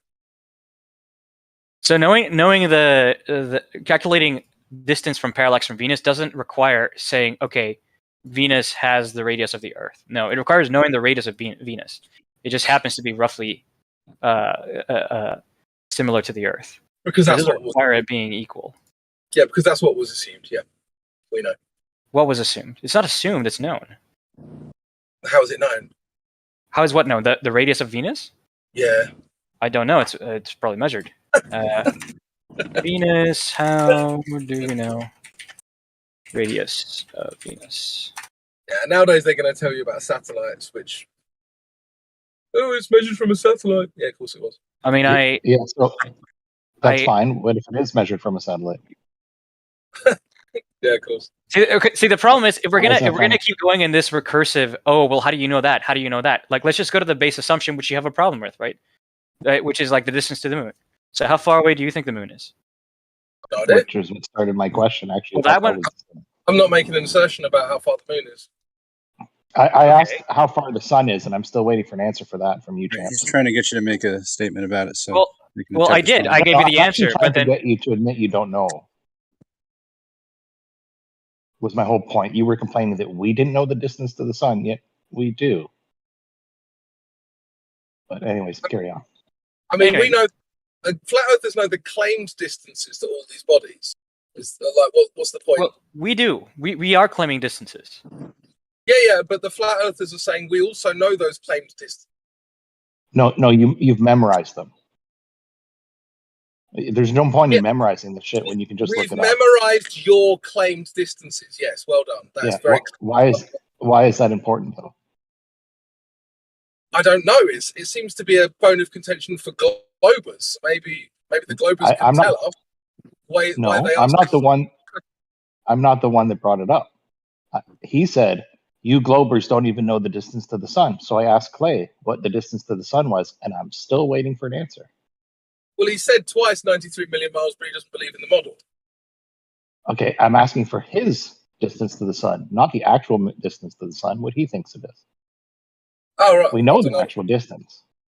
Well, no, you don't. You know what you claim. Okay, right. And I just posted how they figured it out. Why is that wrong? Yeah, it's based on a mathematical model that's built on assumptions. That's what assumptions are made that are incorrect? I swear we literally just had a 10-minute conversation about this. No, you said their assumptions, but you didn't say why they were incorrect. Yep. So now you want to back it up. Or not. I don't have to back up the assumptions of someone else. No, that's right. You said they're incorrect. That's your assumption. Why do you assume they're incorrect? What? So you're asking me why I think that the guess that Venus is the same size as the Earth is probably incorrect? Is that really your question? Yes.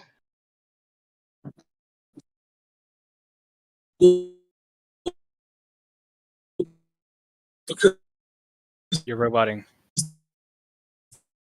Or is it me? Venus could be literally any size or no size. Or no size.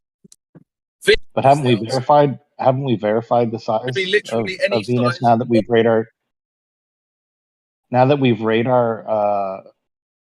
radared the distance to Venus? Have we not confirmed the size? And it's pretty close to the size of the Earth. Could you post that? Well, I did just post a method on how we measure the size or the distance to the sun. Can you post how you measure it? I don't think you understand how it works. You have a claim on the table that we are now dissecting. Mm-hmm. Right? So counterclaims aren't part of the discussion. No. I don't think you get it. I've not made a counterclaim. Yeah, because you interrupted when I asked Clay what the distance to the sun was. But this is an open forum to discuss your claim. Well, then why were you complaining that somebody else stepped in? Am I not allowed to comment on your claims? Are you deciding who gets to talk?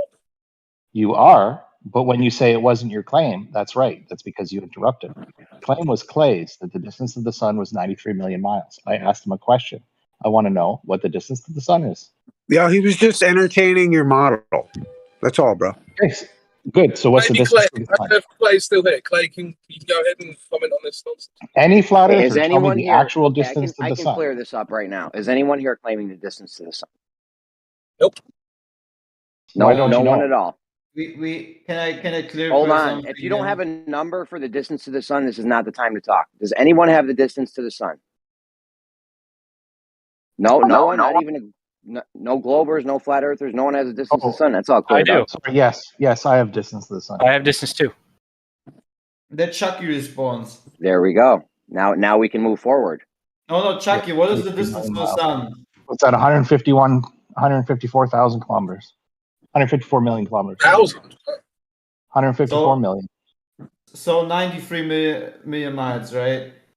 Yeah, in science words, we use kilometers. Yeah, you got to travel 180 okay, million I miles. know. In Germany, Clay, we use Clay, kilometers Clay, too. Yes. hold on. One second. You know what you guys already forgot? Chucky was the person who said he does not cling onto the heliocentric paradigm. He does not believe in the heliocentric I did not say religion. that. Yes, I am not part of the heliocentric religion. And Yeah. Oh my God, make up your mind. Hold on a second, Clay. I gotta say, to get the actual distance for you to truly, really know, but really for real know the distance, you got to travel 180 million miles at least, there and back, to get the direct physical measurement of the something you claim to have a direct physical measurement of. Thank you. You wouldn't know it if you just traveled there? So again, man, I'm going to get back to tell someone about it. You got to come back. Why don't you just radio it back? Chucky, why do you defend something that you don't believe in? I never said I didn't believe it. You said you didn't believe in the heliocentric religion. I don't believe in the religion, no. So what is your proof that it's 93 million miles away if you don't believe it? Oh, so now you're talking about proof. Okay, that's a heliocentric model. Yeah, that's science. Dude, you're confused, dude.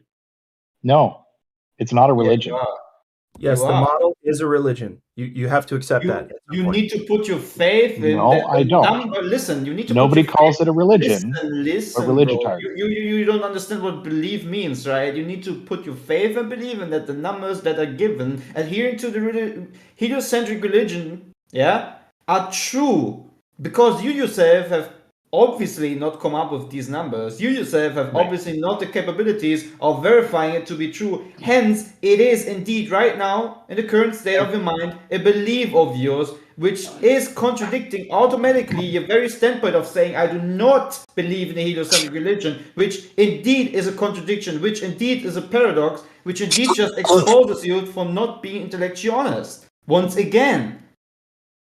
Okay. How many times when do we you're need to done, go let me through know. this to expose who you are right Let now? him respond, Okay. man. A Let him religion, respond. a religion would be a belief based on faith. My belief in science isn't based on faith. It's based on testing it. Every time I test science, it's come out. Sorry, go ahead. Finish my sentence. No, I'm done with you, man. Nah. Hold on, man. Finish it up. So every time I've tested science, it's come out to be true. And I do suggest that every time you folks have tested science and done it correctly, it's also turned out to be true. So I'm wondering why you don't believe that.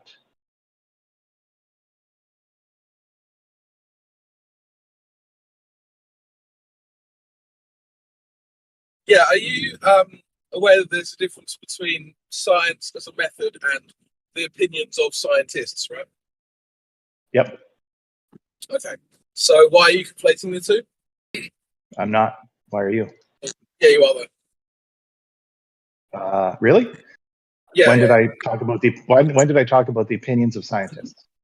Well, what you said is that whenever you test science, it's true, and so therefore, why don't we believe science, right? So the problem is, of course, is that science isn't anything to believe. It's a method. You have to believe. Yeah, if something is true, and you have to, if you think something is true, you have to believe it. But scientific method doesn't require belief. Right. He's talking about the conclusions of the method of science. Yeah. Right. But that wouldn't require belief then, would it? You do believe things that you think are true. It's justified true belief. Well, I don't believe in things I think are fake. That's one philosophical definition of knowledge, right? Which is actually not universally agreed on. But regardless, okay. let's just say that I do agree with you because I think it's close enough to being true. We're still not talking about believing scientists. Like you were talking about watching, like testing things scientifically, which I think is valid, and then saying, well, then therefore we have to believe the conclusions of other people who do that as well. No, we don't. No, I did not say that. Yeah. I believe what they've done. Very directly, it was heavily implied. Okay, let me clarify then. I never said I believe what they say. I believe what they've done. Right. Is that clear now? What they say. I've got another question for you. Say you've got two geneticists who have got opposite worldviews. One decides that men and women have got the same intelligence, and another decides that based on his research, that men and women have got slightly different intelligences. Which one do we believe? Am I able to look at both research? Yeah, you can look at both research, and both research is equally rigorous. Okay. Then I'm going to have to say that based on their research, their information was correct, but they're going to have to increase their research. They obviously, if they come to a different answer, they have to keep going. Okay, but which one do you believe? Because they're both experts with an opinion, right? I believe both are right, but they're right for the research that they did. They're not right overall. Right. So now you're talking about social science now. What? And social science is done with surveys and things like that. And depending on your survey size and a lot of other things, they affect it. So they're going to have to keep going. Yeah, I'm not talking broaden their about search. I'm talking about the opinions of experts. I don't care about their opinions. Fantastic. Then stop mentioning them. I never did.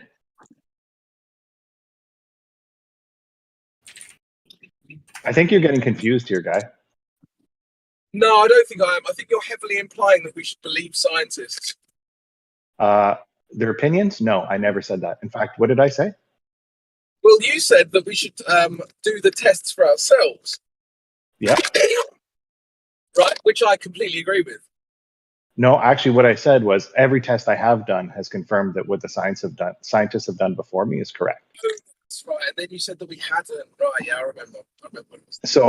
So I don't believe that dark matter is a thing. I agree that it's a placeholder until we know what it is. I didn't believe in the Higgs boson before they found it. I didn't believe in neutrinos before they found them. Now that the research is done, those things I can believe. But you realize that the reason you believe in that stuff is because of the opinions of those experts, right? No. Yes. No. Based on Have you detected the Higgs boson yourself? No, and it's not based on opinion. It's based on what they've done. Then how did you find out about that research? Well, I read it. Or you read the papers yourself? Nope. Right, okay. I think we can start to see what the problem is here. Couldn't be that there's a bias. Every time I test, everything I've tested in science has been validated so that I can now believe. So that I can now believe when scientists say they've discovered something and it's corroborated by other scientists that it's probably true. It's an appeal to authority. So is that the opinions of experts? Appeal to authority, if I'm not mistaken, appeal to authority is when you appeal to somebody's credentials in something they're not actually credentialed in as an attempt to make a false. So you would appeal to a geologist for. It extends to saying things like scientist. It extends to the word scientist too, my friend. No, it's not. It's in the word appeal to authority, not you. You have to rely on somebody else because you don't know how to do it yourself. That's what it means. Yeah, no, just to clarify, an appeal to credentials is an appeal to credentials. Correct. And an appeal to authority is an appeal to authority. They're not the same. Yeah, y'all Globers are lost. You need to research up before you come against us. Feel me? Okay. All right, fine. I'm appealing to authority. I'm appealing to the scientists that did the test to know more about neutrinos than me. Is that not right? They say they've done the test. Did you do the test? Just call no. it a white laptop. But I could go work. I could go work at the neutrino lab in the city that I live. wanted to, I guess. That you could. So what? That's irrelevant. They don't pay Built-in enough. Creator Lab. Frustrating to hear my fellow man struggle like this, isn't it, Crypto?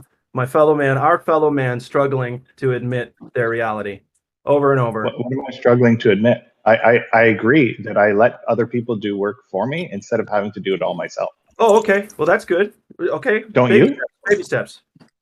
Don't Well, you? of course, but I don't make claims to know about what they're doing. And if it's life or death, I choose to trust them. If it's not life or death, I get skeptical. Yep. See, this is the thing, right? Is that when I choose to let people do work for me, for instance, if I order something from Amazon and the Amazon package arrives, I don't have to trust that that's going to happen again because it's already been done multiple times, right? But if they then tell me, well, because I've delivered this Amazon package, I can now do all of this other fanciful stuff, I might be skeptical until it happens. The issue that you seem to have is that they've delivered you one package, so now you believe they can do all this other shit. No. Yes. No, they've delivered many packages. In fact, every package I've ordered has come. Right. So when you tested the Higgs boson for yourself, then it was true, right? Did I say I tested the Higgs boson for myself? Now you're getting confused. Right. I don't. Maybe you don't understand my analogy. So I do. Maybe you don't understand what I've been saying because you've not been listening, or you're struggling to win a fight. I've been calling out what you've been saying, and you've been flip-flopping between multiple positions constantly. No, you keep changing. You get confused about what I said. I said every science I've tested, and I never once said I tested the Higgs boson, did I? Right, but you also Then why said, did you ask me if I did? Because of the previous thing that you'd said, which contradicted the thing you'd said previously to that, because you keep contradicting yourself. I never once said I tested the Higgs boson, so what contradicted it? Right, but before, we were talking about packages, weren't we? No, you brought up Amazon. Okay, but that was my Why would you analogy do to that? describe what you're doing, because you It said was a before. poor analogy. Now, obviously, talking over me isn't an argument, so why don't you just stop? Before we were talking about you believing the opinions of scientists, you said, nah, and within 2 minutes you said, oh, well, of course I allow them to do work for me, because then I don't have to do it myself. Yes. I still don't agree with the opinions of scientists. But then, okay then, so what did you mean by you allow scientists to do work for you? That's different. A work opinion isn't Oh, work, so you can. What did that mean then? Sorry, What did that mean? what did what mean? That I allow scientists to do work for me? Yeah, what does that mean? It means if they want to discover the Higgs boson, they can go ahead and do that, and they did. Thanks, guys. Okay, so you do believe the opinions of experts? No. Oh, so you don't. So you do, but you don't. Okay, got it. Do you think the Higgs boson was an opinion? The opinion was formed, I want to say, in the 60s, but I could be wrong. The evidence for it was in the 2000s. It's not even an opinion. It's imagination, bro. It's Disney. It's not. I think that a lot of the things that they tell you that they have discovered are based on what their interpretation of a thing. Why do you think it's based on opinion? Well, I'm not talking about that specifically. I'm talking about more generally. I think that you're Okay. very willing to believe the opinions of experts based on their imaginations. I'm telling you I'm not. So why do you keep telling me what I believe? I think that you're wrong, and I think that you are actually doing that. There's a word for that. Do you know what it's called? It's called you being delusional. Yeah. No, it's called gaslighting. When you try to tell me what my opinion is and make me think it's wrong based on what you're telling me it is. Actually, not that. Gaslighting. Okay, so what is it then? So what is it when you make up what I think? Yeah, dishonesty? Let's just call it dishonesty. He's doing a spade is a spade, kid. He's just calling you a spade because you're a spade. That's all it is. He's not trying to say you're something you're not. Does that make sense? I'm telling you for how many times now, I don't believe the opinion of scientists. What did I say I believe? Do you want me to define gaslighting, or do you want to just talk over that while I do it? No. I'll just call you dishonest. So again, I'm telling you I don't believe in. I mean, that actually is gaslighting, ironically. Would you like me to define gaslighting? No. Would you like me to tell you? Why did you like to tell me what opinion I go with?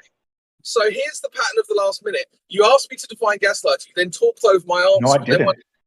Yes, you did. And then when I asked you to reconfirm it, you then said, no, I don't want you to define it. So are you wasting my time now?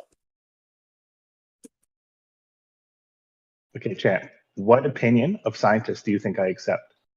The Higgs boson.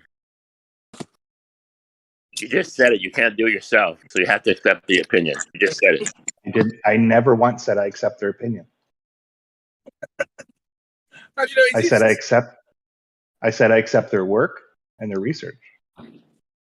Would anyone else like to talk to this guy? Because I'm bored. What?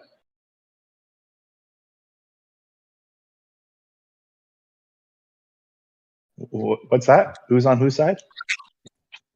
You can't. Well, he did accuse crypto of gaslighting, and then he quickly escaped that and called it dishonesty. Which, I mean, okay, I mean, if we're going to be, honest, gaslighting is a form of lying or dishonesty, but it's not quite the same. So, he did sort of like ditch that. Yeah, I can. Okay, I was wrong. He wasn't gaslighting me. It was just incorrect. Now what? Now, could you tell me which opinions I go agree with? And instead of work? We've been talking about that the whole time. How did you miss the conversation we just had? No, I think you did, because you keep conflating opinion with work. Oh, so the work that you don't check and therefore have to believe the opinion of, right? What do you mean? Don't check it by doing the research myself? No, I don't do that. Do you? Well, you don't even read the papers. Well, that's right. Yeah. It's beyond me, really. I'm. Right. I only took a few university physics courses, one university physics course, so it is beyond me. Did you read the papers? Do you think it's impressive that you went to uni? Did you read the papers? Which one? About the Higgs boson. No, I haven't read them. So do you think it's right or wrong? I've no idea. I haven't read them. Okay. But see, that's what an honest answer sounds like. No, that is an honest answer. Yeah. Okay, so let me ask you this. Do you think all the scientists that did it don't know what they're talking about, or do you think they're probably right? I haven't read the paper. I didn't ask if you read the paper. I asked. So do you think the scientists... how am I supposed to answer that question? Easy. Do you think scientists that do that sort of research are competent or incompetent? I would like to read the paper before making any answer to any question in this vein. Okay, cool. I mean, unless you just comment on something ignorantly, like, Globus do.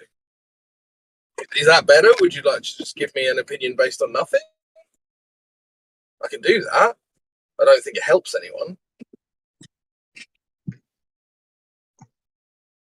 No, I don't think it does it? Yeah, I agree. It doesn't help.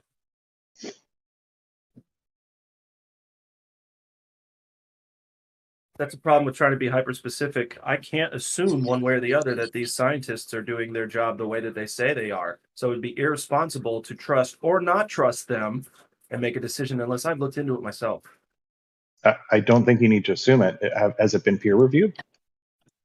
He said the right word. Listen, but who are the fucking peers? Like, how do I know they're legit, dude? I just have to look into myself. Okay, are you competent to look into it yourself? Absolutely. I'm not stupid. Neither are you. Okay, can you get back to us then on the Higgs boson? How much time do you need? No, I'm not making a claim on Higgs boson, brother.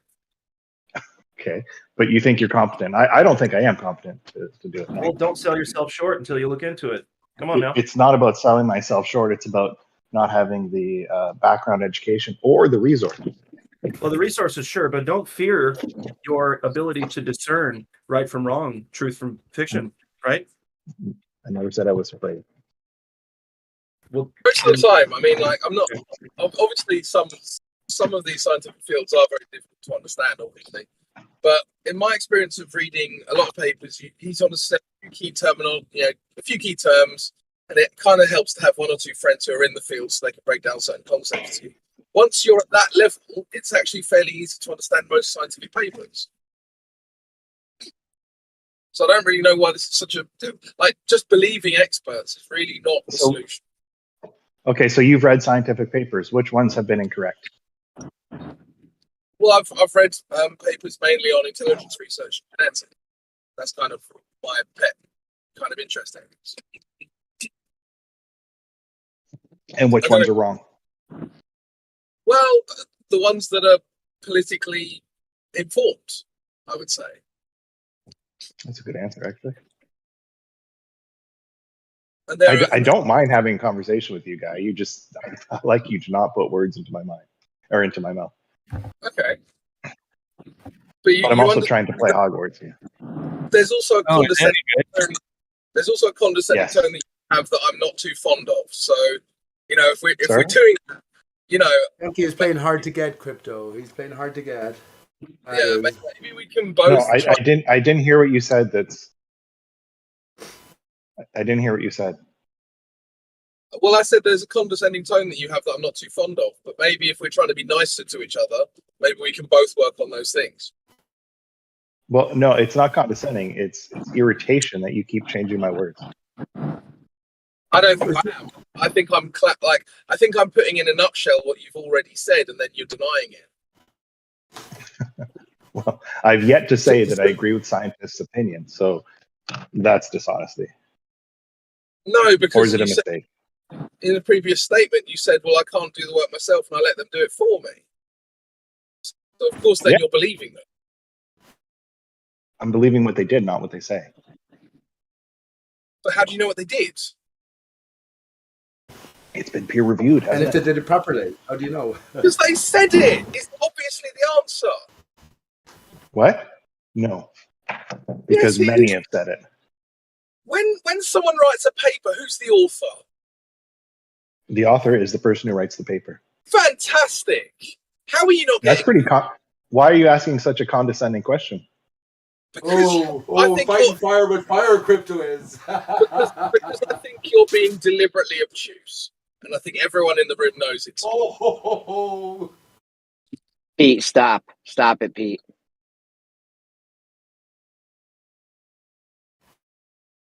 It's a good comeback, though, Jeremy. You have to admit. Yeah, they don't need hype men and people doing laugh tracks. So No, I was just laughing at the I don't care. Don't worry about that.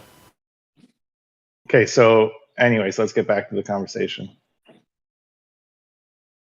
So I never once have said I agree with opinion, right? Good. It's a good start. Okay, so where do we go from here?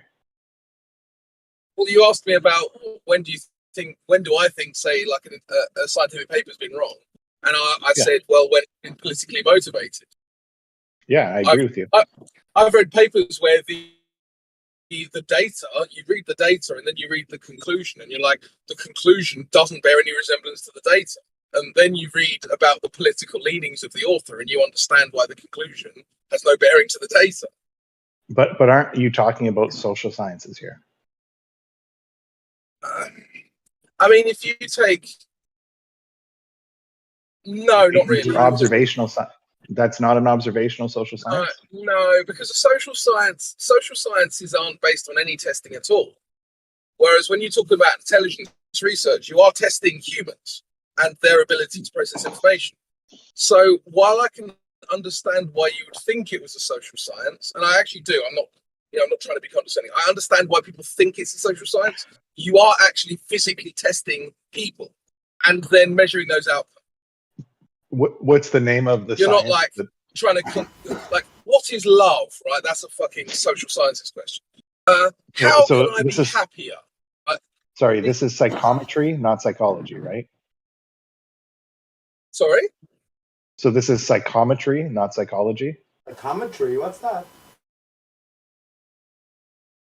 Well, I don't think this is a science tool. I think it's an academic field. Psychometry is using psychic powers to understand the origins or past of an object. Yes, I was going to make an attempt, Snack, at what that might be. I think he might have meant it in a derisive term. So psychology, versus science, I guess. Maybe something like that, or geometry. So very good. He just has no idea about words.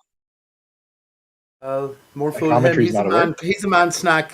Chunky Brad is the man who with all the answers and no questions whatsoever. So you also have to be I've aware of asked lots that. of questions. Oh, I'd love to hear it. Like 9/11. What really happened in 9/11, Brad? That sort of thing. Yeah, I'm actually talking. Sorry, what's your name? The guy I'm Oh, talking go to? ahead, Piche. Yeah, go ahead with crypto. Yeah. Sorry about Crypto. Yeah, I was talking to Crypto that. Pete. So Okay, no worries. Yeah. and overall we've had a pretty good conversation. But yeah, so anyways, we agree about that. That's good. And they disagree with each other, don't they? Well, we're allowed to disagree. I mean, that's the point, isn't it? Like, you hash out your disagreements, then you get some sort of truth. I thought that was the point. Right. So you have to read both the papers and determine for yourself which one you think is right, or withhold judgment, which I think is what you said you've done. So I can't really hear you saying it. So either you have to read both those papers on those studies of human intelligence that disagree, and you have to either make your own decision or withhold judgment, which I think is what you said you did. I could be wrong. So are you talking about the previous example I gave 10 minutes ago? Yeah. Yeah, the intelligence. Oh, right, yeah. I mean, I suppose, yeah, that would be your two options. You can comment generally, though, Brad, because he mentioned about political influence on papers. Of course, this applies to scientific papers as well, where there is this pressure to adhere, to conform. Otherwise, your funding or whatever, which comes ultimately from governments and beyond, Okay, so is let's restricted. that's good, Pete. Actually, let's get back to it then. The distance to the sun. What scientific papers disagree with the 93 million miles? I don't know. No idea. I don't know if there's been scientific tests to confirm it either, though. I posted it. Didn't you see it? Do you want me to repost it? Well, I'm driving, so I can't read anything. Oh, I can DM to you. I was driving in my car. Hey, it's not about what scientific papers Maybe somebody else disagree can or read it. agree. It's more about the fundamental basis for, or the inspiration or the motivation behind the writers of the paper. Are they held within sort of strict accountability? Must they produce their work within a strict model format? And of course they have to. Everything has to be based on the spinning ball Earth, heliocentric, greater Big Bang model of life, the universe, and everything. That's the problem. No, it doesn't have to be based on that. Well, the sun is no more 93 million miles away now than you are from me. And that's one certainty within all flat earthers' minds, I should think. And it's not So material. how far away as is the well. sun, And it's Pete? not the same size. And it's not in the same Pete, place. How about how that? far away is the sun? That's okay, that's a different matter. But that it's not what you say it is. That's established within, I think, all flat earthers' No, minds. Would Pete, you agree or disagree with that alone? Just that, you that said alone. you said I don't have questions. I just asked you a question. Maybe you don't realize it. Well, I'll give you an answer. I'll give you an Okay, answer. how far away is the I'll sun? give you my answer then. Okay, since you asked the question, I'll give you my answer. And it's just my answer. I think it's around the Kármán line distance, so everything is delivered to us in code, about 60 miles up at the equator. It gets nearer to us as we go either side of the equator because the barrier itself against which it's reflecting contours more to ground level as we go from this Did you say central 60 pivot. miles? About 60 miles up, about the Kármán line distance. And actually, if you work out 93 million MLS, imagine you mistook it for millimeters just in some drunken moment. If you work out how many 93 millimeters is in terms of 93 million millimeters is in terms of miles, it works out as about 58.75. I worked it out anyway, probably a rough guesstimation. Miles. Hold on, The what Kármán is is that? said to be about 60 What is miles, the but give radius? or take, What is the give or radius? take You a said few miles because millimeters. it's a vague zone. Okay, I'm done. Hold on. What if the sun is 60 miles up? What does the radius end up being The radius of the Earth? of the sun? Oh, it's the sun is a reflection. The radius I think is about 30 miles across ultimately, just the extent of it. We see it through the atmosphere, which gives a much distorted version. But I was simply given an answer to Brad's question. Now, Brad, I can ask you a question in return. Um, What's the best paper you can recommend which has given us a definitive reading, gauging on, or the earliest best paper which has given us a definitive reading on the distance to the sun? Because it's that we can take apart in the sense that there's anything to be taken apart. You know what I mean? Any assumptions You we need to asked, look at, like Eratosthenes, who assumed that the sun was a massive distance away and all the light rays were coming in parallel, which seems most strange because they didn't have optical instruments. And Pete, they I think also it's you that struggles in asking a question. well, You last don't thing, know when it's they stopped. also could perceive the clouds and see corpuscular clouds, corpuscular rays. Yeah, corpuscular rays. Sorry. Okay, Just so at the end. Yeah, good. I don't care about the earliest paper. I did post the best one recently. That'll be Not interesting paper, to just take method. apart. Anyone who's have we any equivalent of bacon or kosher here? That's not my. It's not. Someone says it's my four. I'm not interested in it so much. But if it's a paper, I think you should go through it and pick out just the assumptions or the predetermined factors that are used to prove it. You I know, think it'd be a good exercise to go against the crowd here. Okay. when we say assumptions in science, what we actually are saying is things that we've pre-concluded.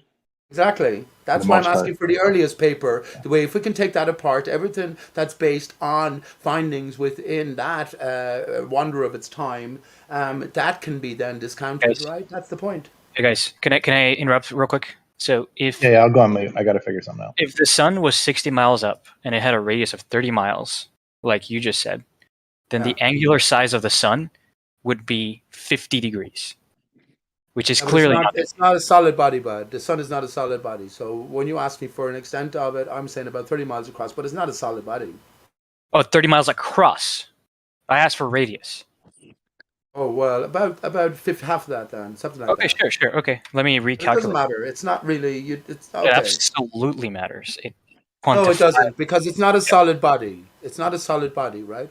Well, it has to conform to what we see, though, right? That Right, makes all the difference then. It doesn't That makes matter. all Though, the because I'm difference. asking about what we see, not. Well, no, I'm backing your point up slightly. I'm saying like, Yep. what the unless of course you think that there's some sort of optical illusion happening in the sky, which I don't. Okay, so it would be 30 degrees across. Like the arcs. It's 0.5 degrees across. And don't get me started on the sun. It's 0.5 degrees across, Charlie. 0.5 Right. degrees. No, The I'm sun and the taking. moon are the same size, right? What do I call this guy? Je suis Dodo? Dodo. Yeah, can you the parlez-vous Couldn't be. français? The parle français? Yeah, okay, wait. Dodo. If the sun had a radius of 15 miles and it was only 60 miles up in the sky, then it would have an angular size of 30 degrees. Oh, what are you talking about? The sun has its own angular size. The sun has a relatively stable angular size, which we would measure it as 0.5 of the degree. Same thing as the moon. Okay, but that doesn't work out with the measurements you gave me, right? Yeah, but I told you the sun is not a solid body, bud. It doesn't matter what if It it's matters a solid everything. I keep telling you, if you gauge the angular size of the moon, right, and the sun, but now you get your welder's glasses out or your solar filter out, the sun suddenly shrinks to a tiny dot. And how are you going to say that that's the same angular size as the moon? Apparently, though, when you go higher, the moon also shrinks down to a tiny dot as well, black dot. What's going on there? When I put on my welding glasses, I definitely see a sphere when I look at the sun. Absolutely. How can you do that? How can you do that, man? How do I do that? I will go to Home Depot and I buy some welding glasses. Hey, I can post you a video. I wonder what you'll make of it. Let me post you a video. You don't have to go to Home Depot.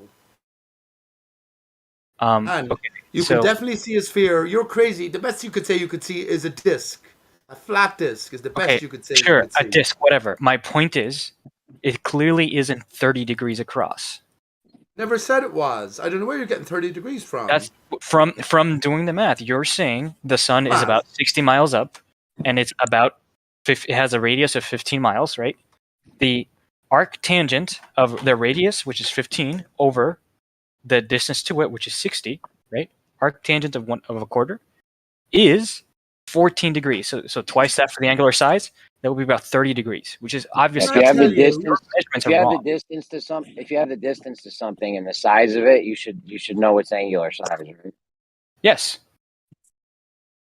Yeah, but that's in solid body trigonometry, Jeremy. I said from the very outset to this guy that we're not talking about solid bodies here, and I was talking about Brad's question, which was I gave him a distance, what I think the limit of the barrier is that we're under, and I also said to him that the sun is not the same. Nothing for a flat earther is the same as it is for a ball earther. So Charlie thinks he's made some sort of. So the sun is not solid. I got that. So if the sun isn't solid, listen to me. If the sun isn't solid, what is the radius of the perceived border, even if it's not solid? I said about 30 miles, something like that. That's what I think. No, you said 15 miles for the radius. So the radius, yeah, but I was thinking the diameter from side to side. Okay, about 15 miles. Okay. Hold on. 15 miles is the radius. The distance to it is 60 miles, right? The best way, okay, before you go to those, hang on, please. Hang on, please. Don't be trying to work this out mathematically.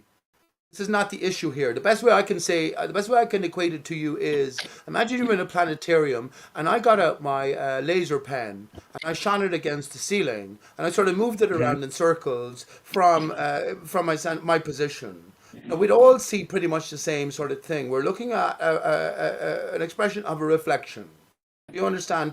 Solid body trigonometry doesn't really enter it. The source of the reflection itself is elsewhere. But yes, your pathway here is a bit null and void in a sense. It would absolutely still work even in that case. No, it wouldn't. It depends on the extent of the boundary above. It depends on the mass and the physics laid down to us ultimately, or what we give as, or what's given to us as a proper and appropriate language, which it's not. It's all corrupted.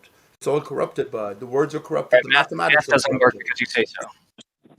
What's the alternative? Charlie, let me ask you a question. Can you imagine living on a surface that doesn't move? Can you ever imagine that? Yes. So, do you understand that the minute the ball was invented, the stars had to be far away because otherwise a GP or a ground position establishment of a star would not make any sense? For instance, if the Earth was a disk, wasn't moving, then everywhere would experience the same GP if all the stars were trillions of years away or miles away. I don't have the basis for this right now. Like, you brought up a point, I address your point, and now you're just moving on to a totally different subject, okay? Like, the fact is, trigonometry isn't working with the values you are providing, right? Oh, I did not bring up a different point. I asked you, can you imagine a stationary Earth surface, right? Excuse me. I asked you, can you imagine a stationary surface? You answered yes. Because you said yes, now you're into flat Earth territory. Do you understand that with the ball, the minute the ball was established, then the stars had to be. I'll break it down for you then. Do you understand that the minute the ball was established, the stars had to be far away because otherwise a ground positioning point could not be determined. Do you understand that? Jeremy, I sure hope you don't share the views of this guy. So once again, I don't get any answers. You're the one pretending to be clever. I'm the one who has to go back 10 years or something in my thinking just to retard it a little bit, hoping you're already on board some of these considerations. But go ahead. As far as it being a reflection, I actually agree with Pete on this because there's not many other ways where you could triangulate the sun and get a different position in the same moment. But that could happen with a reflection. Yeah, Jeremy, I wasn't going there necessarily. That's something just to consider, but that's definitely as an extension of understanding that we're on a stationary Earth, a flat Earth by extension by our understanding of water surface, and also an enclosed system. So then the reflection comes, and then these different considerations. That's why I was trying to get Charlie here to see how far you go. Can you imagine yourself on a stationary Earth surface? Great. Now you can imagine all the water on Earth is flat, so you can imagine yourself on a flat Earth surface. Now you can imagine that you're enclosed from something. There's a separate divide from whatever's going on beyond. It's probably water because we can see most of the Earth's surface is filled with water. Now we look at the stars and we establish a GP. The stars cannot be the same as what you say they are, Charlie, because if they were all trillions of miles away, no GP could be established on a flat Earth. We'd all, for all intents and purposes, measure the same GP of any star because they're so far away. Well, let me just say though, I don't agree on his diameter and his distance to it. So I don't know where the fuck he came up with those numbers from. That's just an alternative, Jeremy. Imagine the barrier instead of no barrier at all, it was very near. That would make everything up close and personal for us. I guess we don't want that, do we? Arm in line distance, KR man. We got to work out what the letter K represents. I'm telling you, we got to work out what the fucking letters themselves represent. And then we see how it applies to us. I'm telling you. K9 was 9/11. Do you know the first dog to die in 9/11 was named Sirius, and he was from the K9 unit? K is 11th letter. 11/9. That's September 11th in European language. I'm just saying, though. Ask Charlie a few simple questions. He can't even go along with that, though. It's mutually exclusive. On a globe Earth, the stars have to be far away. On a flat Earth, the stars have to be near. They can't be far away. Because, for instance, if I am looking, imagine we were all looking at the North Pole. On a flat disk Earth with the same radius, about 15,000 miles, not radius, 15,000 miles diameter across the disk or something. Imagine we were all looking at the North Pole, but you were looking from Antarctica, the outer ice rim, and I was looking from the North Center. Well, I would look up and I'd say, that's 90 degrees to me. I have the baseline to you, which is about 7,000 miles. Let's just say 7,500 miles, right? Now we have the vertical, which is given as what? 3.4, no. Well, yeah, 3.4 light. No, 300 light years.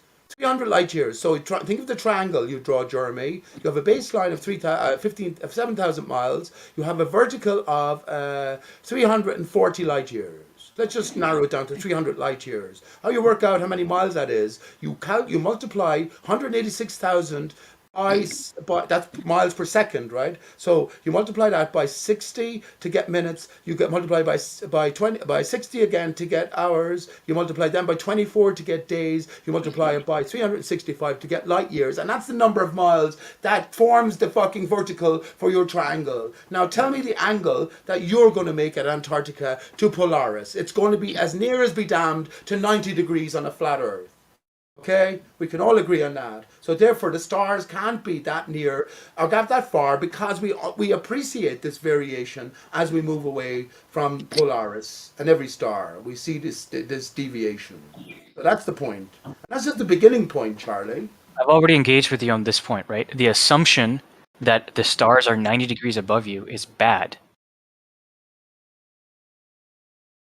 Like the stars aren't directly above a disk on a flat Earth.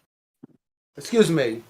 We're talking about reality here. We are talking about, are you telling me that if I went to the North Center, I couldn't look up and see? That's why I mentioned Polaris especially. I can't look up and say that Polaris is 90 degrees directly above me. Are you telling me I can't do that? Of course you can do that. Right. So establishing that we can do that, can I also go to the equator and say that Polaris is 0 degrees? It's on the horizon. If you go to the equator, and I don't know if you would be able to see it. It probably be on the horizon. Just about 0 degrees according to your model, Charlie. I'm not making this difficult for you, but here. Sure. Okay. Because we live in reality and all models will just be some sort of an attempt to describe as best as the honest mankind can do, right? Well, we know that as you go to the equator, forget about the Antarctic, let's just say it's 5,000 miles from the North Pole to the equator. Because now that variation in our experience has gone from a version of 90 degrees Polaris to 0 degrees at the equator, a simple baseline of whether it's globe or Earth, you're still using trigonometry. Let's just say it's straight for the purposes of the calculation. So you have a baseline of 5,000 miles. You have a vertical height of 300 light years. So you can just call it trillions of miles. Are you going to noticeably be able to tell a variation in Polaris's angle if that was the case on a flat Earth? Dodo. Okay, go ahead. Dodo, doesn't the fact that you don't observe Polaris to be straight up at the equator imply that you're not on a flat Earth? No, it implies no, hang on. It's not about implication. It's necessary component aspects to the models themselves. You understand? It's not about judgment here. Your model could be right, but there's an alternative model that's been built, and I'm asking you just to go along with the basic building blocks. Right. No. Why? No. So this is my point. Yes, what it does rule out is on a flat Earth, the stars cannot be far away. I'm glad you agree with me. Cannot be far away, because if they were, imagine you just replace the globe Earth with disk Earth. Hold on.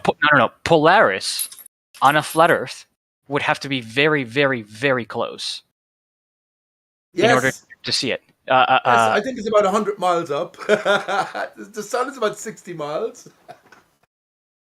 Okay, so if the stars are, hold on, let's do the math. Actually, let's do the math. So I'm gonna draw a disk here. And what's the radius of the disk? Okay, actually, I'd like you to do this math. Okay, if you want the radius of the disk. Let's just say you have an observer at the North Pole and you have the observer at the equator, the center of the disk, like a dartboard, and that's about 5,000 miles. So we have two observers at the same point in time on a flat disk in space. We kept space as it is. We've simply just replaced the globe Earth with a flat disk. Okay. Okay, Good. and what is the angle that the person at the equator observes Polaris to be at? 0 degrees. The equator. Well, it can't literally be 0 degrees because then otherwise Polaris would be on the Earth, right? Well, it could be 0 degrees because you tell me as we go beyond what we call the equator, Polaris is now out of view. It's beneath us in your model, so it can be 0 degrees. So let's just put 1 degree. Let's just put 1 degree. Okay, if we put 1 degree, all right, let's do the math. So if I have h here, okay, so tangent of theta is... Anyone with cartoon brains now, you can imagine all of these different mathematical symbols, the Einsteinian sort of flowing out of his brain. Here's the square root of the minus I over pi squared. It's like that film. So the answer is 5,000 times the tangent of 1 degree. So what is that? 5,000 times tan 1 degree. That is 87 miles.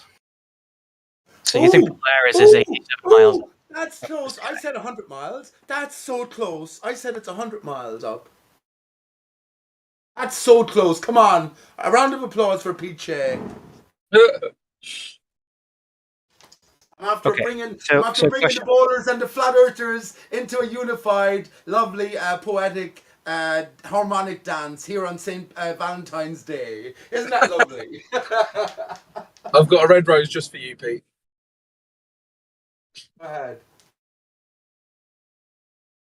Pete Shea bringing romance to Flat Earth today. Love is in the air, snack. Since this room is full of Lotharios, who here has got a date for this evening?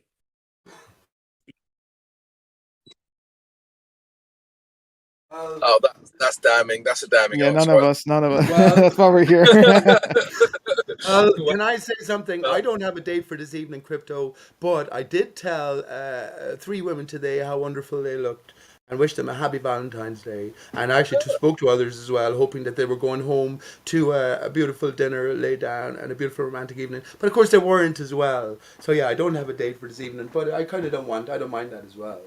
Okay. For my date, Crypto. No, I'm okay, thanks. We're already in the pub right now, sitting down having a drink. Probably, yeah. Yeah, 7 o'clock. Yeah, makes sense. It's okay, man. It's okay. It's okay. Well, I'm working tonight, so lucky me. Well, if you are lucky enough to have someone who you love and are attached to, make sure you express it. Make much of your love. So I guess you should be doing that at all times, but you know what I mean. Yeah. Maybe especially now, consider it. Or if you're in a good relationship, every day is Valentine's Day. Ooh, I know what you mean, man. Healthy sex life, have you? Ah. Well, yeah. And if you're in a relationship with a girl who doesn't want to have sex with you, I don't really know what the point is. But that's another. Oh goodness! Hey, listen. I'm sure Gio has rules there about what you just said. You can't say that sort of thing. No, I didn't say that you'd force her to do it. I just said if she doesn't want to, then there's an issue. Yeah, but in other words, that the only use for there's no point if there's no sex going on. So if there is sex, good. If there's not, dump her. Well, I mean, if you're in a relationship where you don't have any physical attraction for each other, that's called a friendship. Doesn't mean that it's valueless, but it means that it's not a relationship. Friendship. Yeah. No, it is true. It is true. And of course, Oh, that's so complicated as well. That's so complicated. Women. What do they say? Men are from Mars, women are from Venus. Where are trannies from? What do you reckon, Crypto? Where are trannies from? Well, men are from Mars, women are from Venus. Where are trannies from? California. We have to find find a planet for the trannies. That's a good meme, isn't it? Let's all come together and find the planet for the trannies.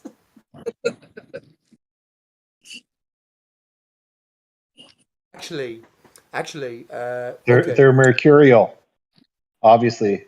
It's very good though. You're It's giving them purple. too much credit, Pete. They're from Mars. It's No, all they're from Mercury. men are from. Let's explore this because it's Decide very what they interesting. are. You talk about the Let's not. If you think about blue and red, right? And blue and red come together to give the purple, so the purple heart of Jesus, right? Now the red represents the belly, the fiery belly, the bull. If we think of it like that, the sexual drive, that material sort of clinging, that's what the line represents, right? So that haughtiness in a sense. But then we have the blue. The blue represents the melancholy, right? We all sing the blues. So it's the mindset. I think we got to work out these sort of relationships, first of all, within ourselves, and then understand that the woman is not that it's not part of us, but it's a different part of us. Everything that the man has, in a sense, the woman is lacking. We all share certain attributes, but outside of that, the differences, when we focus in on them, everything that the man has, the woman is lacking, and vice versa.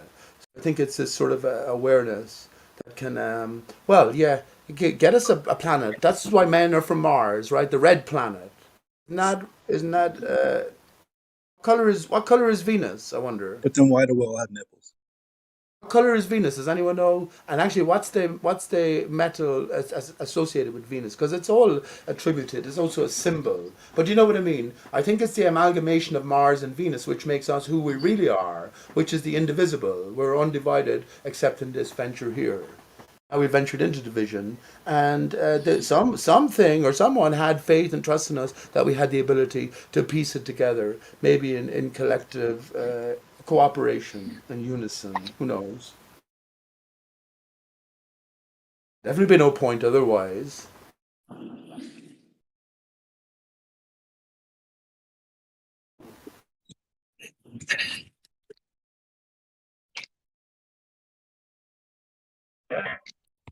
Copernicus. Copper is the alchemical metal of the moon. But that Thank doesn't you, sound right Snack. because it should be silver. So I don't fucking know. Mark Sargent, did you look up Argent in Wikipedia? Do it, Snack. It'd be worth your while. Look up. So Mark's Argent. He tells us he was a prepper, a leader towards Sergeant Pepper's Lonely Hearts Club Band. But look up Argent in Wikipedia and just pay attention to the last 3 entries of the page itself. Very interesting. I think it's very revealing as well. Argent is Argent silver, of course. means silver in my language. Yes, Argent is silver. Yeah. Which is AG. Yeah, AG is silver, AU is gold. But look, I'm just saying that to Snack particularly, or anyone else if you want. I guess you'd have to follow Mark Sargent's pathway here. Mark's Argent. Mark Sargent Prepper, come on, Snack. He's Mark our Sargent gent. Prepper. Mark's Argent. Yes, Mark's Argent Prepper. Yeah, that's I've said that for a long time. Yeah. And if you look up Argent, so Mark's Argent, it's a standard, right? But yeah, okay, I won't. I'm saying specifically look up the last 3 points and see how they might apply. I guess they apply to me, but that's why I said it specifically to Snack. He's been here so long. Hopper, and you know what? I was over in Gems today, and then we were talking about vaguely about ether, or not ether, about I was talking about ether, but mercury and the association between mercury and ether.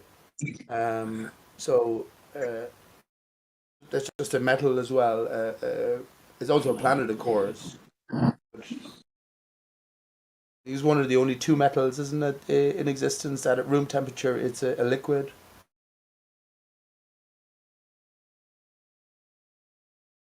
And they say Mercury is a messenger of the gods.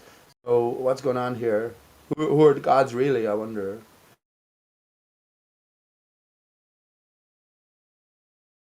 Your pal IPS calls Mercury a divine scribe. He's a great man. I told Tim Ozzy, man, he's probably one of the most famous men on earth in history. Don't care what anyone says. Really don't like. It's not about being famous in one thing. It's just when you're all encompassing. You know what I mean? Tim isn't all encompassing. Tim says that he lives on an infinite plane. The first thing he dives in and hasn't varied from, I'm on an infinite plane. Well, show us a map or shut the fuck up. Excuse me. I don't mean that in a rude way. Well, it's like very Yeah. mercurial. Like even your process is very mercurial. You know, like Well, I Mercury's the have scribe, right? So hey like, Snack. What do you think about this? What do you think about this mm, one, Snack? High pressure is low pressure. So, how do you gauge pressure? Usually, mercury is resistance to whatever. It has this certain property. But when you have low pressure, then you have higher reading on the instrument, right? And vice versa. When you have a high pressure, there's a greater push on the mercury. Is that correct or not? I don't know. Okay. I think that's how to do it. So I'm thinking that, well, it's not that I'm thinking, personally. I'm not saying anything comes from me here, but yeah, I'm thinking now that low pressure, what I mean by that is a low pressure is actually a high pressure. It's a higher pushing force from above, and it is the mercury is displacing more. The lower pressure then sorry, the high pressure, what they describe it as, is actually a less of an influence from above, and it's giving a greater, higher extension of the mercury within the tube. I think it's all ultimately got to do with ether and Mercury's association with ether. I've said this: Mercury is to ether as air is to water. If you blow along the surface of water, you're not going to be able to blow into the water too long before it gets ejected. So, in other words, it's a sort of a screen or a resistant material. And what does a messenger do, Snack? What does a messenger do? Carries it, doesn't he? He carries the source to its destination point. The mercury will carry the ether. So I In other wanted words, it will to. direct it. It will direct the ether. It won't absorb it. Yeah. In other words.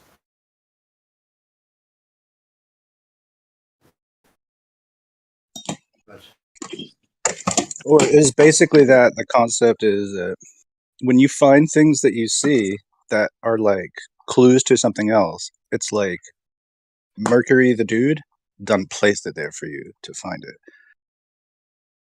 you see, that's everyone. There's so much. Everyone's coming at everything It's from like their concept to own. people. Yeah. Yeah. I mean, what then, Snack? Then I guess you just got to persevere, right, on one's own personal journey, understanding that it is a game of clues fundamentally.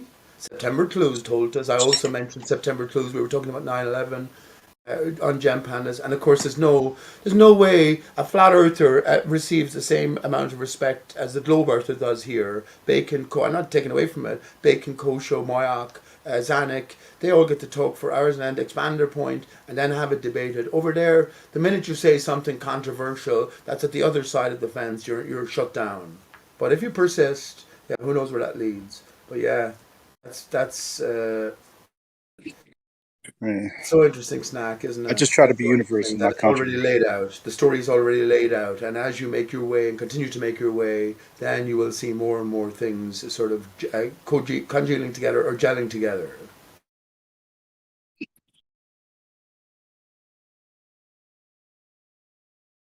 Because the context isn't so exploded. That's what I think heliocentrism, evolution, everything is about. It's this exploded nature to things that we ourselves, as one individual particle, if you want, are so separate from everything else, not just in the now in terms of time and space, but in terms of forever, all past, all future.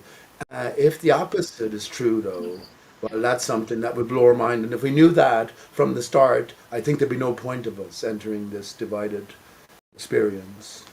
What do you think? Universe now for all of us. Charlie just worked out according to my instructions that what are you saying? That's laughable. Polaris is about 87 miles up. I said, hang on, bud. I fucking already gave you my guess. I said it was about 100 miles up. That was without the mathematics, and the sun is 60 miles up at the equator at its highest point. That's mad. You know what I mean? Well, it's like, ain't that what they say space is? Anyway. Is real though. Space is real, and do you know what space is ultimately, Snack? It's the It's the evacuation of definition of the it. atmosphere. That's all they're measuring. Some force is creating the evacuation of the atmosphere, so that invisible force is still in play I don't in the vacuum, what see we it. call Yeah, it. I just see like we're basically we're in like an ocean of nitrogenous air. The nitrogen has like a limit as far as like how high it can be, I think, because of Well, density. you know what I think about that? What? Guys, we were talking about this, and of course we were talking the other evening as well. But my thoughts on that, nitrogen is associated with the ground. We have this interaction between the earth and the waters beyond.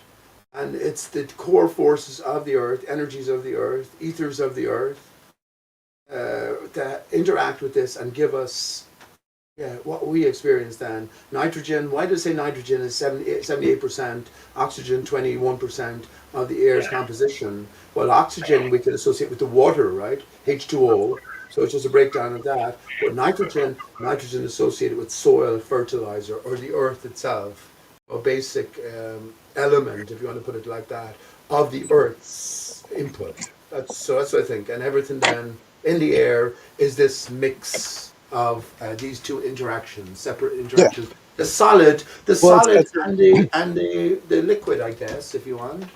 this is an admixture on surface air. I mean, until it starts to rarefy out, become pure, ozone or H3 or whatever. Sort of coming in and out, Snack there. Yeah. It's just an admix down here. I mean, it could be anything. Can we know? What do you reckon, Snack? Can we know? We know. Is there a possibility within our new paradigm that you, the individual, that's what I'm saying, Know we come to what? terms with our external reality and our internal reality, our greater reality? Is this potential given to us within this experience, you think?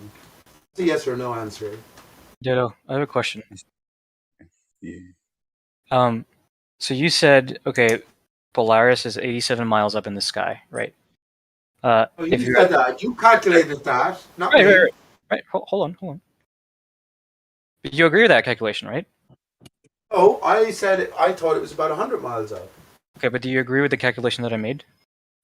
Oh, not necessarily, but just that it was close enough to my guess. I think you were wrong. I think you were going to come along and say I'm wrong, and I was thinking you're wrong by an order of magnitude. No. Hold on.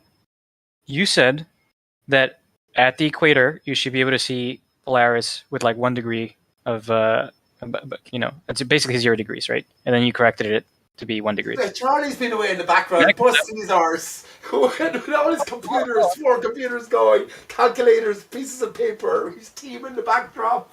What? No, I was gonna say he didn't. You done? Go ahead, Charlie. Off we go. Go ahead. Okay, so you said Polaris is 87 miles up in the sky. Okay. You said that. And then okay.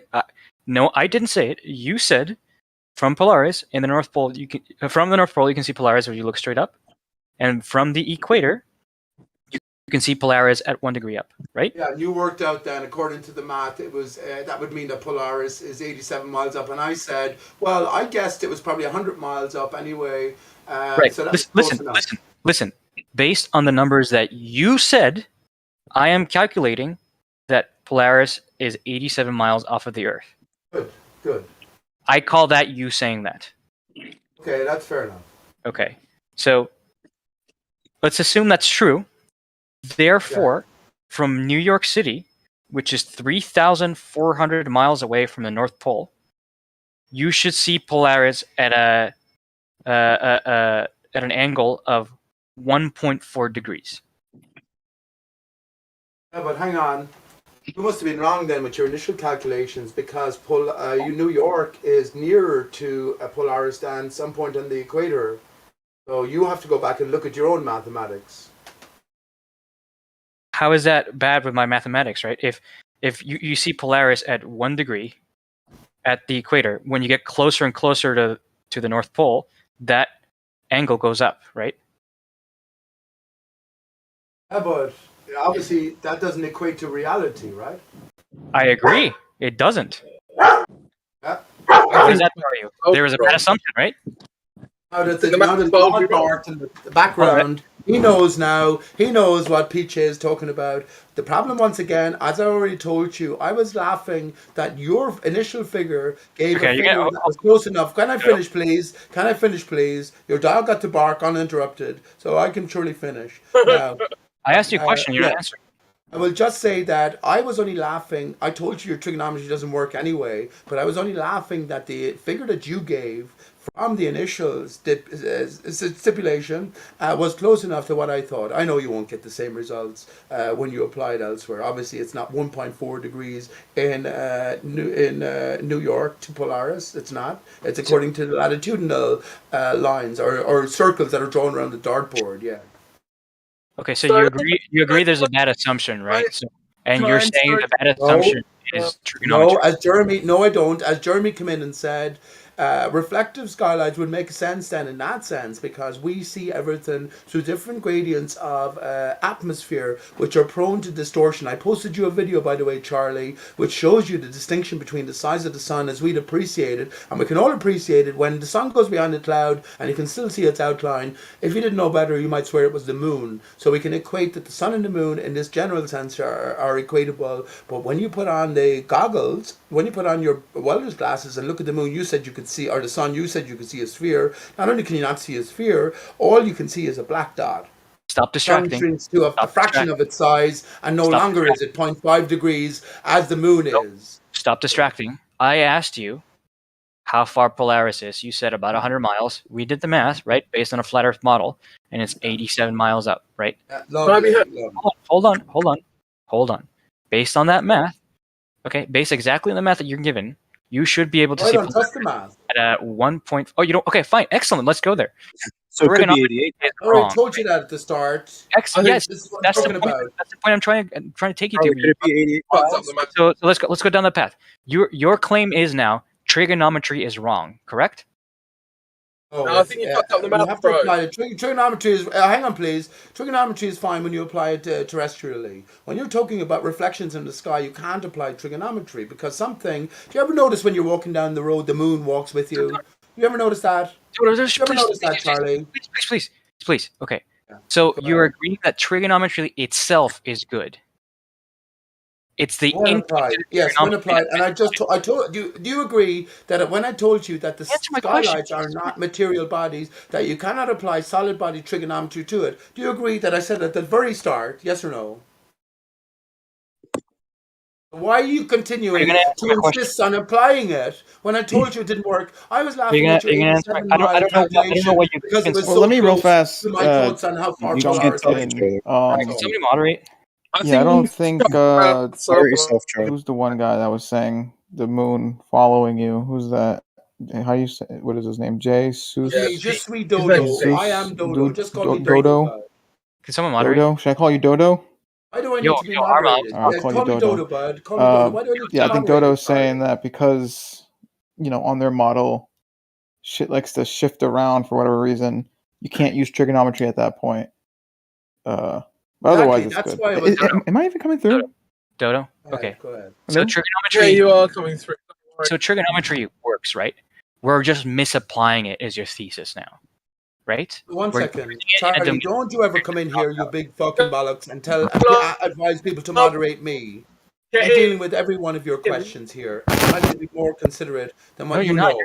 You're going off on a I rant. already know you're a fake man. Like I I'll asked be you, honest, I was having a conversation. I was having a conversation with Pete here, and Go then ahead. you Yeah, barged you were in. actually snacking. He came back in because he had it all worked out. Sorry about that. Go ahead, whoever. Claim is we cannot apply. Your claim is we cannot apply trigonometry to non-solid bodies, right? So I would like to know where are you getting the idea from? Flat Earth and beyond. Let me just answer briefly then. Flat Earth and beyond. Remember, I asked you at the outset as well. Are you capable of imagining a stationary Earth surface? And you said you were, Charlie. So what I was trying to get you to do was to enter the flat Earth realm and then take it from there. Not apply all of the knowledge that you had garnered from your fucking spinning ball Earth fantasy model in your brain. That's nothing to do with you, actually. You I just agree. accept the imagination of others and parrot it. So that's all. I have not brought up globe Earth at all, right? You and I agree that trigonometry works. It just needs to be applied in its correct domain. So you made the claim that trigonometry does not work with non-solid bodies. Okay, I don't know what you mean by that. I absolutely don't agree with it. Trigonometry can be used for even things that are not solid. So I'm going to ask you, where are you getting the idea that trigonometry doesn't work on things that aren't solid?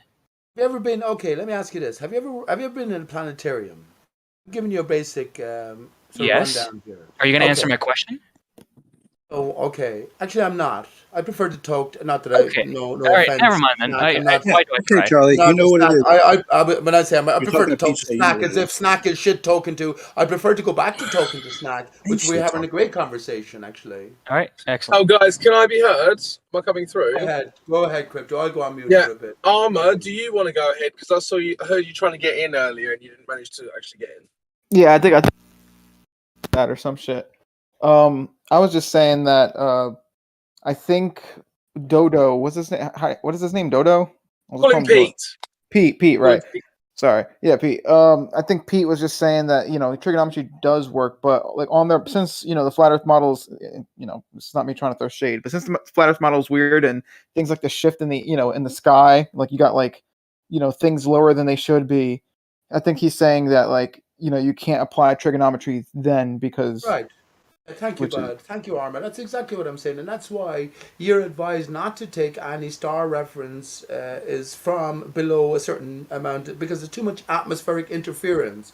But remember, in a flat Earth setting, the stars are near; they are reflections. So no matter where you are, you're going to get this distortion because you'll always be looking to a different gradient of atmosphere, which can cause this distortion. Thank you, Arma, for that. Arma, can you explain to me why we can't use trigonometry on things that are close?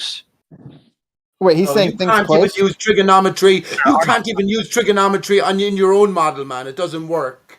It doesn't work. You can't even use it in your own model. I asked Arma.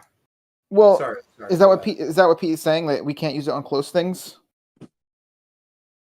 He's saying we can't. I'm not saying that. I'm not saying that. I said the opposite. He said we can't use trigonometry on non-solid bodies. On non-solid bodies. So I mean, you are clarifying for him, right? So I'm asking you to clarify. Well, I don't know about that non-solid body part, but I know for most flat earthers, things like to just in the distance they just like to because the whole thing with mountains disappearing bottom up. I mean, that kind of has to be Okay, I have a perfect example. I have a perfect example. No, the whole thing about mountains disappearing bottom up. What does that have to do with trigonometry and how it doesn't work? You can leave this behind, Charlie and Arma. I have a perfect example to Mari. Dodo, I was talking to Arma. Dodo, I was talking to Arma. Okay, so on the flat Earth model, if you have a mountain disappearing bottom up, right? Obviously, trigonometry could not work on that. That just doesn't work, right? So you would need some kind of but their whole thing is that either the atmosphere or some kind of bottom up obstruction due to an angular size thing, the angle from the bottom part of that mountain is too small or something. So what do you mean? What do you mean that therefore trigonometry doesn't work on that? I don't know what you mean by that. Wait, are you talking to me or? Yes, I'm asking you because you're. Go ahead, Arma. Go on. Okay, so I think. Well, hold on. Wait. So in the example where the atmosphere is shifting the mountain down. I mean. Hello. So right now we've got two globers trying to understand the flat Earth position, and no flat Earthers are allowed to talk about it. Well, can I just? Asking him. We all listened to Dodo waterboard us for half an hour, right? So let me just clarify what he is saying by asking Arma, because Arma interrupted my conversation. That's a nice choice of language. All right. So here, I'll let you. I just want to leap in very quickly, Arma, and then I do want you to carry on. Yeah, Charlie, carry on after you this, and Dodo, definitely. you and Pete were allowed to talk as a two for a very long time, right? This is an open forum, and I think that it's fair that people have back and forth. I had a back and forth with Chucky earlier, but it doesn't mean you get to do that endlessly. And if someone like Armour wants to come in, you have to allow that. I was not talking back and forth with Dodo at all. Dodo was doing 90% of the talking. Hold on. 99. You're definitely going back and forth with him, dude. Anyway, More Arma, fucking bullshit. Arma, yeah, clarify okay. for me. In which scenarios trigonometry just doesn't work? Like it just stops. Okay. So yes, so in the example where the mountain is disappearing bottom up because the atmosphere is causing the shift down, right? Like you're shifting the mountain down, right? If you try using trigonometry in that scenario, right, you're not going to get the exact, angles or the exact distance or whatever it is because the mountain's literally not where it's supposed to be visually. Okay, I think what you're trying to say is that if you don't account for refraction, the math does not give the result that is observed. Is that what you're trying to say? Sure, but the thing is, it's fine. There's Okay. nothing wrong with the trigonometry, but right? on the flat Earth model, Arma, as long as you include the effect Are you of going to dominate Why are you bullying him? the I'm math awa- works out. Why are you bullying yes, him? I'm This is aware of that. fucking I'm aware of that. Charlie. You're talking Who's to me this as if I don't Charlie know that. fella? We're talking about the Anyway. flat Earth model, though. All right, the flat Earth model. They don't have, sense. All right, like they literally things just want to be lower. So take it Here's easy. what happened. I like don't you're know getting if mad at anyone me missed or whatever, and I'm telling you, it's the flat Earth model. It's stupid. Saw Like what happened, things are Yeah, I shifted don't know if down. anyone missed what just happened there, but I'm not saying trigonometry doesn't work. I know how trigonometry works. Can I be heard? Yeah, basically what happened there is that Armour was trying to be fair to us, and Charlie wasn't happy with Armour being fair to us, so he bullied him into saying that our model was stupid. I mean, that whole last 2 minutes was completely pointless. Like, I I don't didn't know why. bully him at all, right? What I'm trying to say is that the trigonometry is absolutely fine. Now there could I'm be. aware of that. I know trigonometry is fine. Arma. He already agrees with you, Charlie. The problem was the trigonometry is absolutely fine, and if the trigonometry is absolutely fine, then what must be wrong is an underlying assumption. Okay. Yeah. Now I asked Dodo, what underlying assumption in the calculations that I've done is wrong, and all he does is wave his arms around and saying, "Oh, there's this bullshit of like reflections and the stars being super close," but doesn't actually give details on which specifically underlying assumption is wrong and what the correct assumption is. Okay, Okay, 1 second, Crypto. I'll quit it shortly, and I do appreciate. But you remember this, Crypto? I fucking learned not one thing, and I'm trying to engage this guy respectfully. Actually, ultimately to expose him in a sense, but that's okay. I can give you an example that will marry your objections here, yours and Arma's. As me and you are down at the beach at sunset, I'm looking at the ray that's going from my feet to the sun. I'm going to ask you to triangulate my position based on your known, distance to the sun, your known relative distance to me along the beach, and my direct ray of sun, because you can surely see my ray of sun that's going from my feet to the sun, right, bud? So you can see that as you look over. But hang on, no, you can't see that. You can only see the ray of sunlight to your own feet, and it looks dark for me where you're looking from, right? So how are you going to triangulate that? Head, Charlie. Head. Wait, say that again? I was so confused about what you just said. Yeah, I bet you were. Let me rephrase what I heard. You're on the beach. You're on the beach. The sun is casting a shadow on you, right? I'm somewhere else on the planet. We see the light ray along the water surface. Oh, Dodo. You're on the beach. The sun is casting a shadow on you. I'm somewhere else on the earth. We both have an angle to the sun, right? Well, and you're asking me to triangulate. Okay, well, can you clarify what the scenario is then? Yeah, we're on the same beach. Okay? We're 100 yards up the path from me. We're so determined that you know the distance to the sun. We know the distance between one another. I'm asking you to calculate so obviously as I'm looking towards the sun, I can see one beam of ray reflecting along the water. I'm asking you to calculate the angle between my beam and your beam. How are you going to do that? I can do that my easily. beam. You can only see your own beam from your own feet. How are you going to do that? I ask you what the angle is, and you give it to me, right? Or I move to where you are, and then I observe what the beam would be there. But you can't see my beam. You can't see the thing I'm looking at, and I will move to where you are and then look at it. You can't see it though. You can see your own beam. And you're going to say to me, "What are you talking about, Pete? What are you talking about, Pete? Up the beach? I can only see my own line going from me to the sun. You're in the darkness." All right, I'm done. I can't. That's anymore. what you'd say, isn't it? want to ask about your maths earlier that you said that New York would view Polaris at 1.4 degrees. Yeah. So what about it? Okay, so what would the angle be if I was standing at the North Pole to Polaris? 90 degrees. 90 degrees. And what's the distance to the equator from the North Pole? The number that was given to me by Dodo was 5,000 miles. Okay, so New York is about 2/3 of the way to the equator. According to sure. So it's 2/3 of the way, yet it's not even close to 2/3 of the angle. Correct. It's not a linear relationship. But then I think you got your maths wrong. It's not even No. close. No, it's Wait, not, hold it's not a on. linear relationship. Wait, hold on. What's, can I get the numbers real fast? Think of crypto. I'm going now. So you've got 1 degree at the equator. You go 1/3 of the way there, and it's 1.4 degrees. Yes. Which, statistically speaking, is still basically 1 degree. Yes. And then you go another 2/3, and it's 90. Correct. Yeah, I think you got your maths wrong. No, you're wrong. It's not a linear relationship, right? Think of the crypto. Think of this. Think of a really, really, really short triangle, but the base is extremely large. Okay. Yeah. Then the angle all the way to the edge is like 1 degree, right? Halfway through, the angle is still like basically only doubled. And then the rest of the way, the angle has to be all the way to 90. I understand the idea. I think your maths is wrong. I'll check it again. Hold on, we're talking about a flat surface, right? We're not talking about, because on the ball, that would be the case. It would be linear. But No, on a flat surface. I mean, do I need to bust up my iPad and do the calculation? No, I'm pretty sure I'm agreeing with you. I'm saying on the ball it works. Obviously, that's at that point it's a linear relationship. We're not talking about the ball. We're talking about flat. that's what I was saying. Yeah, on the flat surface it wouldn't be though. Yeah. iPad, bro. Don't make you bust fucking iPad. Bro, but Crypto's saying I did the math wrong, right? So like, okay, tell me where I got it wrong. I mean, this is about the 6th time I've said I will check it when I get in. Yeah. I mean, do you want me to walk you through it? Like, I can talk about it. How about I do that, right? So the math is super simple, right? Listen. The math is super simple. It's just Sokoto, right?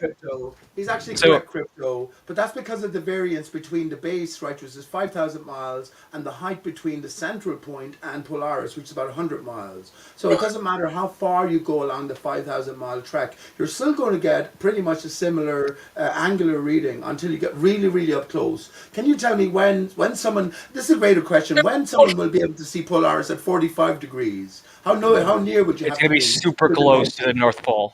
But exactly. I can calculate that. This is what I'm telling you. It doesn't work to begin with because you can't triangulate reflections. What do you mean you can't triangulate reflections? You are looking at, this is why I said to you about the beachfront scenario. You can see as a person's subjective thing, the ray of light coming from you to the sun at your feet. I see. You're going to swear to me, Jesus. Are you trying to say the rain coming from my feet? This is why I asked you, have you ever experienced walking down the road and the moon seems to be walking with you? Okay, excellent. So now your claim is different. Now your claim is the angle or sorry, the position at which you view the star changes with your viewing angle, kind of like a reflection. Is that what you're saying? Like if you look at a mirror, if we both look at the same spot in a mirror, and we're standing in different places, we're both going to see different things on that same spot in the mirror, right? That's called a non-Lambertian surface. But hang on, that's one thing to consider. But now imagine the room was foggy or you had some atmosphere or disturbance. Then you're going to get this, what you call refraction. So you won't be able to, by looking at it from your particular aspect, make any solid declarations on its exact location. And that's what you need to do in trigonometry. I need you to accept this claim. The perceived star is a non-Lambertian surface. I need you to accept that claim. And what a non-Lambertian surface is... What? What did you say? You need me... Non-Lambertian surface. It basically means non-matte. You know what a matte surface is? You know, like when a car is like matte black? Yeah. If you look at a certain spot on the car, it doesn't matter where you view it from, it's going to be the same. But if you get like a chrome car, and you look at the same spot and you move around, it's gonna have a different value depending on what you're looking at it, right? Pretty much, yeah. So okay. So what you're saying is that the star, whatever it is, let's assume it's a surface, It has to be something like a mirror where what you actually see depends on where you're standing. Yes, that's exactly it. And Excellent. Okay. Hang on, Excellent. Charlie. Hang on, Bud. Let me just respond in kind here, because we're dealing with reality. Remember, I'm concerned with reality. It's not that I'm saying that my model is correct. I'm saying to you, have Jesus. you had capabilities of considering a differing model where different rules apply? And it seems you have the capability. So let me ask you my question then. As we're looking at the same point of reflection, but you're looking through more water in the atmosphere, and I'm looking through less, as we point to it, or point your recording instrument to it, won't we necessarily be pointing at the wrong thing? There won't be a match. There'll be a mismatch because of this different degree of atmosphere. Refraction is the thing. Like refraction will shift the physical position of stuff to make it to give it a different apparent position. But I don't think that's what you're talking about. Yes, that's my point. Now if we're in a planetarium and we're looking at the same things reflecting, but we're just seeing them through the projection screen, if you want, of the atmosphere. Well, there's no reflections in planetariums. I don't know what you're talking about planetariums. There's no reflections in planetariums. Planetariums have stars projected onto like a dome, right? And it doesn't matter if you move around the dome or the planetarium, you're still going to see the same star in the same spot. Okay, let me ask you this then, not to embarrass you. Is there reflections in a movie theater? Tell me, is there reflections going on in a movie theater? To some degree, sure. Yes, the whole movie fucking screen is a reflection. What you perceive on it is a reflection of what's on the tape initially. So the same thing. Hold on. There's a difference. Okay, you're doing a sneaky one here. There's a difference between reflection, meaning a reflection, for example, on a mirror, and reflection on, for example, a movie screen. Okay. One is Lambertian. One is Lambertian. One is non-Lambertian. Okay. Let me expand on that. I bet you there's no one here who knows what that word means except. Right, but it is a very well-defined term that you can Google it. Lambertian. Look. Lambertian. Okay. Lambertian. Charlie. Listen. Does anyone here know what Lambertian is without looking it up? Well, to be fair, I've explained it already, but I will explain it again. Okay. A Lambertian surface is one in which the value of a spot on the surface does not change depending on your viewing angle. A non-Lambertian surface is one in which it does. Oh, okay. So for example, a mirror is a non-Lambertian surface. Okay, I'm right? with you now. A movie screen. That word to begin with, Charlie. My apologies there. A movie screen is a movie screen, even though it's reflecting light to you to see the movie.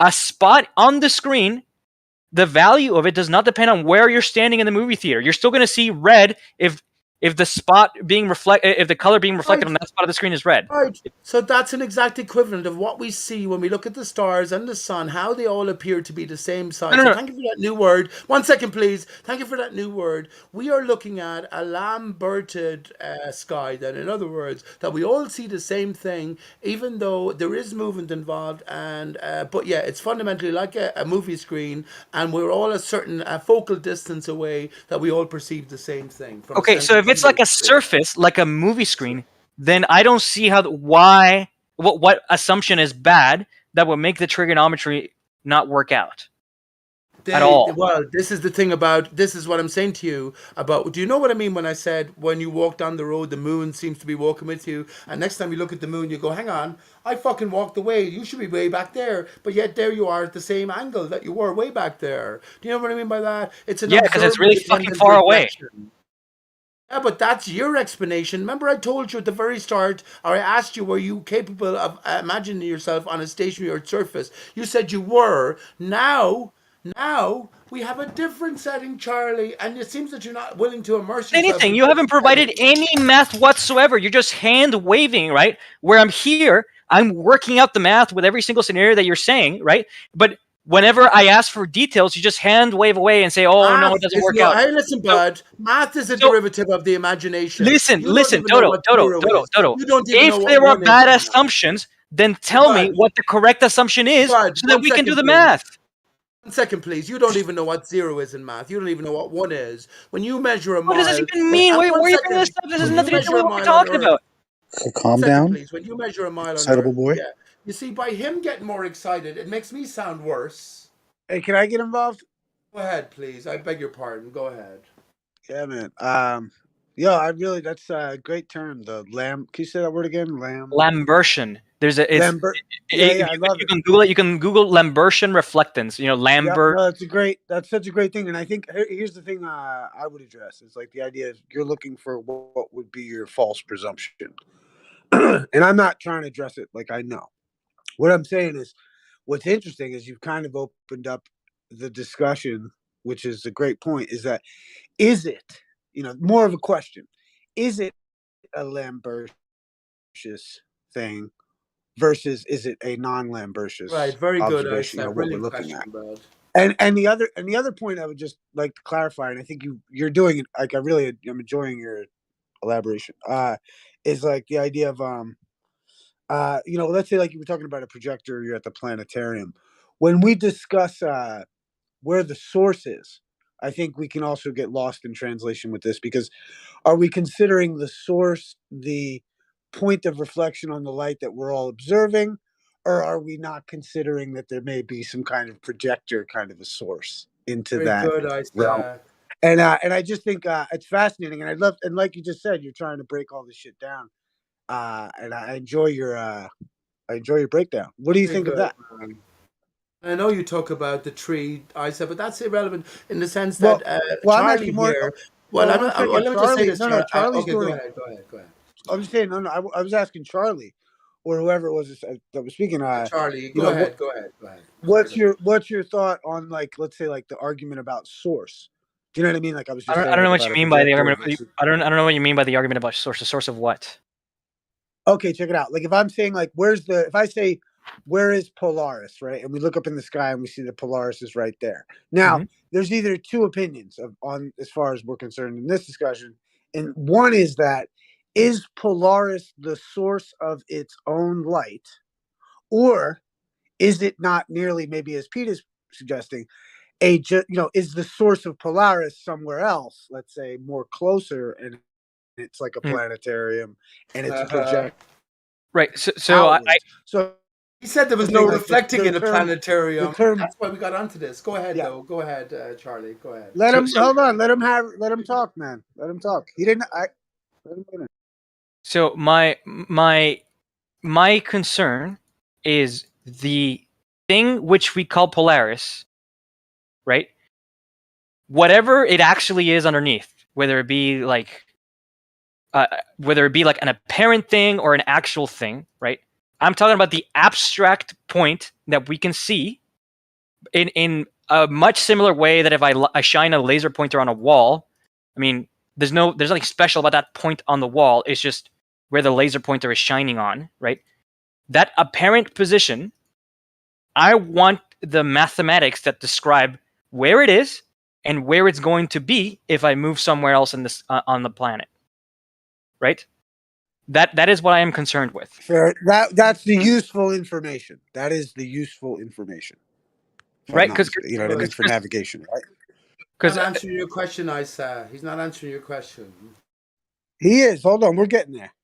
Right, because if I were to be concerned about the source of the light, it would perhaps be useful to know the formula for calculating where that point is going to be in the sky, right? Right, but knowing where it's like if it was, let's say, projected from behind you, it's irrelevant. I understand what you're saying. Like the pertinent information. My thing is that now, and that opens up the discussion of is it a Jesus? I can't remember that word. Which kind of paradigm is it? Is it a globe Earth or is it a fucking flat Earth? Is what you're asking? Are the stars all separate? Are they all connected? That's ultimately what you're asking. I gotta look it up right now because look it up, bud. You're breaking what up is it as again? well. So yeah, you're breaking up as well. I say, but maybe look it up and hold on. No, we're not. Hold on. Before I go any further, what was the word regarding reflection? I got to look it up. So Non-Lambertian. Fucking thing. So Yeah, I can. Here, I'll put it on It the means chat. matte. It means not reflective. Hey, what was the non-reflective? What was that? What was that thing called? Ambertian reflection. Whatever versus. That's very good. I never heard of that before. Reflectance. Lambertian reflectance. Lambertian reflectance. Thank you. Ambast, I'm thinking of straight away, or Somebody. iambic, I'm gonna go look it up. Like It's all good. like bud. Lambert. Thank you. Yeah. So interesting. Can I just say that's so interesting, Charlie? Thank you for that. And actually, there's an interesting reason why I call myself Je suis Dodo. Dodo's a fool. Je suis Charlie. Do you remember that snack with the Paris shootings and the Charlie Hebdo magazine? All the people were going around with Je suis Charlie. Yeah. Anyway, go ahead. Only.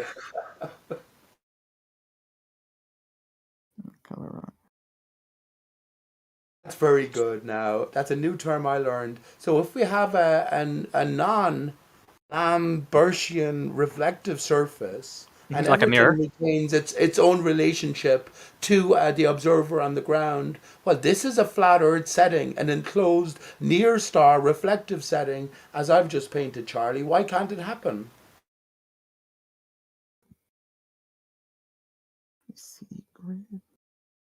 It's not that it can't. Why can't you consider it? Is my question. Why can't I consider what? Sorry. Hang on. Not hear every other alternative and just immediately criticize it in terms of your own model's version of fact and reality. So you and I both agree that under the right assumptions, trigonometry works, right?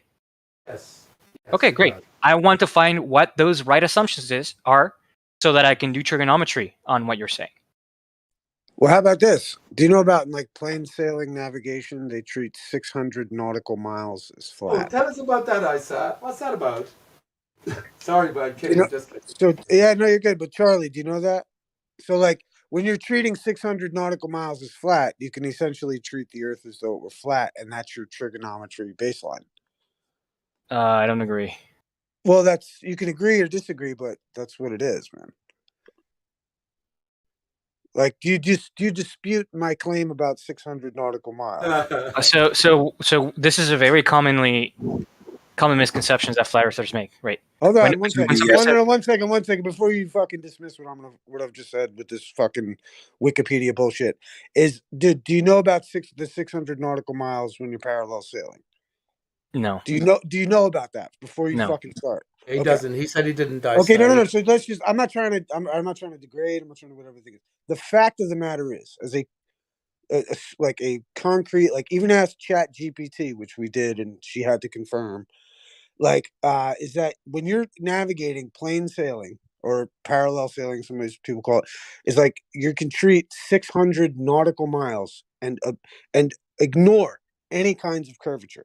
Mm-hmm. So because most people when they're setting out on trips, they're not calculating off the stars, or they're not calculating these distances over more than 600 miles. They're going 50 miles down the fucking coast and they're correcting and all this other shit like that. But the point being is that it's generally accepted that you could treat 600 nautical miles as flat, which would give you your baseline for your trigonometry. It's completely acceptable with navigation practices, except for the fact of this, idea that, beyond 600 nautical miles, you need to calculate all this extraneous stuff. So just before you go into how fucking navigation works and try to instruct me, I'm just saying, if you've never heard of that, it's interesting. In plain sailing, they can treat 600 miles. Let him baseline. consider it, Isa. Let him consider it, and because it is, you have said that lots. But I would just ask you for clarification. Are you saying that you can sail in any direction for 600 nautical miles, and you can treat it as flat? Because that gives us a radius then of 600 miles. I'll just deal with this. I agree with that presumption. However, I've heard the ballers say, for instance, Bacon made the point, if you were going, let's say from latitude to latitude, that because you were crossing like a distance, you wouldn't need to take into account any curvature, which is just dismissive as Yeah, but fucking retarded. yeah, to me. but hang on, I said But I'd like to hear distinction- Charlie yeah. on it though. I'd like to hear Charlie on it. But he does. He already said he hasn't heard of this, so he's not going to be able to contribute too much. Well, But I'm just asking for he's done great so I'm far. just I asking for have clarification. When you say 600 nautical miles, you can treat as flat, plain sailing. Are you talking about, from your understanding, that it's no matter where you are setting out from, the first 600 miles can be treated as flat? Because if that's the case, then you have a radius which gives us a diameter circle of 1,200 miles that can be treated as flat, which is fair enough. But if you're talking about 600 miles, square miles, then that gives us like a square of, let's say, 25 by 25, which is quite the distinction. But I think it's important to just make the distinction. And I hope it's 600 nautical square mile radius. Or mile. Well, I mean, the radius. idea is from point A to point B, going 600 miles. You don't need to account. You don't need to address or adjust or do anything. And the point is That's that everyone brilliant. can. Then I say. And That's my brilliant, Bob. thing there is that does not marry well for me in my head. That a boat is going over curvature 3 miles away from me. But that's a different subject. I'm just trying to introduce Charlie to the fact that you can treat 600 miles as flat. That's Are all. you saying that you can do open water sailing out of sight of land with no pilotage over 600 miles and get an accurate course just using a flat earth or using a flat map? Are you proposing that I'm not correcting along the way? Correcting for what? Correcting for my, like let's say if I start out and I make a 600-mile journey plotted out, right, and it's a straight line, like I could essentially probably plot that out and carry, go to that heading, you know what I mean? And for I could accept that 600-mile position. Parallel sailing, plain sailing. This is the way that they account for it. But you're always adjusting, so it's like it's All right, irrelevant. I gotta go. Like, Adjusting to what? All right, you have a good one. Adjusting to what? What do you mean? Yeah, adjusting to what? If you're following a compass bearing based on drawing a line on a flat map, well, you what check are you your adjusting for? heading, right? You check Yeah, your you're heading. staying on a heading. Do you keep up to speed with your heading? And if you're keeping up to speed with your heading, you're always adjusting. So that's what I'm talking about. You're right. And then on top of that, you're not retarded. So if you happen to be 50 miles away from wherever you were, you're going to check all your charts and everything because you're not just Against going to what? blindly go 600 nautical miles because Yeah, that would what be are you going to retarded, check your right? charts against? Do you have What a do you mean against landmark what? in the Against open land? water? I mean, you're saying open sea. I guess you would use. How about this? You could use your nautical almanac. You could use your nautical Well, you see, here's the problem that you run into. But Bob, when did you come into the conversation, Bob? When did you arrive? 10 minutes ago. 10 minutes ago. Bob, who let Bob in? Right. Okay, so if you're sailing down the coast, you're using something called pilotage, which means that you're comparing your position to landmarks on the shore. Oh, really? Yeah, That really. sucks. And I'm just trying to say, if you're sailing across open water, you should be sailing a great circle course because your heading will change as you go, and you have to account for that. Now, one technique that you can use, one technique that you can do is say you're sailing across Lake Michigan. Well, you can't see from one shore to the other of Lake Michigan, but Milwaukee. Well, Bob, would you not in this general area? So what you do is you deliberately go a little bit north of Milwaukee, and that way, when you hit the shore, you know you got to turn left. But that's not precise navigation. You got currents then to take into consideration, right, Bob? So you're hold on, Pete. Before we start talking about Go the ahead, area, you're better. but Bob, you would agree though that in plain sailing, it is accepted that you can treat 600 nautical miles as flat, right? What do you mean by plain sailing? Well, plain sailing, or some of them call them parallel sailing. Like if you're going between, like that. See, that's what tricks me out, Bob. Is that it says in plain sailing navigation course manuals that you could treat 600 nautical miles as flat, but then like it doesn't raise the issue anywhere else, which is interesting to me. And But I what don't know does it mean why. you can treat it as flat? Does that mean that the shortest distance is not a great circle distance, or you're just going Not by accounting for pilotage? Well, I mean, the increased great circle curvature. distance could be the great circle different distance, in my opinion, can work on a flat Earth too, because you're just following lines of latitude. There's no great circles on flat Earth. Yes, there is. You're following the compass. You're following the compass. That's a compass heading. That's not a great Yes, circle. but the great circles On are great circles, transferred compass to the headings flat Earth change. like a Well, no, dartboard. fair enough. Fair. I see what you're saying. If you were following maybe a line of longitude, is that what you're referring to? Like, because I mean, otherwise, during a line of latitude would permit you the Yes, great it's circle. like a dartboard. I said. Longitude would be a great circle, and a line of latitude is a rhumb line. Thank Well, you. I mean, it's a Forgive it's my essentially, if you keep the same heading, you're following what's called a rhumb line. Got it. Forgive me then. I was conflating the two. Well, it's not a problem. I said, Now, Bob now has when a good point here. Go ahead. But Bob has a good point that if you're maintaining that you can sail in any direction for 600 miles and you don't have to take into account the curvature of the Earth, well, we can easily calculate what the curvature of the Earth should entail within 600 miles, massive distance, which would be a good amount, which could lead you to being lost at your destination. So if you didn't have to take it into consideration, Bob, what's going on? Why don't you have to take it into consideration? All right, so let me ask you a question about you can treat the 600 miles as flat. That's kind of intrigued me. What does that exactly mean?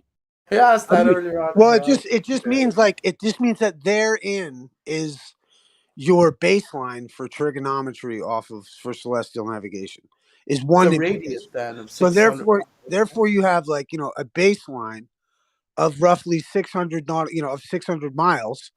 You know what I mean, to baseline for operate what? from. And therefore, I don't know what the implications for that are, Bob. I'm not claiming that I do, but I find it very intriguing that in this particular form of sailing, like if you're coming off the rhumb line and going to another latitude, they're saying that you can treat the Earth as flat up to 600 miles. Well, I don't really know what you mean by treating the Earth as flat. Now, That's if what you're they going- say, bro. I know. Well, we've then done this tell me before, what man. they mean by that. Yeah, we Well, need that's context. my question. That's my question, because my thing is that's why in every navigation video they have to, especially now when they make them, they do like some clarification for 10 minutes about how you could treat the Earth as flat, but it's not a flat Earth, and you're not, and all the rest of the bullshit they have to say to not get demonetized. So but for essential purposes, you do not need to indicate. Well, for any curvature. I may be able to give you a little clarification on that with my understanding. You tell me whether or not you agree with it. If I want to sail 80 miles from Chicago to Benton Harbor, okay, or I want to fly it, I can just basically take a compass heading and fly it from Chicago to Benton Harbor. Now, is it going to be exact? No, it's not a great circle, just taking a single compass heading. But it's close enough that I'm going to be able to see the airport. You know, who cares if I'm half a mile off? Well, that's what gets me It just too. Is doesn't that make any difference. Maybe that's what they mean by you can treat it as flat and not take into account great circle courses. well, that's what gets me, and because the difference. I think I agree with you. And I think I also just add though, it's interesting that when you do add a trip like 80 miles, I don't know the consideration that would be necessary. But the problem is that so many people just come in and say that there's got to be so much problem. You know what I mean? And then they turn around and there's Short distances, there's no problem at all. Forgive me, I'm diarrhea. I know it. If verbal diarrhea, forgive me right now. But the idea is that if you do correct for kind of curvature stuff up to 600 nautical miles, like the differences aren't vast anyway. Well, yeah. I mean, the point is the difference between a rhumb line and a great circle over a short distance is minimal. It's not really, if you're crossing the Atlantic, it's one thing. You got to follow the great circle, or else, you're adding miles to your trip. But who the hell cares whether or not I add 400 yards to my trip by just doing a rhumb line? That doesn't make any Right. difference. Well, and that's over the 80 problem. miles. Also, but then the problem arises, and this is why it's been more of instead of a navigational question, it's been more of a philosophical one or a cosmological one. Is the idea that if I can treat this 600 miles as flat, then why are people telling me I should see the boat go over the curve of the Earth at 3 miles? And this is the discrepancy I'm having a hard time with. even though it's kind of unrelated, it is related in this general topic. But I Well, agree I with you, think that, and I love learning from you about navigation. I think you're fucking awesome.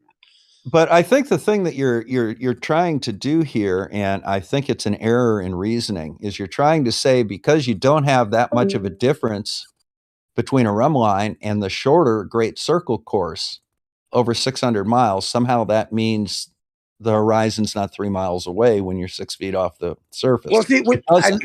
just instead of to your It point, doesn't mean the Earth is flat. It well, means that right, but it it's a also small doesn't enough mean the area you boat's don't have to going worry over the about it. fucking curve of the earth right there, dude. That's my issue. And like, but aside from that, Bob, when you're saying the Great Circle now, you're talking about latitude lines, or you're going back to longitude? I'm just curious. No, I'm talking about great circles. That's the shortest distance between 2 points along the surface of a sphere. It's the shortest distance between any 2 points on Earth, whether I'm walking out to my driveway or I'm flying to Denver. It doesn't matter. The shortest distance between those 2 points is a great circle. But that's just spherical trig. But the difference between that and a rhumb line, which is basically kind of like you cross all lines of longitude at the same angle, is why they use rhumb lines. They're just convenient.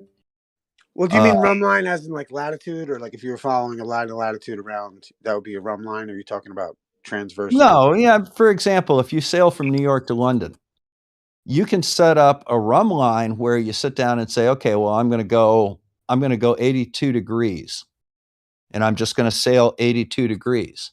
And what'll happen is, you'll take a little curved route and you'll go a little further than you have to, but it's very convenient for navigation. If you want to do the Great Circle course, you have to constantly change your heading to go the shortest distance between Well, those.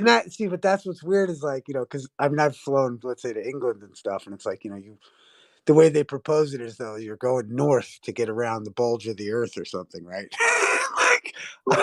At this You point, curve away from the equator. right. And at this point, this shit is laughable to me because if I place that same flight on a flat map, it just goes direct. It is a fucking rhumb line right across. No, it really isn't. You know what I mean? Like right across the flat Earth. I don't know. It just seems to make It's much not. more logical No, sense if to you me. stretch a string on a Mercator map, that's a rhumb line. If you stretch a string on a globe, that's a great circle, and that's the shortest distance between those 2 points. Right, and if you were to look at that something rhumb up for line, you, I think you may find interesting. if you looked at that rhumb line on a azimuthal equidistant projection, then it would it would appear just as though I don't know, more what I think of it really like than fucking going over a bulge, trying to get away from the bulge. I just and I think it's just intriguing that this institutions that tell me that the boat's going over the curve of the earth at 3 miles have to accept that you could treat 600 miles as flat, which is just fucking lunacy to me. If you were actually on the surface of the earth where the boat goes over the curvature of the earth at 3 miles away, then the stars would just completely everything would fucking just change. There's be no way I could see particulars. I don't know, man. It's so They do change, right? That's how celestial of course they change, navigation Bob, works. but not as drastically as the boat going over the curve of the earth would lead one to think at noontime. Well, no, I mean, for example, I was just on a cruise over the holidays and I was down south of Cuba. And the stars were in very different positions compared to the surface of the earth. Very different positions. And I saw constellations that I can't see here in Michigan. I mean, that's accepted. I'm not trying to argue those points. I agree with you. Yeah. And that's, basically the reality of celestial navigation. The stars do change with your position. It doesn't necessitate, a globe Earth, though, in my opinion. I think you could see, I don't know. It's just, that's what we're kind of up against, is the idea of, are they far away or are they close? Well, it's easy to test. Oh God, stop. They're easy to test. That's why we're still having very easy to test. Yeah. No. It's easy to make a cup of tea, Bob. It's not easy to know where the fucking stars and general cosmology fucking actually, where your stars are. All right. Well, here, let me give you an example. All right. Say there's a light on top of my flagpole in the back. All right. And my flagpole is 30 feet high. And I go out 30 feet from the base of the flagpole. That's going to be a 45-degree angle from that point to the flagpole. Now, if I go another 30 feet out, that angle is going to cut in half because the distance is twice as far. Do you agree with that? Yep. Okay. So if the star was in a fixed position above the Earth, that's how latitude would work. So for example, here at 45 degrees north, the Polaris is at 45 degrees. If I go another 45 degrees south, okay, which is a distance, 45 times 60 nautical miles. If I double that distance, the angle to Polaris should drop from 45 to 22 and a half, right? 22 and a half, you said, if you went to, well, I would think it would go to almost well, half of 45 is 22 and a half, isn't it? okay, forgive me, half. I was thinking the full 90 that you were going. Gotcha. No, gotcha. no, no, no. Okay, gotcha. It's at 45 degrees. So if I go this much further south of me from the equator or from the North Pole, that angle should drop from 45 to 22 and a half degrees. It doesn't. It drops to 0. Why is that? That's geometrically impossible on a plane. Unless you had a, hold on, let me get the right word, a non-Lambertian reflection. All right. The only way that works is if Polaris changes its height based on where I am. So you would have one height for Polaris. I would have a height for Polaris. Everybody here would have a different height for Polaris, depending on where they are. So you've got a star that's in 27 Well, different now places. you're trying to dictate what the angle is that would necessitate a non-Lambertian. You know what I mean? Like those angles, we don't know those Well, angles. no, I mean trig is trig. Well, right, but what I'm proposing is when a you're dealing with triangle's a that triangle. when you're dealing with that non-Lambertian, let's say you don't know the angle that light maybe adjusts. Because let's say that light moves, let's say it doesn't change from me to 600 nautical miles, but it changes from me Yeah, to. but the just saying, star well- can't change its position to fit your model. Well, All I'm right. just. The star is either in a fixed position, or you have to accept the fact that the star is in a different position physically for anybody that looks at it, which is absurd. Wait, didn't Polaris literally change its position for your model by 100 light years just a few years ago? All right, so you're confusing measurements of distance based on accuracy of measurements with Polaris doesn't care how many parsecs it is from Earth. Right, but you don't know the Where angle. Polaris is. You don't know the angle that the non-Lambertian effect would happen. Well, you can go ahead and tell me that. I'm if just you saying want. that. I'm saying none of us do. But I'm saying, like Winston said, it's a good point. Maybe, we're always changing and ever adapting, right? Yeah. Well, I just But think it's funny that for you to actually say the quote, you can't just change the position of Polaris just to fit your model. It's hilarious, ironic, It's just. Yeah, you can't just change the position. You can't have Polaris in more than one position just to fit your model. And by the way, Austin, to sit down and say, okay, because we have a better measurement now, somehow science is wrong and Earth is flat is ridiculous. You always jump to holistic strawmans and misrepresentations. It's just a very low IQ. Yeah, go right ahead and talk about all your fallacies, all you want. Okay, we got to go one at a time, though. Please don't interrupt, Bob. Yeah, he can talk about his fallacies all he wants. Okay, but let's let him finish, and then you can go after, right? Because we don't want to interrupt. Please. I'm trying to keep it like high vibration now, Bob. So if you're gonna be really toxic, I'm gonna have to disengage, man. But yeah, I'm just saying, like, it's just ironic. I wasn't even trying to interrupt. You just made the statement. We can't just change the position of Polaris just to fit your model, and that's literally what your model just did by 100 light years. Actually, no, it didn't do that. What it did is it revised the distance based on new measurements and new data. All right. I don't sit down and say, okay, well, it's convenient for me to change the distance to Polaris for 100 light years to fit my model. The bottom line is we got a better measurement of Polaris and it's 100 light years further. So what? No. Distance to the sun has changed a few times too, based on the quality of our measurements. Yeah, exactly. So first of all, man, if there's a star called Polaris and it's right here, it's 400 light years away, and then we say, never mind, it's 300 light years away.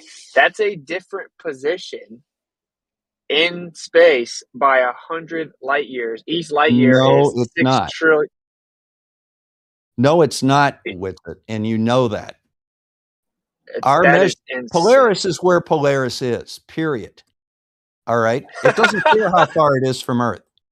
Our ability to measure that distance to Polaris gets better and better, and we got some new data in and got a better measurement. That's all that was. We're just measuring the distance. You know, a few years ago, I seem to recall when they were starting to do a lot of satellite work, they found out that the United Kingdom, you know, the island of Great Britain, was actually about 300 yards closer to France than we thought it was. But it doesn't mean airplanes get lost. It doesn't mean that the Great Britain doesn't exist. I mean, that's an absurd argument. Well, the absurd argument is you're claiming that if Polaris was 100 light years closer than previously thought, that isn't a different position. Polaris did not change position. Our ability to measure the distance to that position did change based on new information. No, what I'm talking about, and you know this, is the fact that I can't sit down and say, okay, well, I'm going to treat Polaris as being 3,000 miles above the North Pole, and you're going to treat Polaris at being 12,000 miles above the North Pole because it fits our models. That doesn't work that way. We either have to have a measurement to Polaris that we both agree upon, and the current one is, you know, as you said, I think it's 300 or 430 light years. But we have a measurement that everybody agrees on to Polaris. We don't change that measurement simply to make it fit another model. There was no benefit to changing the distance to Polaris. It didn't change anything about the universe other than the fact that we now can measure the distance a little bit better. So it's an absurd analogy. No, it's just a double standard where you think that your side can just grossly change things whenever it needs to, which it objectively did need to do it for the model because the data showed that the model's claims didn't work. That's why it was updated. And you're just using No, it sophistry was updated due to better measurements, and you know that. Yeah, well, actually, observations that showed that the previous claim of its distance was wrong, so that part of the model had to be updated, and it'll be changed again, right? And you just have a double standard. You bet it will. You have a double standard where the globe Earth. No, our standard can is change based on things. data. Okay, our standard is based on data, not convenience, which is what the flat Earth. Why are you interrupting every time, man? Do you know how to behave? Yeah, Bob, please stop interrupting. He let you finish your complete sentence, so please don't just use tactics and constantly interrupt him. Because if you're maybe trying to frustrate people or whatever you're doing, please don't do that. Let him finish. Thank you. So I see there is a distinction here because I'm trying to have good faith. I understand you're saying that the same star has to be in different positions for a flat Earth. That's just wrong. You know, we don't have to claim a physical actual position at all. But I am highlighting the double standard, which is when the globe Earth has to change by something as drastic as 100 light years, which is 100 times 6 trillion miles. It's just no big deal. It's misrepresented as better measurement when in fact just the data showed that Polaris distance was wrong and they had to come up with a new one and they still don't know what it is. But that's fine. But when we try to tell you we have an azimuthal grid of vision and that the way that we view the sky is relative to each observer and the azimuthal grid of vision, somehow that's just unacceptable, even though that's how our eyes work. And we must make physical, actual claims of distance and location and then physically changing when we don't have to do that. So it is pretty blatantly a double standard. I don't think you even know what the term double standard means because you're certainly not applying it correctly. Okay. See, here's an example of a double standard. All right, I'm a flat earther. I don't have a model, but I'm going to tell you everything that I find wrong with your model but you can't test mine. That's a double standard. You can test a flat Earth by giving empirical, verifiable measurements of Earth curvature at specific tangible locations. But the double standard when it pertains to models, ironic that you bring that up, is you say the globe model and the flat Earth model, but there's no such thing as either one of those. We don't have a globe model that shows how everything works. We have different models for different phenomena. Same thing for flat Earth. You can model out different phenomena on plane, like circumnavigation. I can give you a frisbee and then move my finger in a circle around the center, and that would be a model for east and west circumnavigation. You can have models for different phenomena, but the double standard comes in where you guys claim flat Earth doesn't have a model. If I can come up with one question that I don't think flat Earth explains, that debunks a flat Earth model, right? You can say, oh, how do sunsets work? But whenever you have phenomena that doesn't work on the globe, like the geomagnetic field, the axial precession matched up with the magnetic precession, the dynamo model's inefficiencies to predict asymmetry in a weaker magnetic field south, and on and on. Like your entire core magnetic Are we field coming model. to an end of this That's anytime okay. soon? What's it? I'm done right now. That's okay if you do that. That's the double standard, is if you can find one thing you think doesn't work on a flat Earth, that debunks the whole thing. But if there's millions of things that don't work on the globe, that's just science. All right. What's it? Tell me one thing that works on a flat Earth. How about navigation? No. Okay. Circumnavigation works, but how about the magnetic field? No. Tell me how navigation. Can you plan a flight path So when between you told me to New say York and Anchorage? When you told me to say one thing that works on the flat Earth, what you really wanted me to do was answer your specific question, which goes back to what I'm saying. All right. Well, tell me something that works on the flat Earth. Yeah, the magnetic field. That's testable. Yeah, the magnetic field data matches a plane Earth How? because it gets weaker further out from the center, or the North Pole, quote unquote, and then gets stronger again at the edge. And on the globe, it should be symmetrical in the northern and southern latitudes, and it's not. It's off by over 30, 35% weaker in the south. Okay. Why do you think that is on the flat Earth? Because you're further explanation for away that? you're further away from the center of the magnetic field. So that's how we know for a fact that magnetic fields work. You have an inertial plane or a block domain wall through the middle of a magnetic field. As you go further to the edge from the center, it gets weaker because you're further from that source of centrifugal divergence.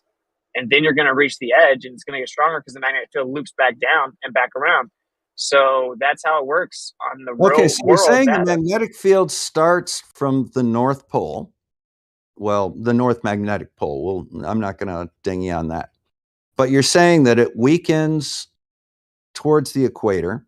And then all of a sudden, even though you've got a 40,000 mile circumference of the ice wall in the south, it somehow gets stronger there, even though it's spread out even more than the North. It's not a point source like the North Pole. It's a big circle, 40,000 miles in circumference. That's how it would work. Yeah, bro. You like, okay. I don't think you're understanding. So the North Pole is above us. The South Pole of the magnetic field will be below us. The quote unquote ice wall, which I don't have to do that, but I can easily defend it, is where the magnetic field touches down. It would be the outside of the magnetic field. So the data matches perfectly on a planar Earth, and it objectively does not match at all on the globe, as the globe predicts symmetry in the north and south.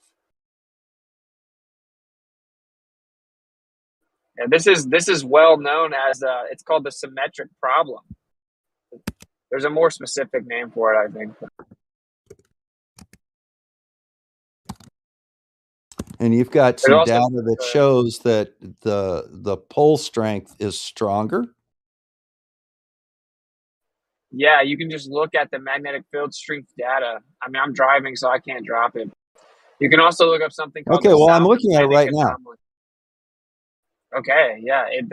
The northern latitudes are stronger than the southern latitudes, the corresponding southern latitudes, when it comes to magnetic field strength.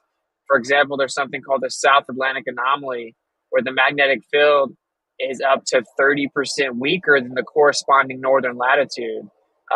It's literally called an anomaly because no one can explain it. They can't even explain it with supercomputers. Well, we've got some interesting stuff here. Just having a look at a little bit data.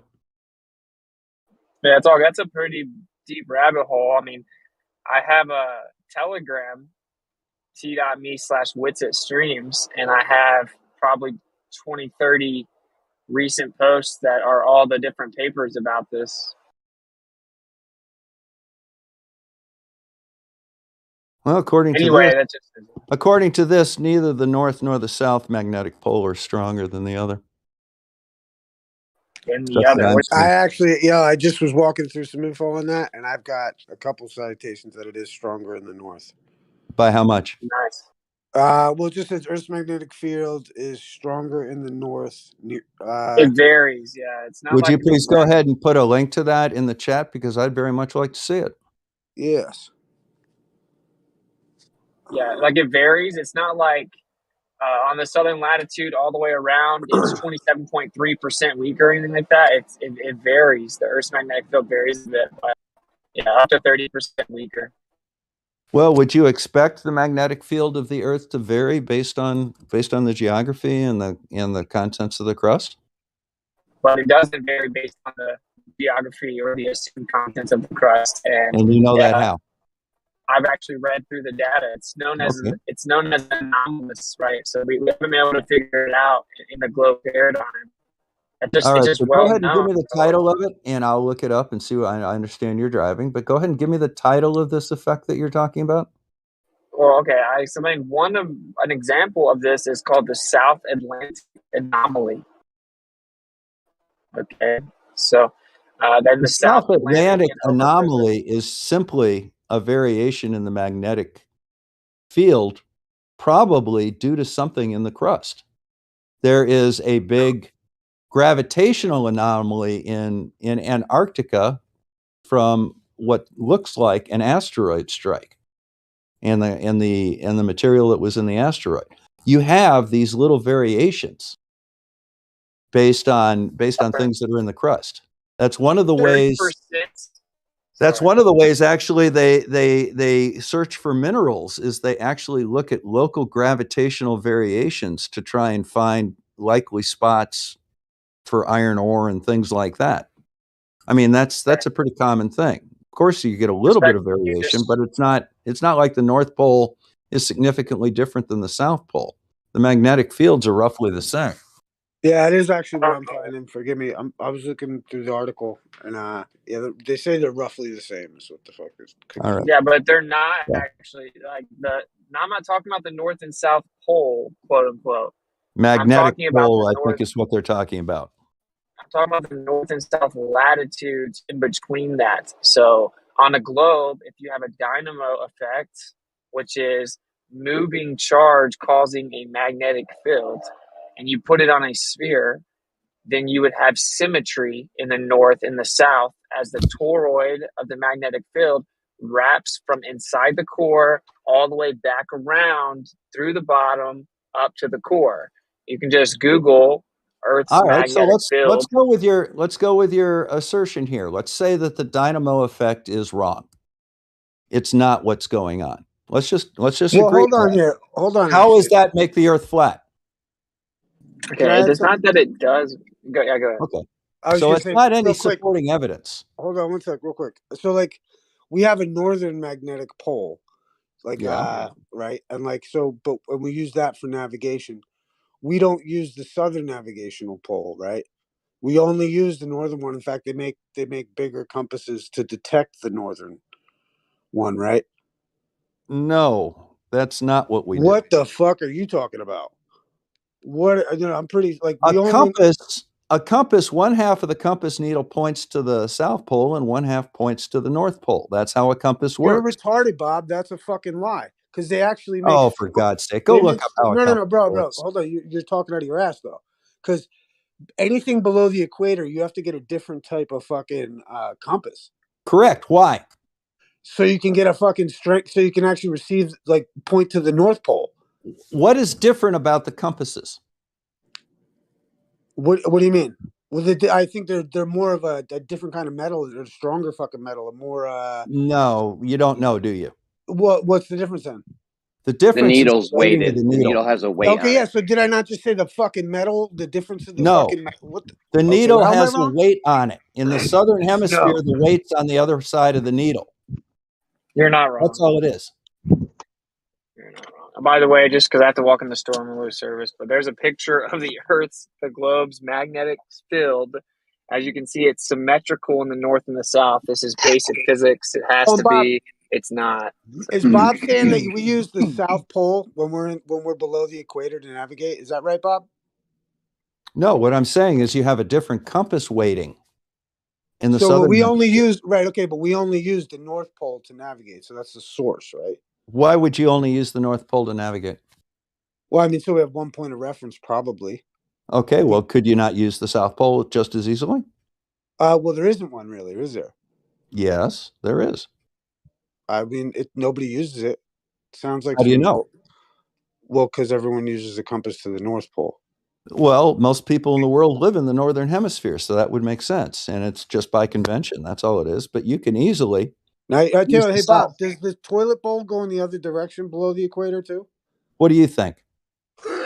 Fucking, I don't know. What You makes sound a like Queen toilet Ball bowl right now, swirl dude. in a I don't particular? know what I think, dude. Hey, All right, Bob. no. Here, let's just show how little you actually know. What causes a toilet bowl to swirl? Hey, Bob. Dude, forgive me, man. Is it Coriolis, I don't. Bob? You're just making stuff up, Bob. No, Is it what Coriolis? causes a toilet bowl to swirl in a particular direction? Bob, you know what? You should write a dissertation on it. I'll read it. Bob, is it the Coriolis effect? No, it isn't. It's actually the design of the toilet bowl. The jets point in one I was particular really direction and hoping make you it were swirl gonna that way. Coriolis. Hey, Bob, where's the compass pointing to when I align it with the ground? Is it pointing to space? Yeah, that When was you weird. when you use a North Pole and compass, then when points you use a south. when you use a compass, you need to perfectly make it flat and align it with the ground. Does it point in your paradigm? Does it point it up into space where your rockets also go when they level off and go into orbit? Is it pointing me to space? A compass is a pretty weird thing on a sphere, 360 degrees bending in every direction, isn't it? Yeah, good point. So, what's it? Islands. I like that. Islands. I like that magnetic idea of. I gotta look into that. I'd love to see more on that if you have that available, because it's. Yeah, I'm going hard to do to a find stream it. on it. I'll drop some stuff. Well, I guess a compass. Yeah, I goes think to he's just space then, talking right? about magnetic variation, and it probably has to do with the crust. It's just nothing. Just that we already No. knew that. Oh, we Yeah, already we knew do. that. We do know that. Oh, I already knew that. Well, what's funny No, is we do know about magnetic variation. Even NASA says it's this huge anomaly that they can't explain. They claim that it drastically affects their ability to have satellites fly over that area. They claim all kinds of stuff. They claim that they can't explain it on the dynamo process. They can't explain it with mass distribution, which is what you're trying to say. The variance in the crust would be mass distribution. Of course, we know electromagnetism isn't like really strongly affected by mass distribution anyway. So Well, there's your Nobel Prize, called an Austin. Good anomaly. luck to you. All right, Hey, man. just Thanks, man. I still love hey, you, man. Just hey, do just your research and write your paper and submit it to the scientific community. Well, I'm right sure after you they'll give us deal one with on you. toilet balls, Bob. Bob, does the What? compass point through the Earth or up into space? What does it do? We want a dissertation about the toilet balls, the Coriolis. All right. How that hey, Well, actually, my stepdad was a plumbing Jeremy. executive and knew quite a bit about it. I Hey, learned a lot Jeremy, from you catch that in chat? I don't know if you're modding the chat or not, but I don't know if these are bot accounts or what. Yeah, no, someone has a cognitive dissonance Yeah, look, I know. outburst. I can't even Uncerno, kick them. They do this whenever they get wrecked. yeah, So, Bob, sorry to cut you Yeah, it off, looks Bob, like but I you've just got an think, attack like, going on. Bob, does yeah, my compass point up in space or through the Earth? What is it? I still want to have an answer in your paradigm. Go Up ahead in and look it space up. Up in space or through the Can Earth? someone help me out here? I'm on the phone. I can't ban him. Yeah, Jeremy, where are you? There's like 3 accounts. Look They're it kind of up. rating the server right now. Yeah, all I can do is time them out. I don't have the so they keep coming back. Yeah. Well,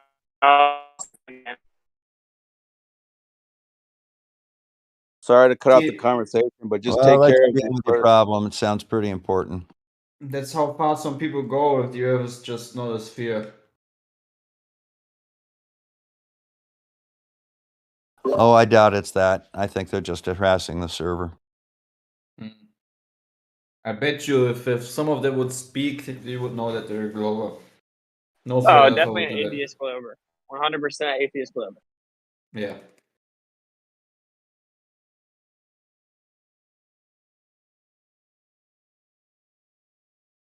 I don't know. Did I get them all? Maybe. I don't know. There was a Unicerno. Did you get that one? Oh, I guess so, because it's gone. Yeah, there was 3 of them. I only did 2, so I don't know. There's the third one was here. Let me try to look.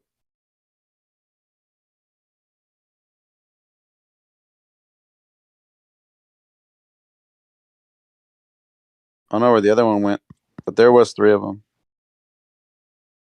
So next time you want to go north, by the way, guys, you just need to fly up into space because that's where the compass points to. Just so you know, okay? Just better get a rocket to head north, okay? That is a good point though. Like, why does the compass only work when you lay it parallel to the ground? Because if I'm at an angle on the ball Earth, like what is it? It's disrupt. I don't know. That kind of It's seems just a like coincidence, man. That's all. it seems like that like see that picture that Witsit put, how the magnetic force goes all the way out.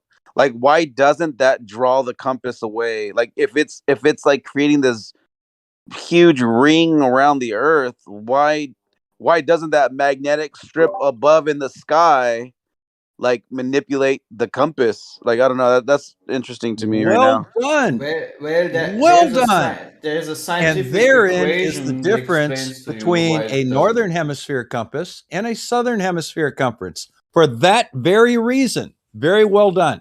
Nicely said. It's symmetric, Bob. Can you explain that, please? You just said some few words. It doesn't mean anything so far. Yeah, it's symmetric, Bob. You want to elaborate? Guess not. Okay. Well, but there's How do you- probably some scientific equation that explains to you why the compass is actually pointing north and not up into space. I'm sure you're right, man. They just see things that happen and then try to figure out why it would happen by making up maths. See, again, what the Go, globe one here you go, is, right here. it is You can read all about it. It is a But that is perversion. exactly why you need a different compass in the northern and the southern hemisphere.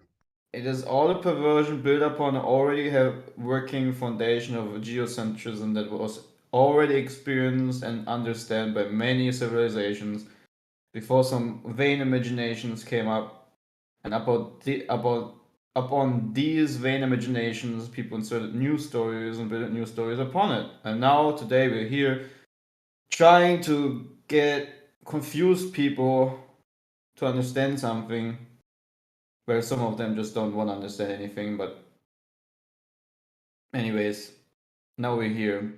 Monkeys on a spinning, wobbling, tilted, pear-shaped ball. At least not me, but yeah.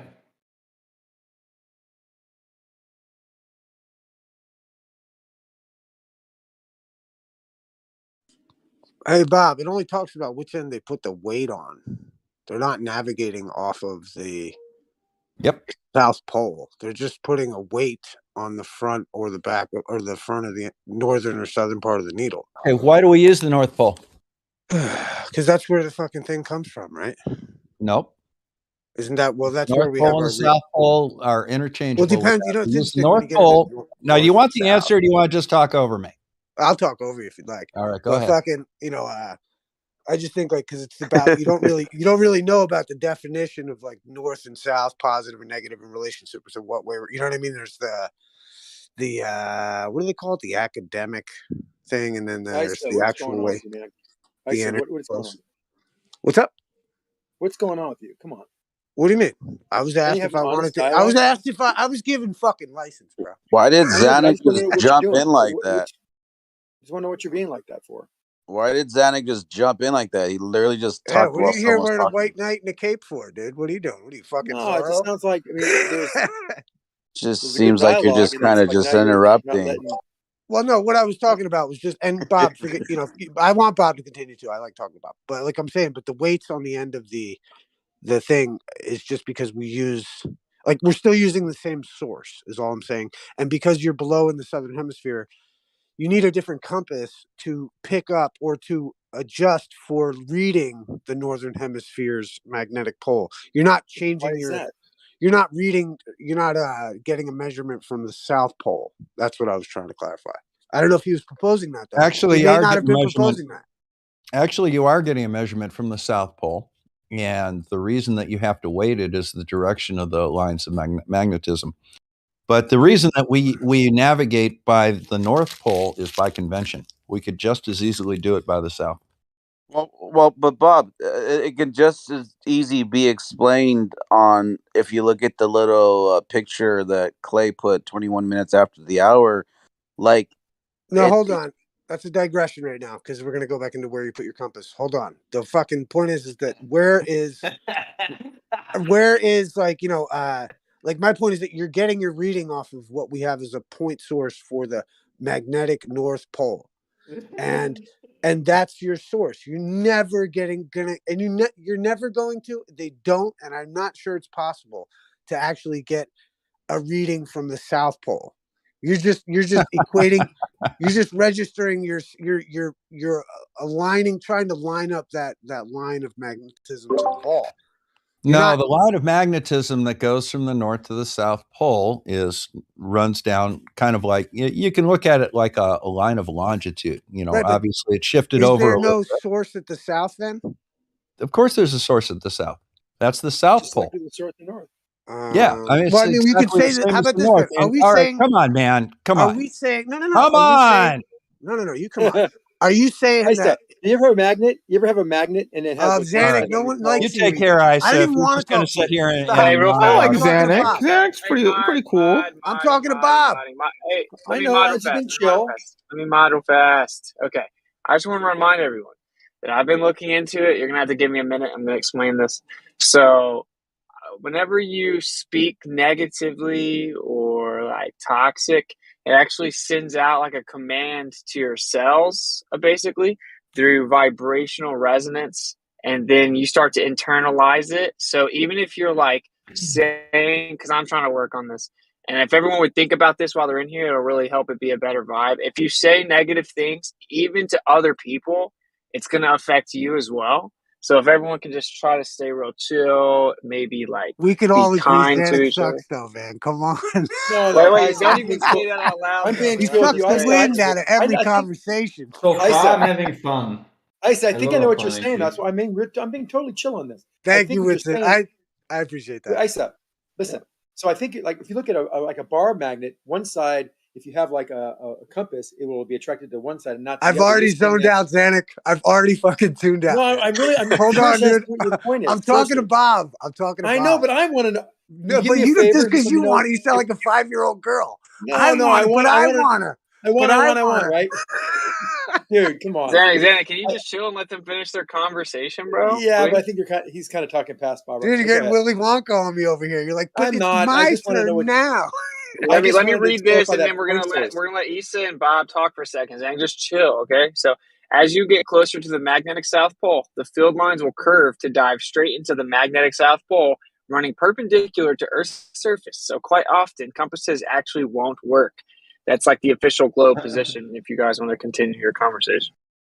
Yeah, and all I was saying is that But they're doesn't it never. happen in the north also? They're What's hold it? on, Zanuck. They're not. Look, all I'm saying is that they're not using the south magnetic pole for fucking dick. Okay, and what they are using is not the true. northern magnetic pole. Or unless you're going to tell me, and let me finish this. Unless you're going to tell me that the source is in the south and it's going to the north. Is that what you're going to fucking tell me? Maybe I don't know, because that's where I was It's getting a into polarity. conventional It's just like a flow bar versus magnet. It whatever has crap. a positive and a negative. You're just looking at north as being positive. If you structure this compass, and Bob was, I think, alluding to this differently, it'll do the exact same thing in the south as it does in the north. And Whitsitt, are you talking about that phenomena having in the south only, and not in? I heard it happens in the north as well. Feel free with Okay, it. I'm cool. good. No, yeah. See, what I think is very telling between the two ideas, whether a globe or a plane, is that on a globe, you would have a symmetrical magnetic field in the north and the south. It's just basic physics. You have a globe. You have the center of the globe being the core. That's the source of the magnetic field. So the magnetic field is going to come out in both directions from the center, and it's going to loop back around and connect to the center. So you're going to have a symmetrical magnetic field. I dropped a picture of it. And we don't see this on the Earth. Actually, the magnetic field is weaker in the south. It's not symmetrical, and not just by a little bit. Sure, I'd give you a couple percent variance of the magnetic field, but you have over 30, 35% in areas where the corresponding southern latitude is that much weaker than the north. This doesn't work on a globe. On a globe, despite whatever the mechanism is, the magnetic field will be symmetrical. It's not symmetrical. It Okay, doesn't have to be so symmetrical. well, the Nor are globe magnets symmetrical either. dynamo effects on a sphere predict symmetry. A perfect dynamo, a perfect structure would, but the Earth is far from perfect. Magnets have these same anomalies as well, if they're not aligned perfectly. Remember, a magnet, if it's not aligned, it has no magnetism that you can measure. It's basically neutral because it's all scrambled. It's in disarray. It's Completely synonymous. irrelevant, man. So, Well, it's called no. The highest levels of academia. Let's just cut straight to the chase. We don't need you making stuff up, please. Okay. So everyone knows in the highest levels of academia, even NASA concedes this, that it's anomalous, it's not predicted, and the asymmetrical nature of the magnetic field cannot be explained on the globe model. It's admitted. They've used supercomputers for many years at Harvard, Stanford, and Yale, and they cannot get it to even mathematically work out. No matter if they fluctuate the mass distribution, they fluctuate the actual composition of the core, the outer core,